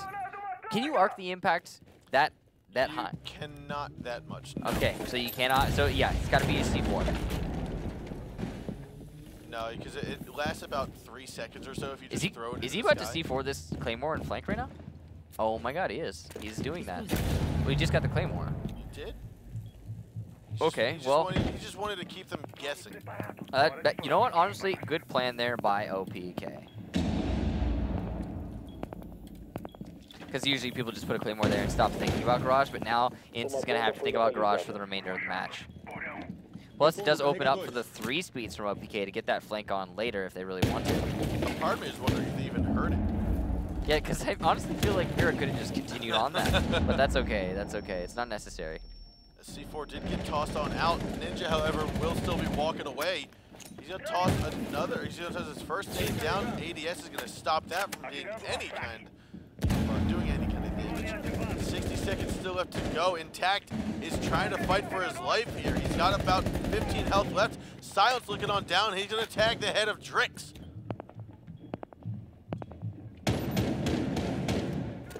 Very aggressive play coming out here from Docky in the main hallway. Trying to get a refrag for his teammate, but he's not going to find it and fall back. Now, it looks as though we have all members of OPK inside of the church at the moment.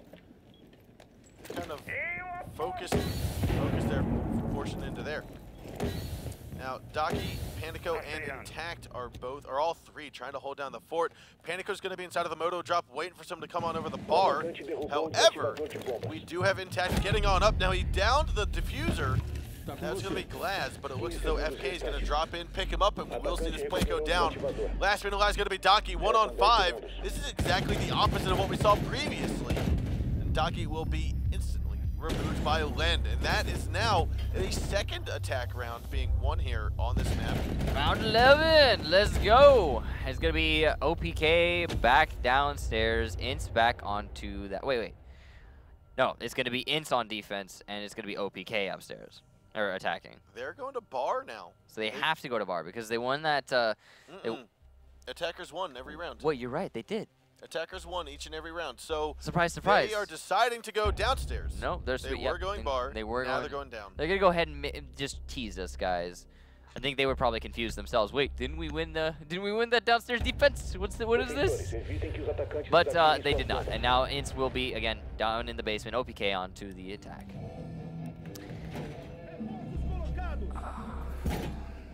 So here we are. Now, INTZ is going to be setting up downstairs. And it looks like we might have a remake coming out here.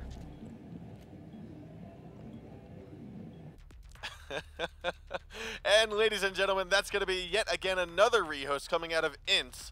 I think that's too many, we'll say. It's about it's too many, however many it is. It's too many. So with that being said, ladies and gents, we are still going to rehost this. The admins and the spectators and the production crew down in Latin America, in Brazil, they're going to be putting together this lobby yet Trying again. to make it work. Round number 11 is what we're on at the moment. Trying to make it work for everybody. You know, they want these teams to be able to play fairly, and that's understandable. Yep. So here we are, round 11. And we got 9 rounds in a row done. Yeah, no, 9 rounds. That's a pretty good stretch for what we've had previously. So, woo, let's go.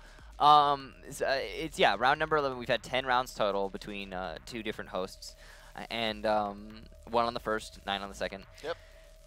And it's been really back and forth. I mean, obviously these 2 teams are very evenly matched. It's been a complete slugfest, and yes. it has defied all expectation of Clubhouse. I mean, the basement is usually where the defenders win, and we've seen that not happening. The upstairs is usually where the defenders lose, and we've seen that not happening. Yeah. I mean, it's been back and forth for both of the bomb sides. And it really just comes down to both these teams, again, being very, very evenly matched and having a great slug out potential. It reminds me of the matchup we had yesterday, the second one. Oh, that was fantastic. Infamy and Bittersweet. Yes, Infamy and Bittersweet GG. Oh my gosh, that was a fantastic matchup. 2 Challenger League teams coming from North America, rising up to the occasion in Pro League, and it was super close. Came down to the 3rd map, I believe. Yes, 3rd map. And it was just it was cool too, because it was a lot of things that we don't see often in the Pro League because of the Challenger League meta. This one, on the other hand, is just kind of just something a little bit more of an interpretation we're more used to, but it's similar in that these teams are very evenly matched. It's evenly matched. It's good gameplay to watch, but it is. I want to say I haven't seen anything new. I haven't seen anything that's been like, oh hey, look, they did something. Yeah, it's been. I want to say, like, to me, the word that comes to mind watching the setup, watching the attack, watching how slow some of this goes is dry. That's the word that comes to mind, because it is very static. It reminds me of the Clubhouse we've seen so many times before. Yes. It's like similar, reminiscent of Cafe as it is now. Yes. And on that note, Bittersweet GG and Infamy yesterday on Cafe, that was great as well. So hey, just shout out to Bittersweet and Infamy. Thanks for your gameplay. It was great to watch. Yes. No, so we will be getting underway in a moment with the gameplay. The lobbies are being filled up at the moment. Once we figure out that. Yeah. With this, again, it is round number 11. We're going to get into the game right now. Operators have been chosen. Castle coming out of the woodwork. We haven't seen him yet. I don't believe so. I wonder where that's going to be finding use on this particular defense. A basement hold. Castle is, yeah, you could always use a castle, don't get me wrong. Whoa, is this going to be a roam strat? There's a castle going into the pool table window right now, which we're not seeing because the spectator is looking at the reinforcements downstairs. But that castle barricade is indicative, seemingly, of an upstairs hold, because why else would you put a castle upstairs? I mean, what other purpose could there be? Barbed wire, impacts. They reinforce the walls between stockroom and bar.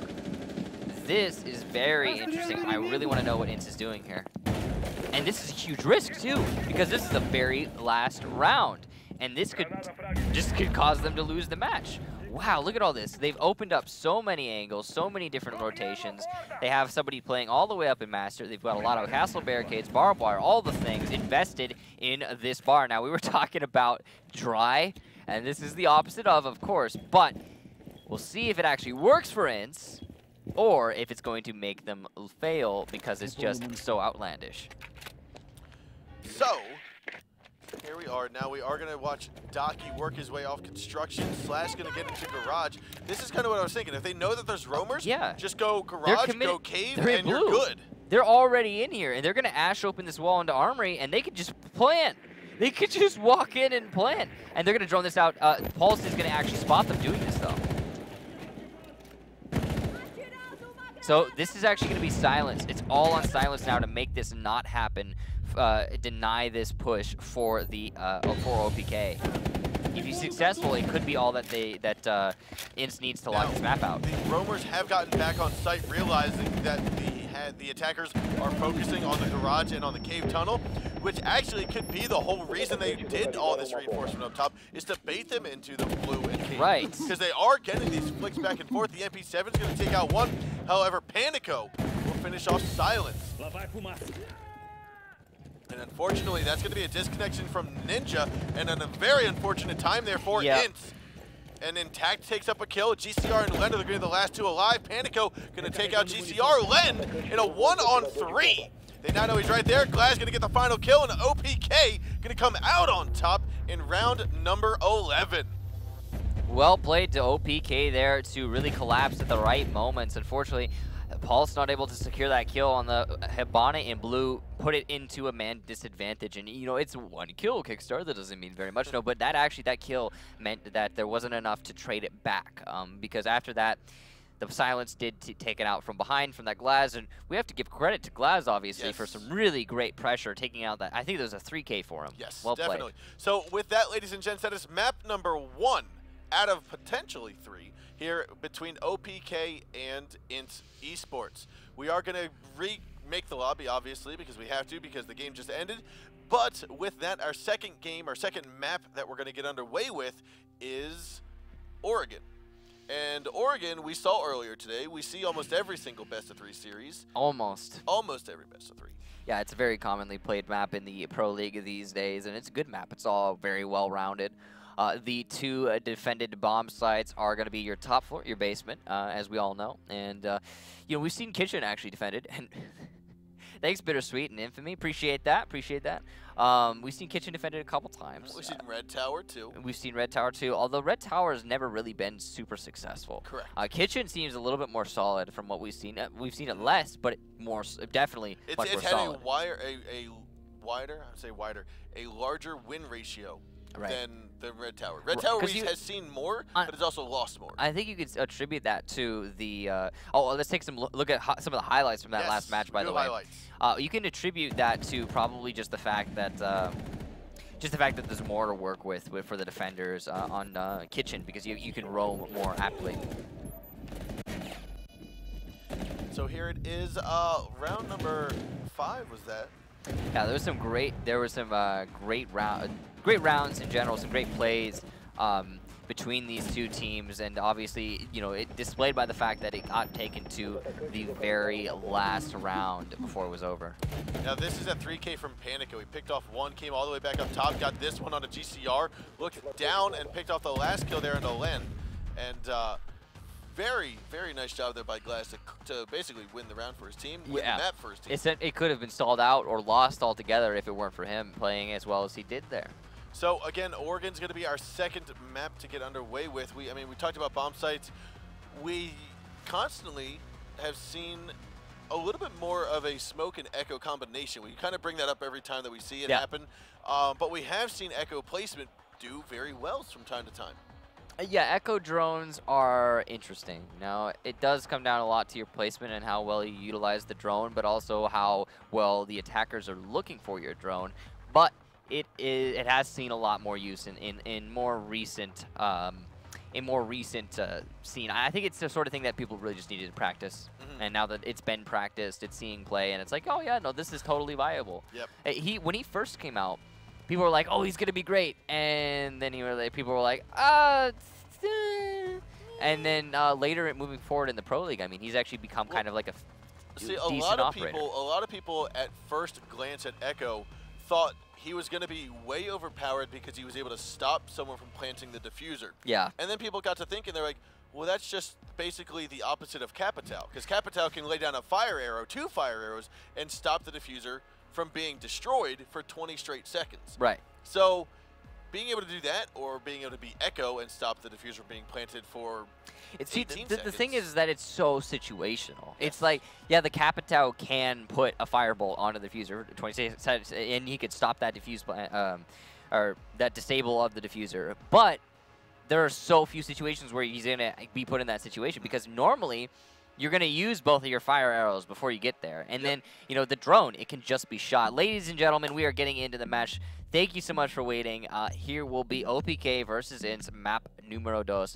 And it's going to be, I think it was OPK starting on attack, and it's going to be INTZ, I believe, starting on defense. Now we do see Jackal coming out of the mix Yeah, here look at by that. Drix on OPK. Also Capitao, but we all know why Capitao is being brought. That is because you need to disable that small closet when you're doing your old main lobby attack.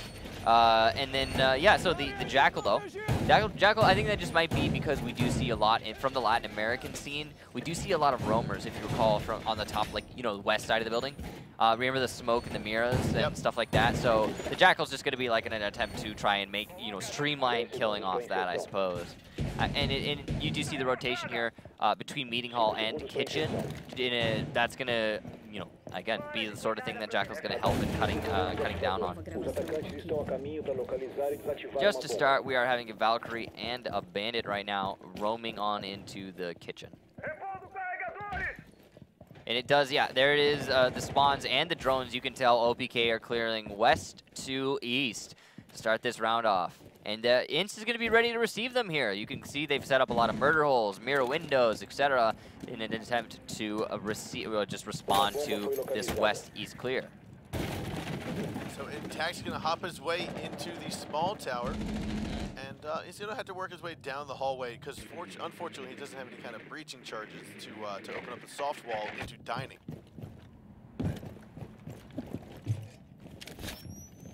Now, Drix, this is the usefulness of Jackal. Being able to see where footprints are. He now knows there's someone potentially inside of the armory. Doesn't look like he's going to go for it. He's going to opt to drone, and the reason he's doing this is because he's worried about someone being in master or armory and rushing out on him as soon as he scans. So that's pretty safe play by him there, but that is actually going to, wow, the Panico getting both, I believe, of the mirror windows. And that's going to be a lot of opportunities opened up for the attackers and a lot of defense peeled away for the defenders. Slash did spot out GCR. That was the Jaeger inside a kitchen. He had to rotate off and head to the sandbags and meeting hall to regroup with Ninja. However, I believe he did just climb up into the attic, and FK has managed to take his spot here by the bottom of the ladder. INTZ gonna try to fight his own shots with some pairs going through the wall of the pantry towards FK, but he's just decided, not gonna get the shots yet. Ninja, however, will sweep on around, get the shots onto Slash. That's getting rid of the Ash, and Capital as well getting removed from play by FK. Len gonna get into the action as well, and he will be taking out Panico. Last still alive gonna be Daki and Drix, and they have not cleared out meeting hall just yet. So Drix, now he's gotta make a decision. Go into the meeting hall, try to engage in some fights here. FK coming out on top, and there he gets traded out by Drix. Now he's looking for some more footprints, but there's none in this vicinity. 90 seconds is how long the footprints last for the Jackal. 33 seconds left to go on the board. Drix one on three. You still have GCR inside the attic. Silence and Len are downstairs. You can hear the guy in attic moving around, which means he's conscious of the fact there's someone above him, which means his round to win this is going to be that much harder, because with only 15 seconds left to go, he has to avoid a pinch, and that's just not going to happen. He's just going to fall down here. Smoke's going to see him. He's going for the pre-fire and will not land it. Looks onto the main hall where Len has that Vector aimed right at his chest. And we will have INTZ secure round number 2. 1, 2. 1, I believe. No. 2. 2. You're right. No, no, that was 1. Round 2 now, ladies and gentlemen. I lost track of the rounds. It's okay. Honestly, I thought there was a defense that happened on the top floor too earlier in the match, but you know what it is? It's reminiscent of the first map we had today. On the same map, Oregon. But now, moving forward, OPK, they are going to defend the basement similar to how we had INTZ defend the basement first. Now, okay, so what happened there on that round was OPK, they had a lot of really good opportunities, and you know, for example, they opened up the mirror window inside the closet, but at the same time, they just lost the fight with the roamers straight up. They challenged onto the roamers and they got dumpstered. And it happens sometimes where you're taking these fights that you think you can win and you lose them, and that's the round goes against you. And there's not really much tactic involved there. It's simply, hey, we're clearing roamers, let's clear roamers, and they just lose the fights. And that's really the end of the story. Happens to the best of us from time to time. So you saw the cam out there that Daki tossed. Basically, that's going to look for red tower repels as well as north window repels if the bomb site was top floor. But it's not, it's downstairs. So all he's looking to do is just figure out, are they going to be repelling onto the red roof, or red tower.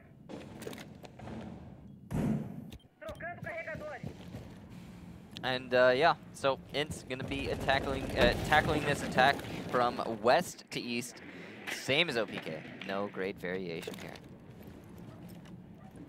You see Ninja progressing onto the dining hall very cautiously, keeping an eye on that red tower. FK now going to move into line of sight almost of that Valkyrie camera. And we still have Doc upstairs.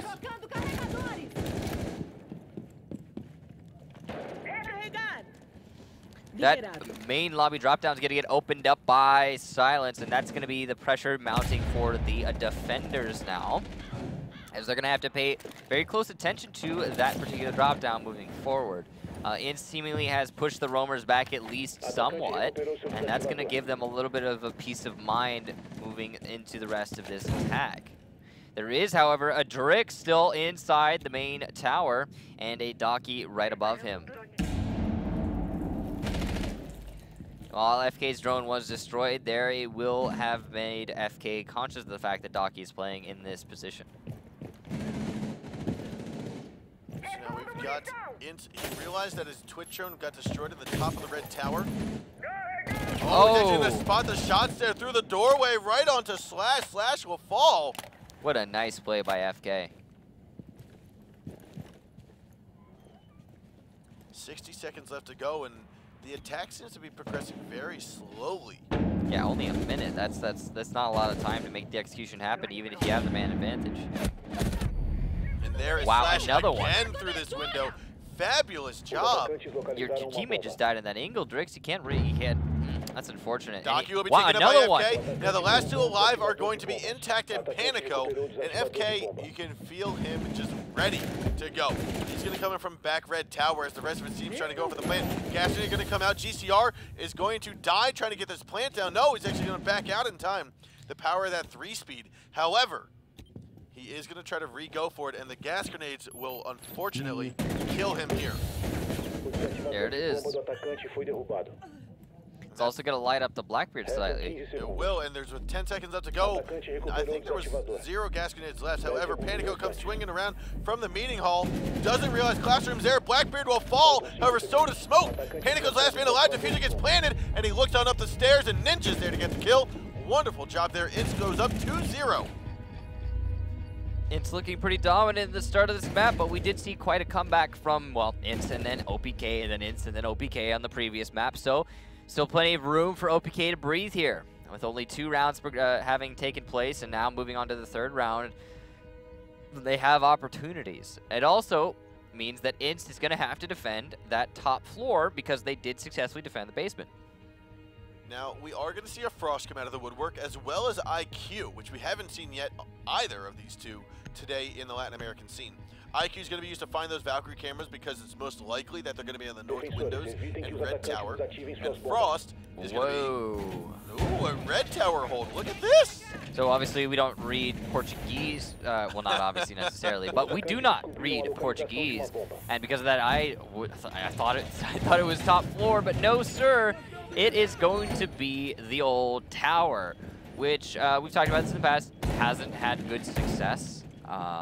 Usually, but I really am curious to see the INTZ interpretation of this defense, as it might be something that other people should look into.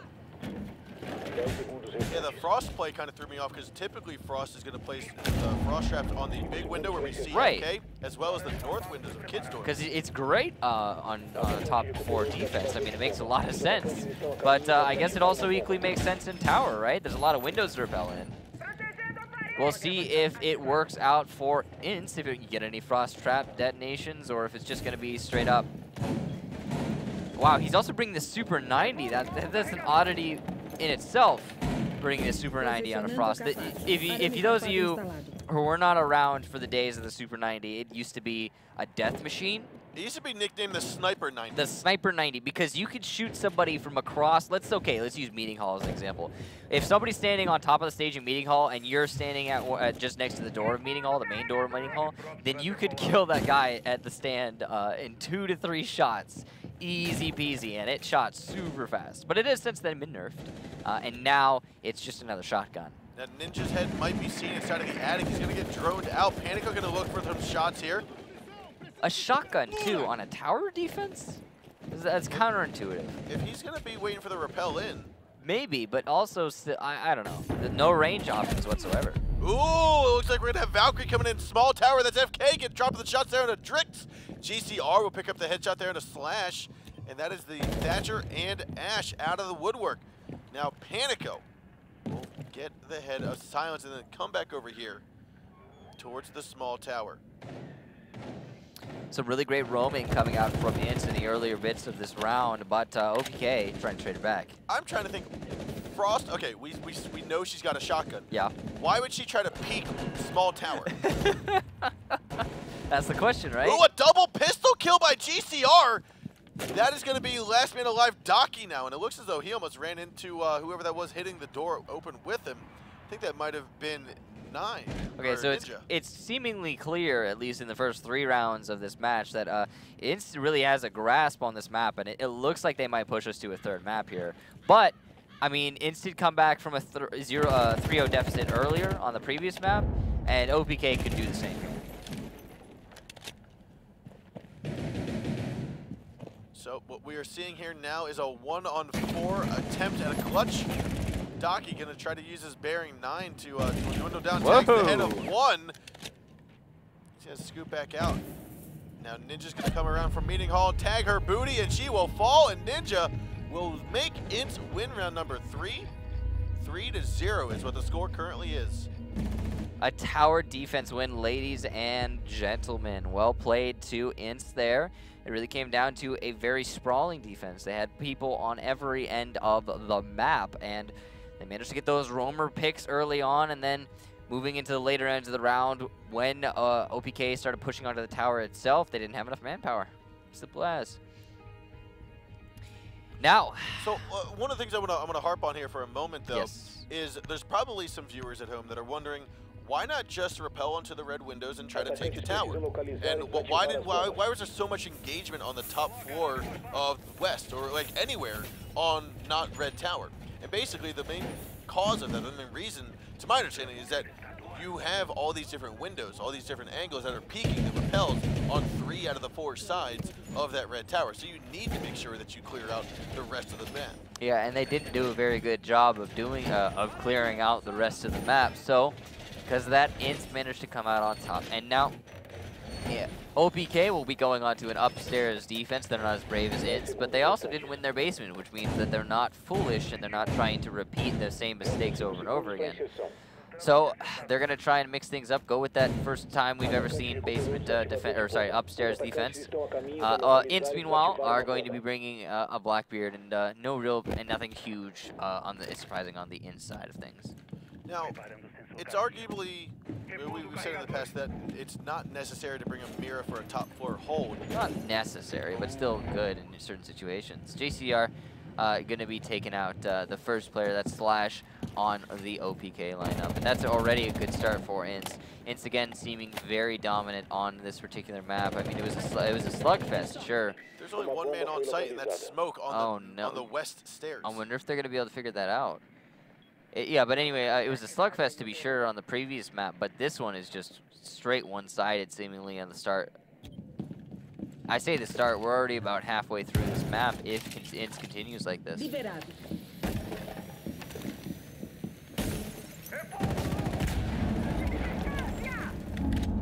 Now we are going to see a bit of a potential armed attic take.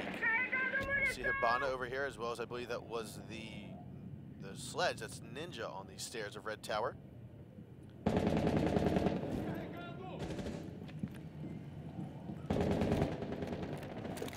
Now Panico is coming up from underneath. INTZ takes that SMG-11 to the face of GCR. And we might have Panico able to get Ninja down. He's waiting for the shots. Ninja's actually going to get the upper hand as he is having the higher elevation. Heard the shots there and was able to take out the pulse. FK as well will get the shot down onto Drix. 2 members from the defensive squad left alive, Docky and Intact, against 4 members from INTZ.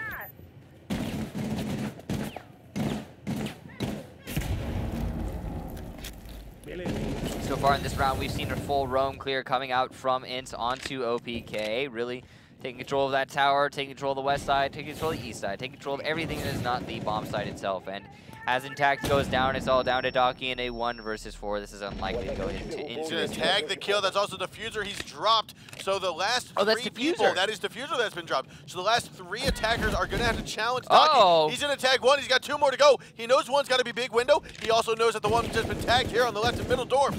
So he's going to look to the side, and FK will sweep on him with a FAMAS. And that will be round number 4 going to the hands of INTZ. Now we're on match point, ladies and gentlemen. INTZ is really very strong on this map, as to contrast the one we played previously, Clubhouse. So does seem like we are going to be going to map number 3 unless OPK can do something spectacular here. Now, I'm not calling a 5-0 because I don't want OPK to hear me and take this to the 11th overtime round. Yeah, we'll go over to the 11th round again, and then we'll still get overtime again because, you know what? INTZ is going to do it, man. They're going to bring it all the way. But all the same, yeah, it does seem like, but INTZ seems really dominant on this map. I mean, everything else aside. OPK is really struggling to get their feet on the ground here. You can see some really nice frags coming out from OPK, but they're just not able to strategically establish themselves in a way that they can hold against INTZ's attack. I mean, on that last round, what happened is OPK had a very heavy roam presence, and INTZ just took those roamers apart one by one. And then after the roamers were gone, I mean, it was a simple matter of just pressuring onto the site. You know, the remaining 2 defenders, maybe even 3 defenders, but all the same, just just taking them out as just through sheer man advantage. I mean, you saw even that, it was a 5 versus 3, I think, at one point, and it came down to a 1-on-2. So it is a bit of a refrag situation where INTZ has just got such a man advantage where it doesn't matter. I don't know if that actually is going to get on the red tower. I think it would have just been a straight up and down toss. We'll have to see, though, once the Valkyrie goes and double checks her cameras.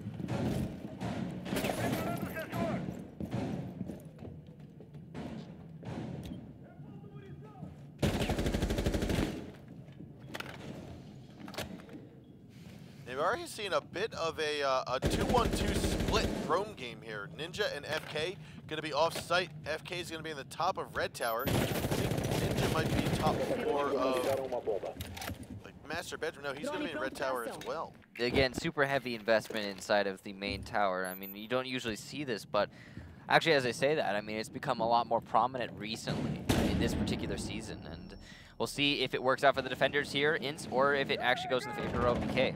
Yeah. Ooh, Ninja's going to duck on outside, very much like we've seen Slash do before, and Slash will go down. Tricks will get the trade, though, on Ninja. That's a decent trade, but it is still going to be in the favor of the defenders, especially as this time clicks down 1 second at a time. And GCR is going to take that 416 to the face there of Intact, getting rid of the Blackbeard. A very strong kill coming out. Now Dockie's worked his way down red tower. I don't quite think that Paul's has used that heartbeat sensor to identify that just yet, but there's only 2 defenders down here. Drick's still trying to cover the flank from above. OPK's got a mountain to climb here, but they could make it work for them. They've got the positioning to do so. I mean, they have control over the main tower and the bottom of main tower stairs, which is something to work with at least. But they have to deal with GCR, who is playing above what I believe to be an open drop down on the box. Ooh, and Drick's looking like he's trying to tag the shots out of Valkyrie, but FK says no. And now it's a 3-on-2. You've got FK, Silent, and Len both going, or all 3 going up against Panico and Docky. And there is Panico swinging in forward, loud and clear, getting FK down for the count. Yeah, but he took some damage in response, and the attackers still have 44 seconds to go, and it is 2-on-2, so there's plenty of options here. They are going to bait out these gas grenades, though. And so Panico's going to move in closely, trying to go for Len, and as he moves on over to the stock group, we are going to see Panico get that kill. Now he couple of a side shot, 1 more bullet, and he will go down for the count. We are going to see Doc as well, very low on health. So Doc could be finished off here. Silence just needs 2 little pop gun shots. And he could get this down. He's going to go for the trade there as he peeks on up. The crossfire from Panico will get the round for OPK.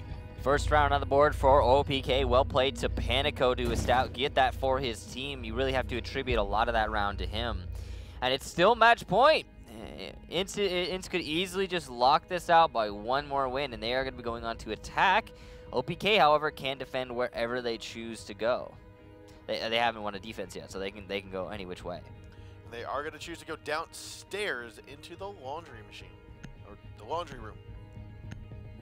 which is the predictable site. I think it makes a lot of sense. I mean, look, clearly OPK did not have tower strategies lying in wait to whip out at the right moment to try and win against INTZ.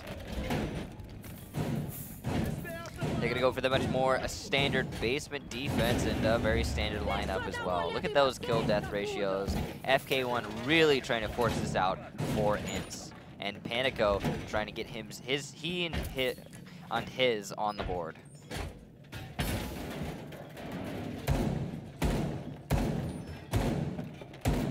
Faltam 10 segundos.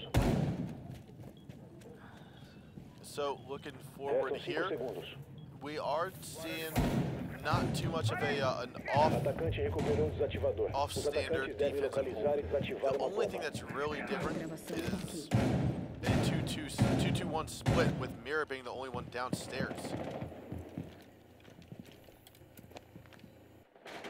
Yeah, there's also a heavy roam game going on the west side of the building here for the defending team, OPK.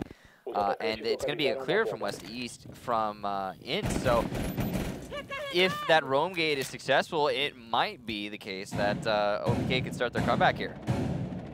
The real comeback. I mean, they won that last round, but that doesn't quantify a comeback. No, they're going to need to take it to 4-3 if they want to even consider this to be a comeback. 2 more rounds. That's all it is. This heavy roam game coming into the main big kids room. We'll be starting to get the pressure now as GCR moves his way into the building and then swiftly back out. Ninja's looking for the players, defenders that is, inside the kitchen. Not going to find anyone unbeknownst to him, though he cannot possibly know that. FK1 going to be moving his way into the main big tower, and that's a lot of control that they now know they have. Now we are seeing INTZ invest a lot of resources trying to get these roamers out from the top floor, which we've seen ultimately be one way to handle this. Another way has been just to simply go to the red tower. But Slash peeks on up from the back west stairs, taking out GCR as he was looking out through the hallway. Yeah, just a nice peek out there by OPK. And then meanwhile, Daki's going to take down Silence, and now it's looking like INTZ is going to lose another round. This might be the comeback initiation for OPK. There's another one. Well played to Drix there, and this is that roam game I was talking about really being successful. A trade is going to happen between Ninja and Daki, and it's all down to Lend in a 1 versus 4. And Lend's shield will break, but that won't deter him from getting at least 1 kill. He puts on his second shield, and the rush in from Bandit. That is going to be Slash, comes swooping in. OPK now only trailing by 2 rounds. They could make this comeback happen. They could bring us to overtime and establish. If OPK gets overtime and then they win in the overtime, they will be finishing this out in a 2-0. OPK going to be going back on to attack. We are going to have INTZ going on to the defense of the laundry room. I believe that is. Again, we do not read Portuguese, but it is. That is laundry room. Yeah, that is laundry room. Awesome, thank you. That is going to be the laundry room defense for INTZ. So INTZ looking to finish things out here with the basement defense. They're not going to go for that tower, which is it was surprising considering they won it so decisively. Atacantes precisam localizar e desativar as bombas. We'll see if INTZ opts to go for a heavy roam game or if they're going to be doing something a little bit more standard. I wouldn't be surprised if we see INTZ go for the heavy roam game, considering the fact that OPK was so successful in the round just prior with said roam game on the west side of the building. All of the engagement happened over there. It all went down with the roamers, and they managed to lock out the round exclusively with that. But there's still a big risk involved in committing to a play such as that. Now, we are seeing, again, some heavy investments inside of the kitchen, meeting hall, standard reinforcements. The mirror window is going to go on facing the dining, which, again, not anything out of the ordinary. What I have not seen yet is a reinforcement on the lobby drop hatch. Well, not necessarily out of the ordinary, right? But it's still kind of like heavy committing to that roam game. And we see this happen a lot in the Latin American scene, especially, where you'll have the defenders, when they're going into the basement, they will push very hard for that west side of the building. I still have yet to see one of the defenders go and reinforce the drop hatch in the lobby. But we'll have to I stay mean, tuned and see. I feel like a lot of these teams are just negating that entirely. We saw in Clubhouse, INTZ just did not care about that drop hatch in lobby because, I mean, it's going to get opened by Hibana anyway. You see Panico using the Twitch drone for probably the best, most useful thing that you could use a Twitch drone for, which is opening up a mirror window. But at the same time, elsewhere, FK1 will take out the Blackbeard before, wow, he's committed himself here to this garage. This is very dangerous for FK1, but he will get away alive. That was a very risky play. He could have actually just effectively nullified his first kill. FK1 really, again, one of those players on INTZ that has been stepping up for his team and trying to bring this into the third map. This might be the round as GCR is going to be challenged inside of the attic, and Ash will not be paying close enough attention. GCR comes out on top, finishing off Flash. Now FK will get Drix down, and this is looking like we will see INTZ win this map 5-2. There's only 2 attackers left to go. It's going to be Panico and Daki, and that means Panico going to try to cause a little bit distraction, but he does hold on to the diffuser. Now he's going to work his way in towards the west stairs. You saw the window he's working towards. Daki inside of the garage now, but the meeting hall has not been cleared out, and there's not enough time for both of these members to go clear that out and then also push down on the site. They have to make a decision as to what are they going to do. I mean, now that the entire defensive team has, they haven't entirely run back out of the basement, but they have that option available to them. They still have 2 roamers. Panico, though, going to take out FK1. Now, that's the top fragger for INTZ. That's a good start for Panico. And Panico, of course, being the top fragger for OPK, could clutch this out. He's done it.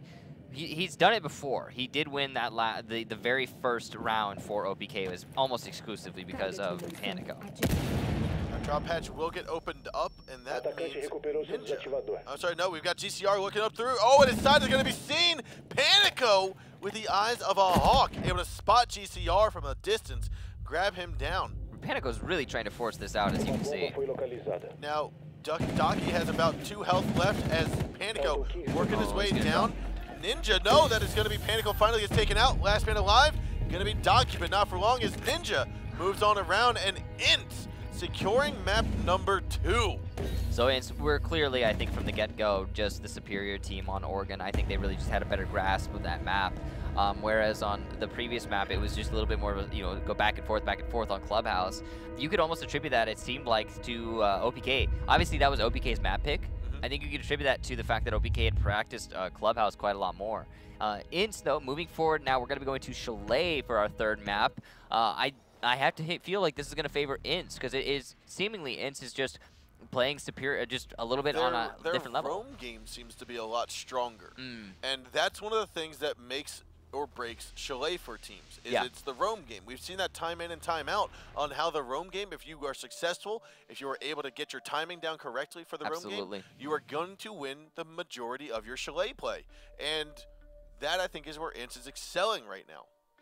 Yeah, so moving into Chalet, I think it is going to be a little bit in the favor of INTZ. And OPK is going to have a lot to work through to put themselves on a serious note to win this particular map. They did win the first one, of course, on Clubhouse, but I just can't help but feel like that must have been a pocket strategy, like a pocket map pick. I think, Clubhouse is one of those maps that gets overlooked a little bit now in the ban phase, and if you really want to bring yourself to Clubhouse, you could bring yourself to Clubhouse. Yeah, I think for the teams that have been around longer, they realize, hey, we know Clubhouse inside and out. We might not have fresh new strats on them, but we know we can put something together. We can even pull out old strats, and they'll still be viable and they'll still work. Absolutely. So that's one of those reasons why we might have gotten that Clubhouse pick at the start, is they weren't really thinking too much about it. They weren't thinking about banning I think it was OPK intentionally wanted to go to Clubhouse. I think it was they were like, okay, let's bring it to Clubhouse. We practiced this. We're ready to go. And meanwhile, INTZ was kind of like, hey, we have other things we need to ban. We have other things on the table that we do not want to play. We gotta get rid of our coastline. We gotta get rid of our skyscraper. Yeah, let's take a look at some of the highlights from that previous match that we just watched on Oregon, though, ladies and gentlemen. As this was an intense match. I mean, it was very much, of course, sided towards INTZ, but it was still an intense match. What a shot from Panico. Again, Panico, while he was on the losing team of this map, he really did try to bring it for his team. And even Daki, bringing this in from a 1-on-4, I believe, to a 1-on-2. So here's one of the final rounds, or that was the final round there. Panico finishing off the kill there onto GCR, but ultimately, Not Ibana, able. who's very much hurt, Twitch, great aim, but still not able to win every single engagement. You're not going to get the win. Right. Right you are. So our third and final map is going to be Cholet, and this is going to be the last map of the evening. We already got done our Black Dragons and Pain Gaming series, where Black Dragons came out on top in a 2-to-1 fashion. 2-to-1? 2-0. 2-to-1. Oh yeah, no, it was 2-to-1. It went to the 3rd map. So this is gonna be Actually, this I believe is the first day of Pro League that we have had 3 maps. 6 maps. Yes, first 6 map day of Pro League ever, ladies and gentlemen. In this season. In this season. Yes. In this season. Although I think the previous season too. So like the whole year. Not entirely sure. Well, let's see. Probably Maybe. the whole year, but at least this season, at least. So we are again just waiting for members from INTZ to form back in party here, and with that, Cholet, we haven't seen an overabundance of play this season on Cholet. This might actually be the 2nd time we've seen him. I think Probably second or third. about the 2nd time. Kitchen Dining, we know that's going to be, or I'm sorry, Kitchen Trophy, that's going to be one of the sites. You also have downstairs. We saw one team, I think it might have been Omen, brought us to the bar and gaming room twice and did it successfully. Yeah, it was really nifty to see. They did end up losing the map, but Correct. the bar gaming was actually their best defense, their best chance of bringing it back. And they were Oddly very enough. solid there. The normal counters that were coming out from the other team were not working, and I think you could attribute it to really just the mirror window that was placed in the library bunker, it worked very well to counter that main balcony over top the lobby. It did very well to counter that particular play, because that's usually that's how you counter a gaming bar, is you put somebody on that balcony above the main lobby, you pressure into the library through the master hallway, and using the cover from the guy on that balcony, and then you just take library, then you have control, and you could just plant the diffuser. Yep. But we are getting underway here for Cholet, ladies and gentlemen. This is going to be our 3rd and final map between OPK and INTZ Esports, and OPK is going to kick it off on attack. INTZ Gaming starting out on defense, and we're going to go with, I'm going to say... The Cozinha Sala dos Trofias? I'm going to say Trophy. Trophias. That's what it was. Trophias, it means trophy. Yeah. Which means kitchen and trophy, which means we are now fluent in Portuguese. Yeah, we're figuring it out, guys. So obviously everyone who's actually fluent in Portuguese to just watch that is probably facepalming pretty hard right now, but that's okay, because you know what? It was fun to try. And yeah, the trophy defense first here for INTZ is no big surprise. I mean, teams usually prefer this to the basement defense, as it lends a little bit more versatility to the defenders. And as you can see here, there's going to be some reinforcements coming downstairs from INTZ, something we don't see a lot, especially in the other leagues, in the Europe and the North American League. So it's very much a focus on the basement, which, again, that's the sort of thing, we used to focus on the basement in the old North American meta way back in the beginning of Pro League, like Season 1, Season 2, and the focus was shifted off of that basement because it was deemed not worth it. So we'll see if it's worth it for INTZ. And it really just comes down to, I think, how OPK chooses to address this. If they're going to go full throttle into taking on to this big garage, or if they're just going to go around. Now, the thing about that is, you can clearly see the way that OPK is trying to handle, or sorry, INTZ is trying to handle this, is that they're using that pulse sensor downstairs in C4, that they're going to be able to C4 underneath the entirety of Trophy, and then not only the entirety of Trophy, but also, if you want to, you can C4 into Kitchen somewhat in certain situations. Wow, look at that. Kill there from Panico onto Len. That was smoke inside of the Trophy. That was a double, so that was a 2nd fuse charge. That was the 2nd fuse charge on the trophy window. I would have expected Smoke to actually destroy the window after the 1st fuse charge. Or just kind of walk away. But alas, he did not. And that is an example of brute force fuse charging really just kind of working in the favor of the attackers. What were we talking about? Yeah, so yeah, I like the C4 strat that's going to be coming out from below, utilized by INTZ. A little bit of a misnade there. by OPK. And another missed nade there, unfortunately, is going to mean that both of them will not be used to kill FK, who is hiding all the way in the south corner of this dining table. Now GCR will tag that shot down onto Drix, knocking out the sledge as he, I think, went all the way downstairs to the basement. No, he was top floor. That might have been from the fireplace stairs out towards the balcony where we just saw Ash. So these attackers have a lot of control, and you can see they're establishing onto the anchors on the site, and FK is going to be one of those anchors, but it's going to be a two-way battle, and FK is going to come up on top, taking down INTZ, but he doesn't know that necessarily, as there are no point notifications. All the same, that's going to be a 50 HP now as the reset comes out onto attack, and technically speaking, INTZ did come out on top of that engagement, as FK will not get said reset.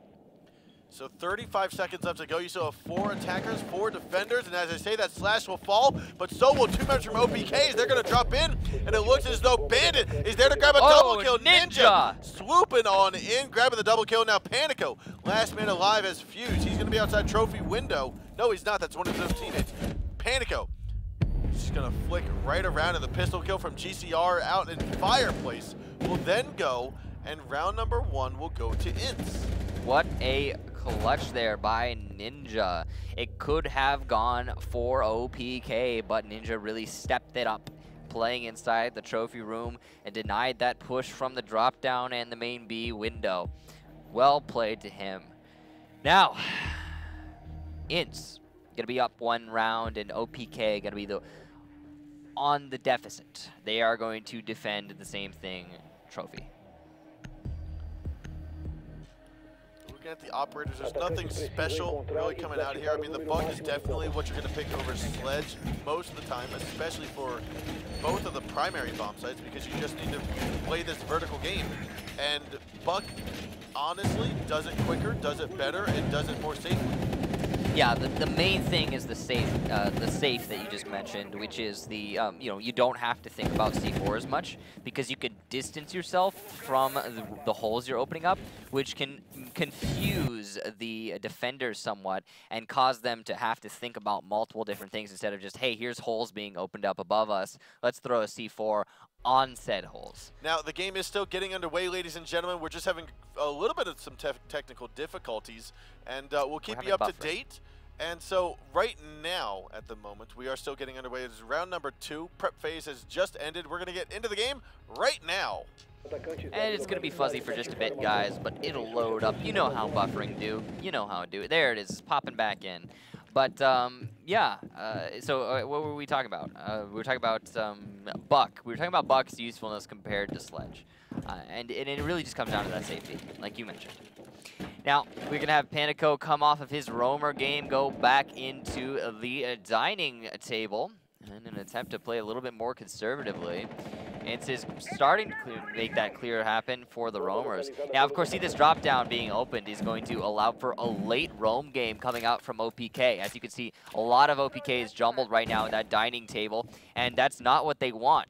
Eventually, when it comes down to the push from the INTZ team, they are going to drop a couple people downstairs and try to get the flank on. Now the vertical game coming out from Ninja in the opposite direction. One thing that Buck can do that Sledge cannot is open up this floor from below. Now it looks as though smoke, that's going to be intact. Gets tagged a little bit here by Ninja's shotgun underneath, but unfortunately for him, it won't do too much damage.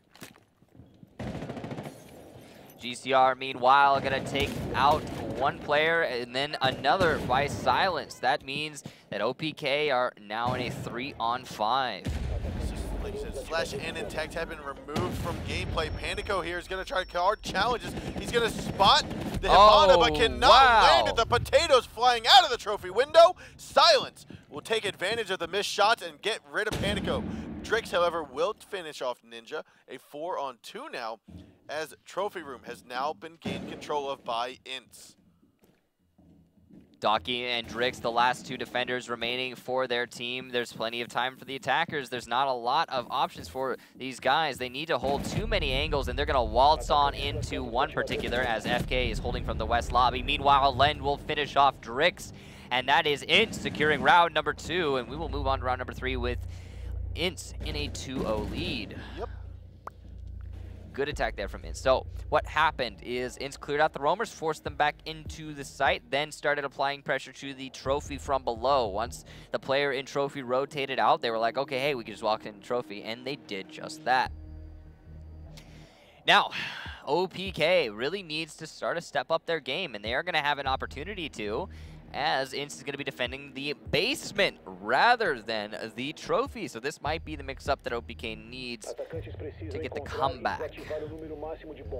Or something of a resemblance of a comeback. I mean, it's only 2-round deficit. That's not a huge, that's not a lot of, it's not a lot of rounds to be down, to be honest. Especially this early on. Yeah. Like if it was 4-2, yeah, 2 rounds you have to come back because the next round you cannot give up. But this, there's not an over. There's still room to breathe. There's still room to breathe, yes. I mean, we could see this go to, I'm pretty sure we're going to see this go to the 11th round, and it's going to be, you know, a battle between OPK and it's really, you know, slugging it out with each other. I say that a lot, but I mean, that's kind of just the best metaphor I can come up with at the time. So looks like we're going to keep going on, guys. That was just a momentary lapse, luckily for us, and that means that, yeah, things will continue. FK going to be throwing some cameras out onto the east side of the building, trying to get as much information as possible. That actually might be a really, oof, that is a nice camera. That might go overlooked by OPK, and if it does, you will likely see some aggressive peaks coming out from INTZ. Now, we do know that OPK is capable of bringing in IQ. They did so on Oregon.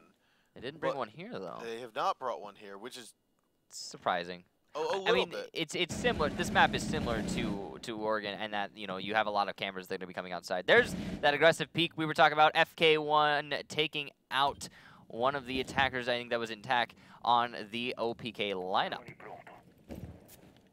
C4 is going to go into trophy. Not going to find the desired target. Ooh, whoa, that was to bait him out. FK. He's going to push him off to the right side as the nade coming from the left side. He's going to almost get another kill there. FK grabbed 2 onto Drix and intact. Now he's still going to go for Slash. Slash going to toss in some flashbangs. Go for another repeat here. And unfortunately, FK will not get blinded from this. And there's some shots flying in. Slash will get removed as GCR is here. Okay, so now this is the INTZ that we recognize from the previous map. Clearly, it just seemed like INTZ was not as prominent, or proficient, excuse me, on a Clubhouse, as now Lend takes out Docky. It's all down to Panico and a 1 versus 5. He's going to start things off, though, in this 1 versus 5 by taking out GCR. And yeah, what I was talking about here, it just seems like INTZ is clearly a team that, and he's dead. Look at that. Poof. Shotgun coming out, I believe that was from one of the windows. Yes, the Hibana hole inside of garage. And gone. Gone. Yeah. So it just seems like INTZ were not very proficient on Clubhouse, and now moving on to these other maps, they are seeming very dominant. These are obviously Chalet and Oregon are a little bit more mainline than Clubhouse is. Clubhouse has kind of fallen back in the meta. It's not as played as nearly as much as either of these, and even Chalet isn't played very often. So it stands to reason now that that INTZ, they probably just didn't practice Clubhouse at all, and it was OPK's pick. So. All the same, still potential for OPK to make this comeback. Obviously, there always is. So one thing that's great about Siege is that there is no real, you know, there's nothing stopping you from just coming back at any moment, just saying, hey, you know what? We're gonna win this round. We're gonna flip that switch. We're gonna get everything ready to go, and we're gonna get it. There's no economy or anything like that that you see in a lot of other games, and I think that actually really makes a lot of sense in the structure of Siege. You know, a lot of people would what's up? No, I was going to say, looking at the squoreboard here, yes, you can make a comeback, but typically you need more than, or less than 3 donuts on your squad. Yeah, ideally 0 donuts, so a donut of a donuts. But yeah, you actually do, right now we do have a OPK dropping 3 donuts, and that is unfortunate to see. Again, you know, we talked about this before, but everybody drops donuts at some point. You know, it's just something that's going to happen. So even some of the best players in the world have dropped donuts in pro matches. So it's just, that's how things are. That's how it do. But I've had my share of donuts in the pro league. I don't think I've dropped a donut in the pro league before, but I only played in 2 seasons, so like that's not a lot of ground to cover. When you have people who have been playing like through the whole, you know, the whole time throughout both years, then yeah, you're gonna have a couple donuts. Now GCR is going to get the all clear to move in and actually get rid of the cameras we saw there. As you can see, McSpiral Face is going to make his way back. Oh, and he's back again. And we're going to go ahead and jump back to our beautiful faces. Yeah, we're gonna let this load for a moment, guys. And right now, basically what's happening, you see the engagement, or you saw the engagement between GCR on Ash, and I believe that might have been a Bandit by the fireplace stairs. So while we get this loaded, we will get back into the game as soon as we can. But talking about Chalet and kind of what we're seeing, we saw that the kitchen trophy holds. They seem to be successful. Yeah. They're now downstairs in the basement. I mean, it is very clearly slanted towards INTZ right now. INTZ is definitely on top, and again, I think it just comes down to the fact that INTZ has practiced this map. I don't think INTZ had any idea what they were doing on Clubhouse. It seemed a little bit all over the place, and going up against a team that going up against OPK, who had clearly practiced it, they still came down to the 11th round. That's what I was gonna say. For a team that quote unquote doesn't know Clubhouse, they sure brought someone else that knew Clubhouse to the 11th round. Right, that was very impressive play to them. But now, moving on to these other maps, it just seems like INTZ is a little bit more well-versed, to say the least. So we are still loading up and buffering and trying to figure out some of the technical difficulties that we're experiencing here, ladies and gentlemen. The matches are still going on, so we will try to keep you up to date as best as we can. It looks as though, if I just saw in that glance, that the attackers won. Yeah, so that last round. I didn't see who won it, but we are going on to the next round. Whomever did win. But if it was INTZ, then we are going to be on 4-0. If it was OPK, we'll be on 3-1. Yes. So it's still quite a lot of ground if OPK won that, which we don't know, to make the comeback happen. On the other hand, if INTZ did win that, then we are on match point now. So it was 3-0 when that round began, and like I said, we finished off round 4. Taking a look here, we do have 4-0. So INTZ Gaming, or sorry, INTZ Esports has secured round number 4. We're going to get back underway here momentarily as round number 5 is beginning. Yeah, and I think we're good. I think we might be getting back underway. Just give it a minute. So, so INTZ, they successfully held downstairs. They successfully held their kitchen trophy. They've successfully done everything on this map. Everything so far. So they have gone back up to kitchen and trophy. Now the kitchen and trophy hold, again, looking fairly standard. The one difference that I am seeing right now is the kitchen into trophy. The single wall is being reinforced, which we typically see either the entire wall removed, shotgun holes through some, impact grenade through some, whatever it may be. One of the walls is not generally reinforced. Yeah, it's a little weird that you see that happen, but also that is a little bit different in this round is Mechanico has brought IQ. Obviously, that's due to the fact that FK has had some very aggressive plays utilizing his Valkyrie cameras outside that have put OPK at an early man disadvantage, and they don't want any more of that. So bringing the IQ is going to give them the ability to clear out those cameras and deny that outright.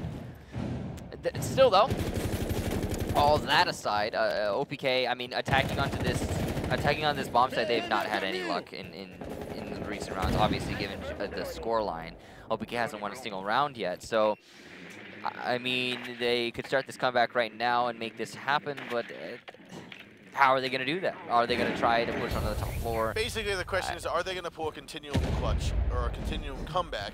Right. It was 4-0. Wow, Drix just vaulting on into trophy, but Silent's going to take out Intact and somebody else before the trade comes back on to Slash. Now, Panico and Drix have both been injured. Slash is the only one left standing, but he is able to pick up Drix. The camera. It's going to be the black eye will spot out the final 2. Oh, Slash Ninja now. from behind. Woo! And now it's going to be a 2-on-1. FK, here's and the diffuser energy planted. Whoa, FK overlooked it! He overlooked it, and now there's another shot. Could he get the clutch here? He's going to swim to the side. No! FK from INTZ is going to secure round number 5 in a final flawless sweep. We are going to have a 5-0. So, ladies and gentlemen, a 5-0 to lock it out there from INTZ. Well played to INTZ. Really dominating on Chalet. I mean, clearly that's their map. Why didn't they pick Chalet? I mean, come on, that was domination. Why? I mean, so first OPK. No, yes, OPK chose first, then INTZ. So yes, you were gonna get Clubhouse. OPK chose it. Why go Oregon over Chile when you're that strong at Chile. Yeah, it's really weird. I mean, maybe they didn't know. Maybe it's a case of OPK just not being well versed on Chile. I mean, that might have been what happened Very there, well. and INTZ couldn't possibly know that. So very well. All the same, we did bring it all the way to 3 maps on 2 different matches today, guys, and it has been a great time hanging out with you guys. I hope you guys enjoyed it. Yes. Now, we do still have a little bit more information to divulge to you. Let's take a look, though, if we have some highlights. Let's throw them up onto the screen. No highlights. No highlights for that map. It went way too quickly, more quickly than production could hit that highlight button. But no, so here we are. We are going to go over into the brackets, though, starting with Group B. Now, our brackets for Group B, this is what we saw today. Hey. And Black Dragons and Pain Gaming were the first series we watched. Black Dragons came out 2-1 over Pain Gaming, securing their first seed position out of the group stages here for Group B. INTZ and OPK, we also just witnessed INTZ dominating on that final map in the best of 3 to win 2-1 over OPK. Now that means INTZ will then go on to play Pain Gaming in the decider match. That decider match will determine the second placed seed coming out of Group B, ultimately who will then go up into the playoffs with Black Dragons from this particular group. Yeah, and the matches that we saw played out today were, yes, very important. Black Dragon is obviously getting that first seed, and then obviously now that we've seen INTZ versus OPK, OPK will not have that chance of continuing in this Pro League season. So moving forward, it's going to be Pain Gaming and INTZ, and that's the last match of this group. And we also, I believe, have Group A to take a look at before we finish things out here, which is what went down in the previous week. BRK starting things off, taking a Merciless down in a 2-0, Santos Dexterity, it's Nox Gaming in a 2-0. That put Merciless and Nox down in the loser's bracket. Then BRK Santos in the first winners match. BRK lost to Santos Dexterity in a 2-0 fashion. However, it was very close. BRK did definitely put up a heck of a fight, which put Santos Dexterity in the first seed coming out of this group, guaranteed a spot in the playoffs, and Merciless, unfortunately, unable to continue in this season of Pro League, going to go into those relegations for the next season. BRK and Esports and Nox Gaming is going to be the last match for this group, which will decide Seed 2 and Seed 3. I'm not sure you breathed that entire time. But no, so guys, this is our group stages. What we do want to take a look at, though, before we head out for the evening is going to be the playoff brackets. Now, our playoff brackets are going to show you exactly what 2 teams, because we have 2 out of the 4 teams secured for the Latin American scene so far. We saw that Santos Dexterity secured Group A, Seed 1, and coming out of Group B, Seed 1, is going to be Black Dragons. So again, these are our teams, 2 out of the 4. Again, stay tuned for next week to figure out who's going to be the final 2 teams to make it into the playoffs. All right, and of course, the way that it will work is these are the 2 Seed 1 teams, which means that the Seed 2 teams will play the opposite group's Seed 1 team. So that obviously, given that you came out of your group in Seed 1, you're going to get to play against the what you could say is the less skilled team, the less obviously the ones who made themselves into Seed 2. So Santos Dexterity, to reiterate that, Kix, so Santos Dexterity is Seed 1 out of Group A. They are going to be playing Seed 2 out of Group B, which is going to be either Pain Gaming or it's going to be INTZ Esports, which is the two teams that we just saw today. Right. So next week, we are going to find out who the other 2 teams are that are going to be in the playoffs. Now, for Latin American Pro League, 2 of these 4 teams in the playoffs will make it to LAN and be joining us in GamesCon at the ESL Arena in Cologne, Germany. Right, so compared to the North American, European playoffs, there's going to be a much more intense competition, well, much more intense, feelings going on in this particular playoff because only 2 of the 4, rather than 3 of the 4, will make it, and that's a lot of risk. All right, ladies and gentlemen, that is going to be our playoff brackets. We do want to wish you a very happy evening and a good night. But before you go, we want to make sure you know when to catch us next. And so that is going to be Thursday, 2 days from now, Thursday evening at 7 p.m. Central European Time, 1 p.m. Eastern Time. That is going to be the European Pro League Play Day number 4. And again, we're going to figure out the Group B, who's going to get first place, who's not going to be in Group B any longer. and we'll see who the decider matches are going to be as well. Now, if you're here for all of Pro League, again, Thursday is going to be the next European Pro League. Monday is the North American Pro League starting at 2 a.m. Central European Time or 8 p.m. Eastern Time in the U.S. And if you're here for just the Latin American streams, guess what? Next Tuesday, same time as always, the 11 o'clock p.m. Central European Time or 5 p.m. Eastern Time in the U.S. for Tuesday's Latin American Pro League stream. Again, my name is Sean Bloodbath Rosenbaum. This is Kickstar. We want to wish you a fabulous evening. Thank you for sticking with us, and have a wonderful Tuesday night. Adios.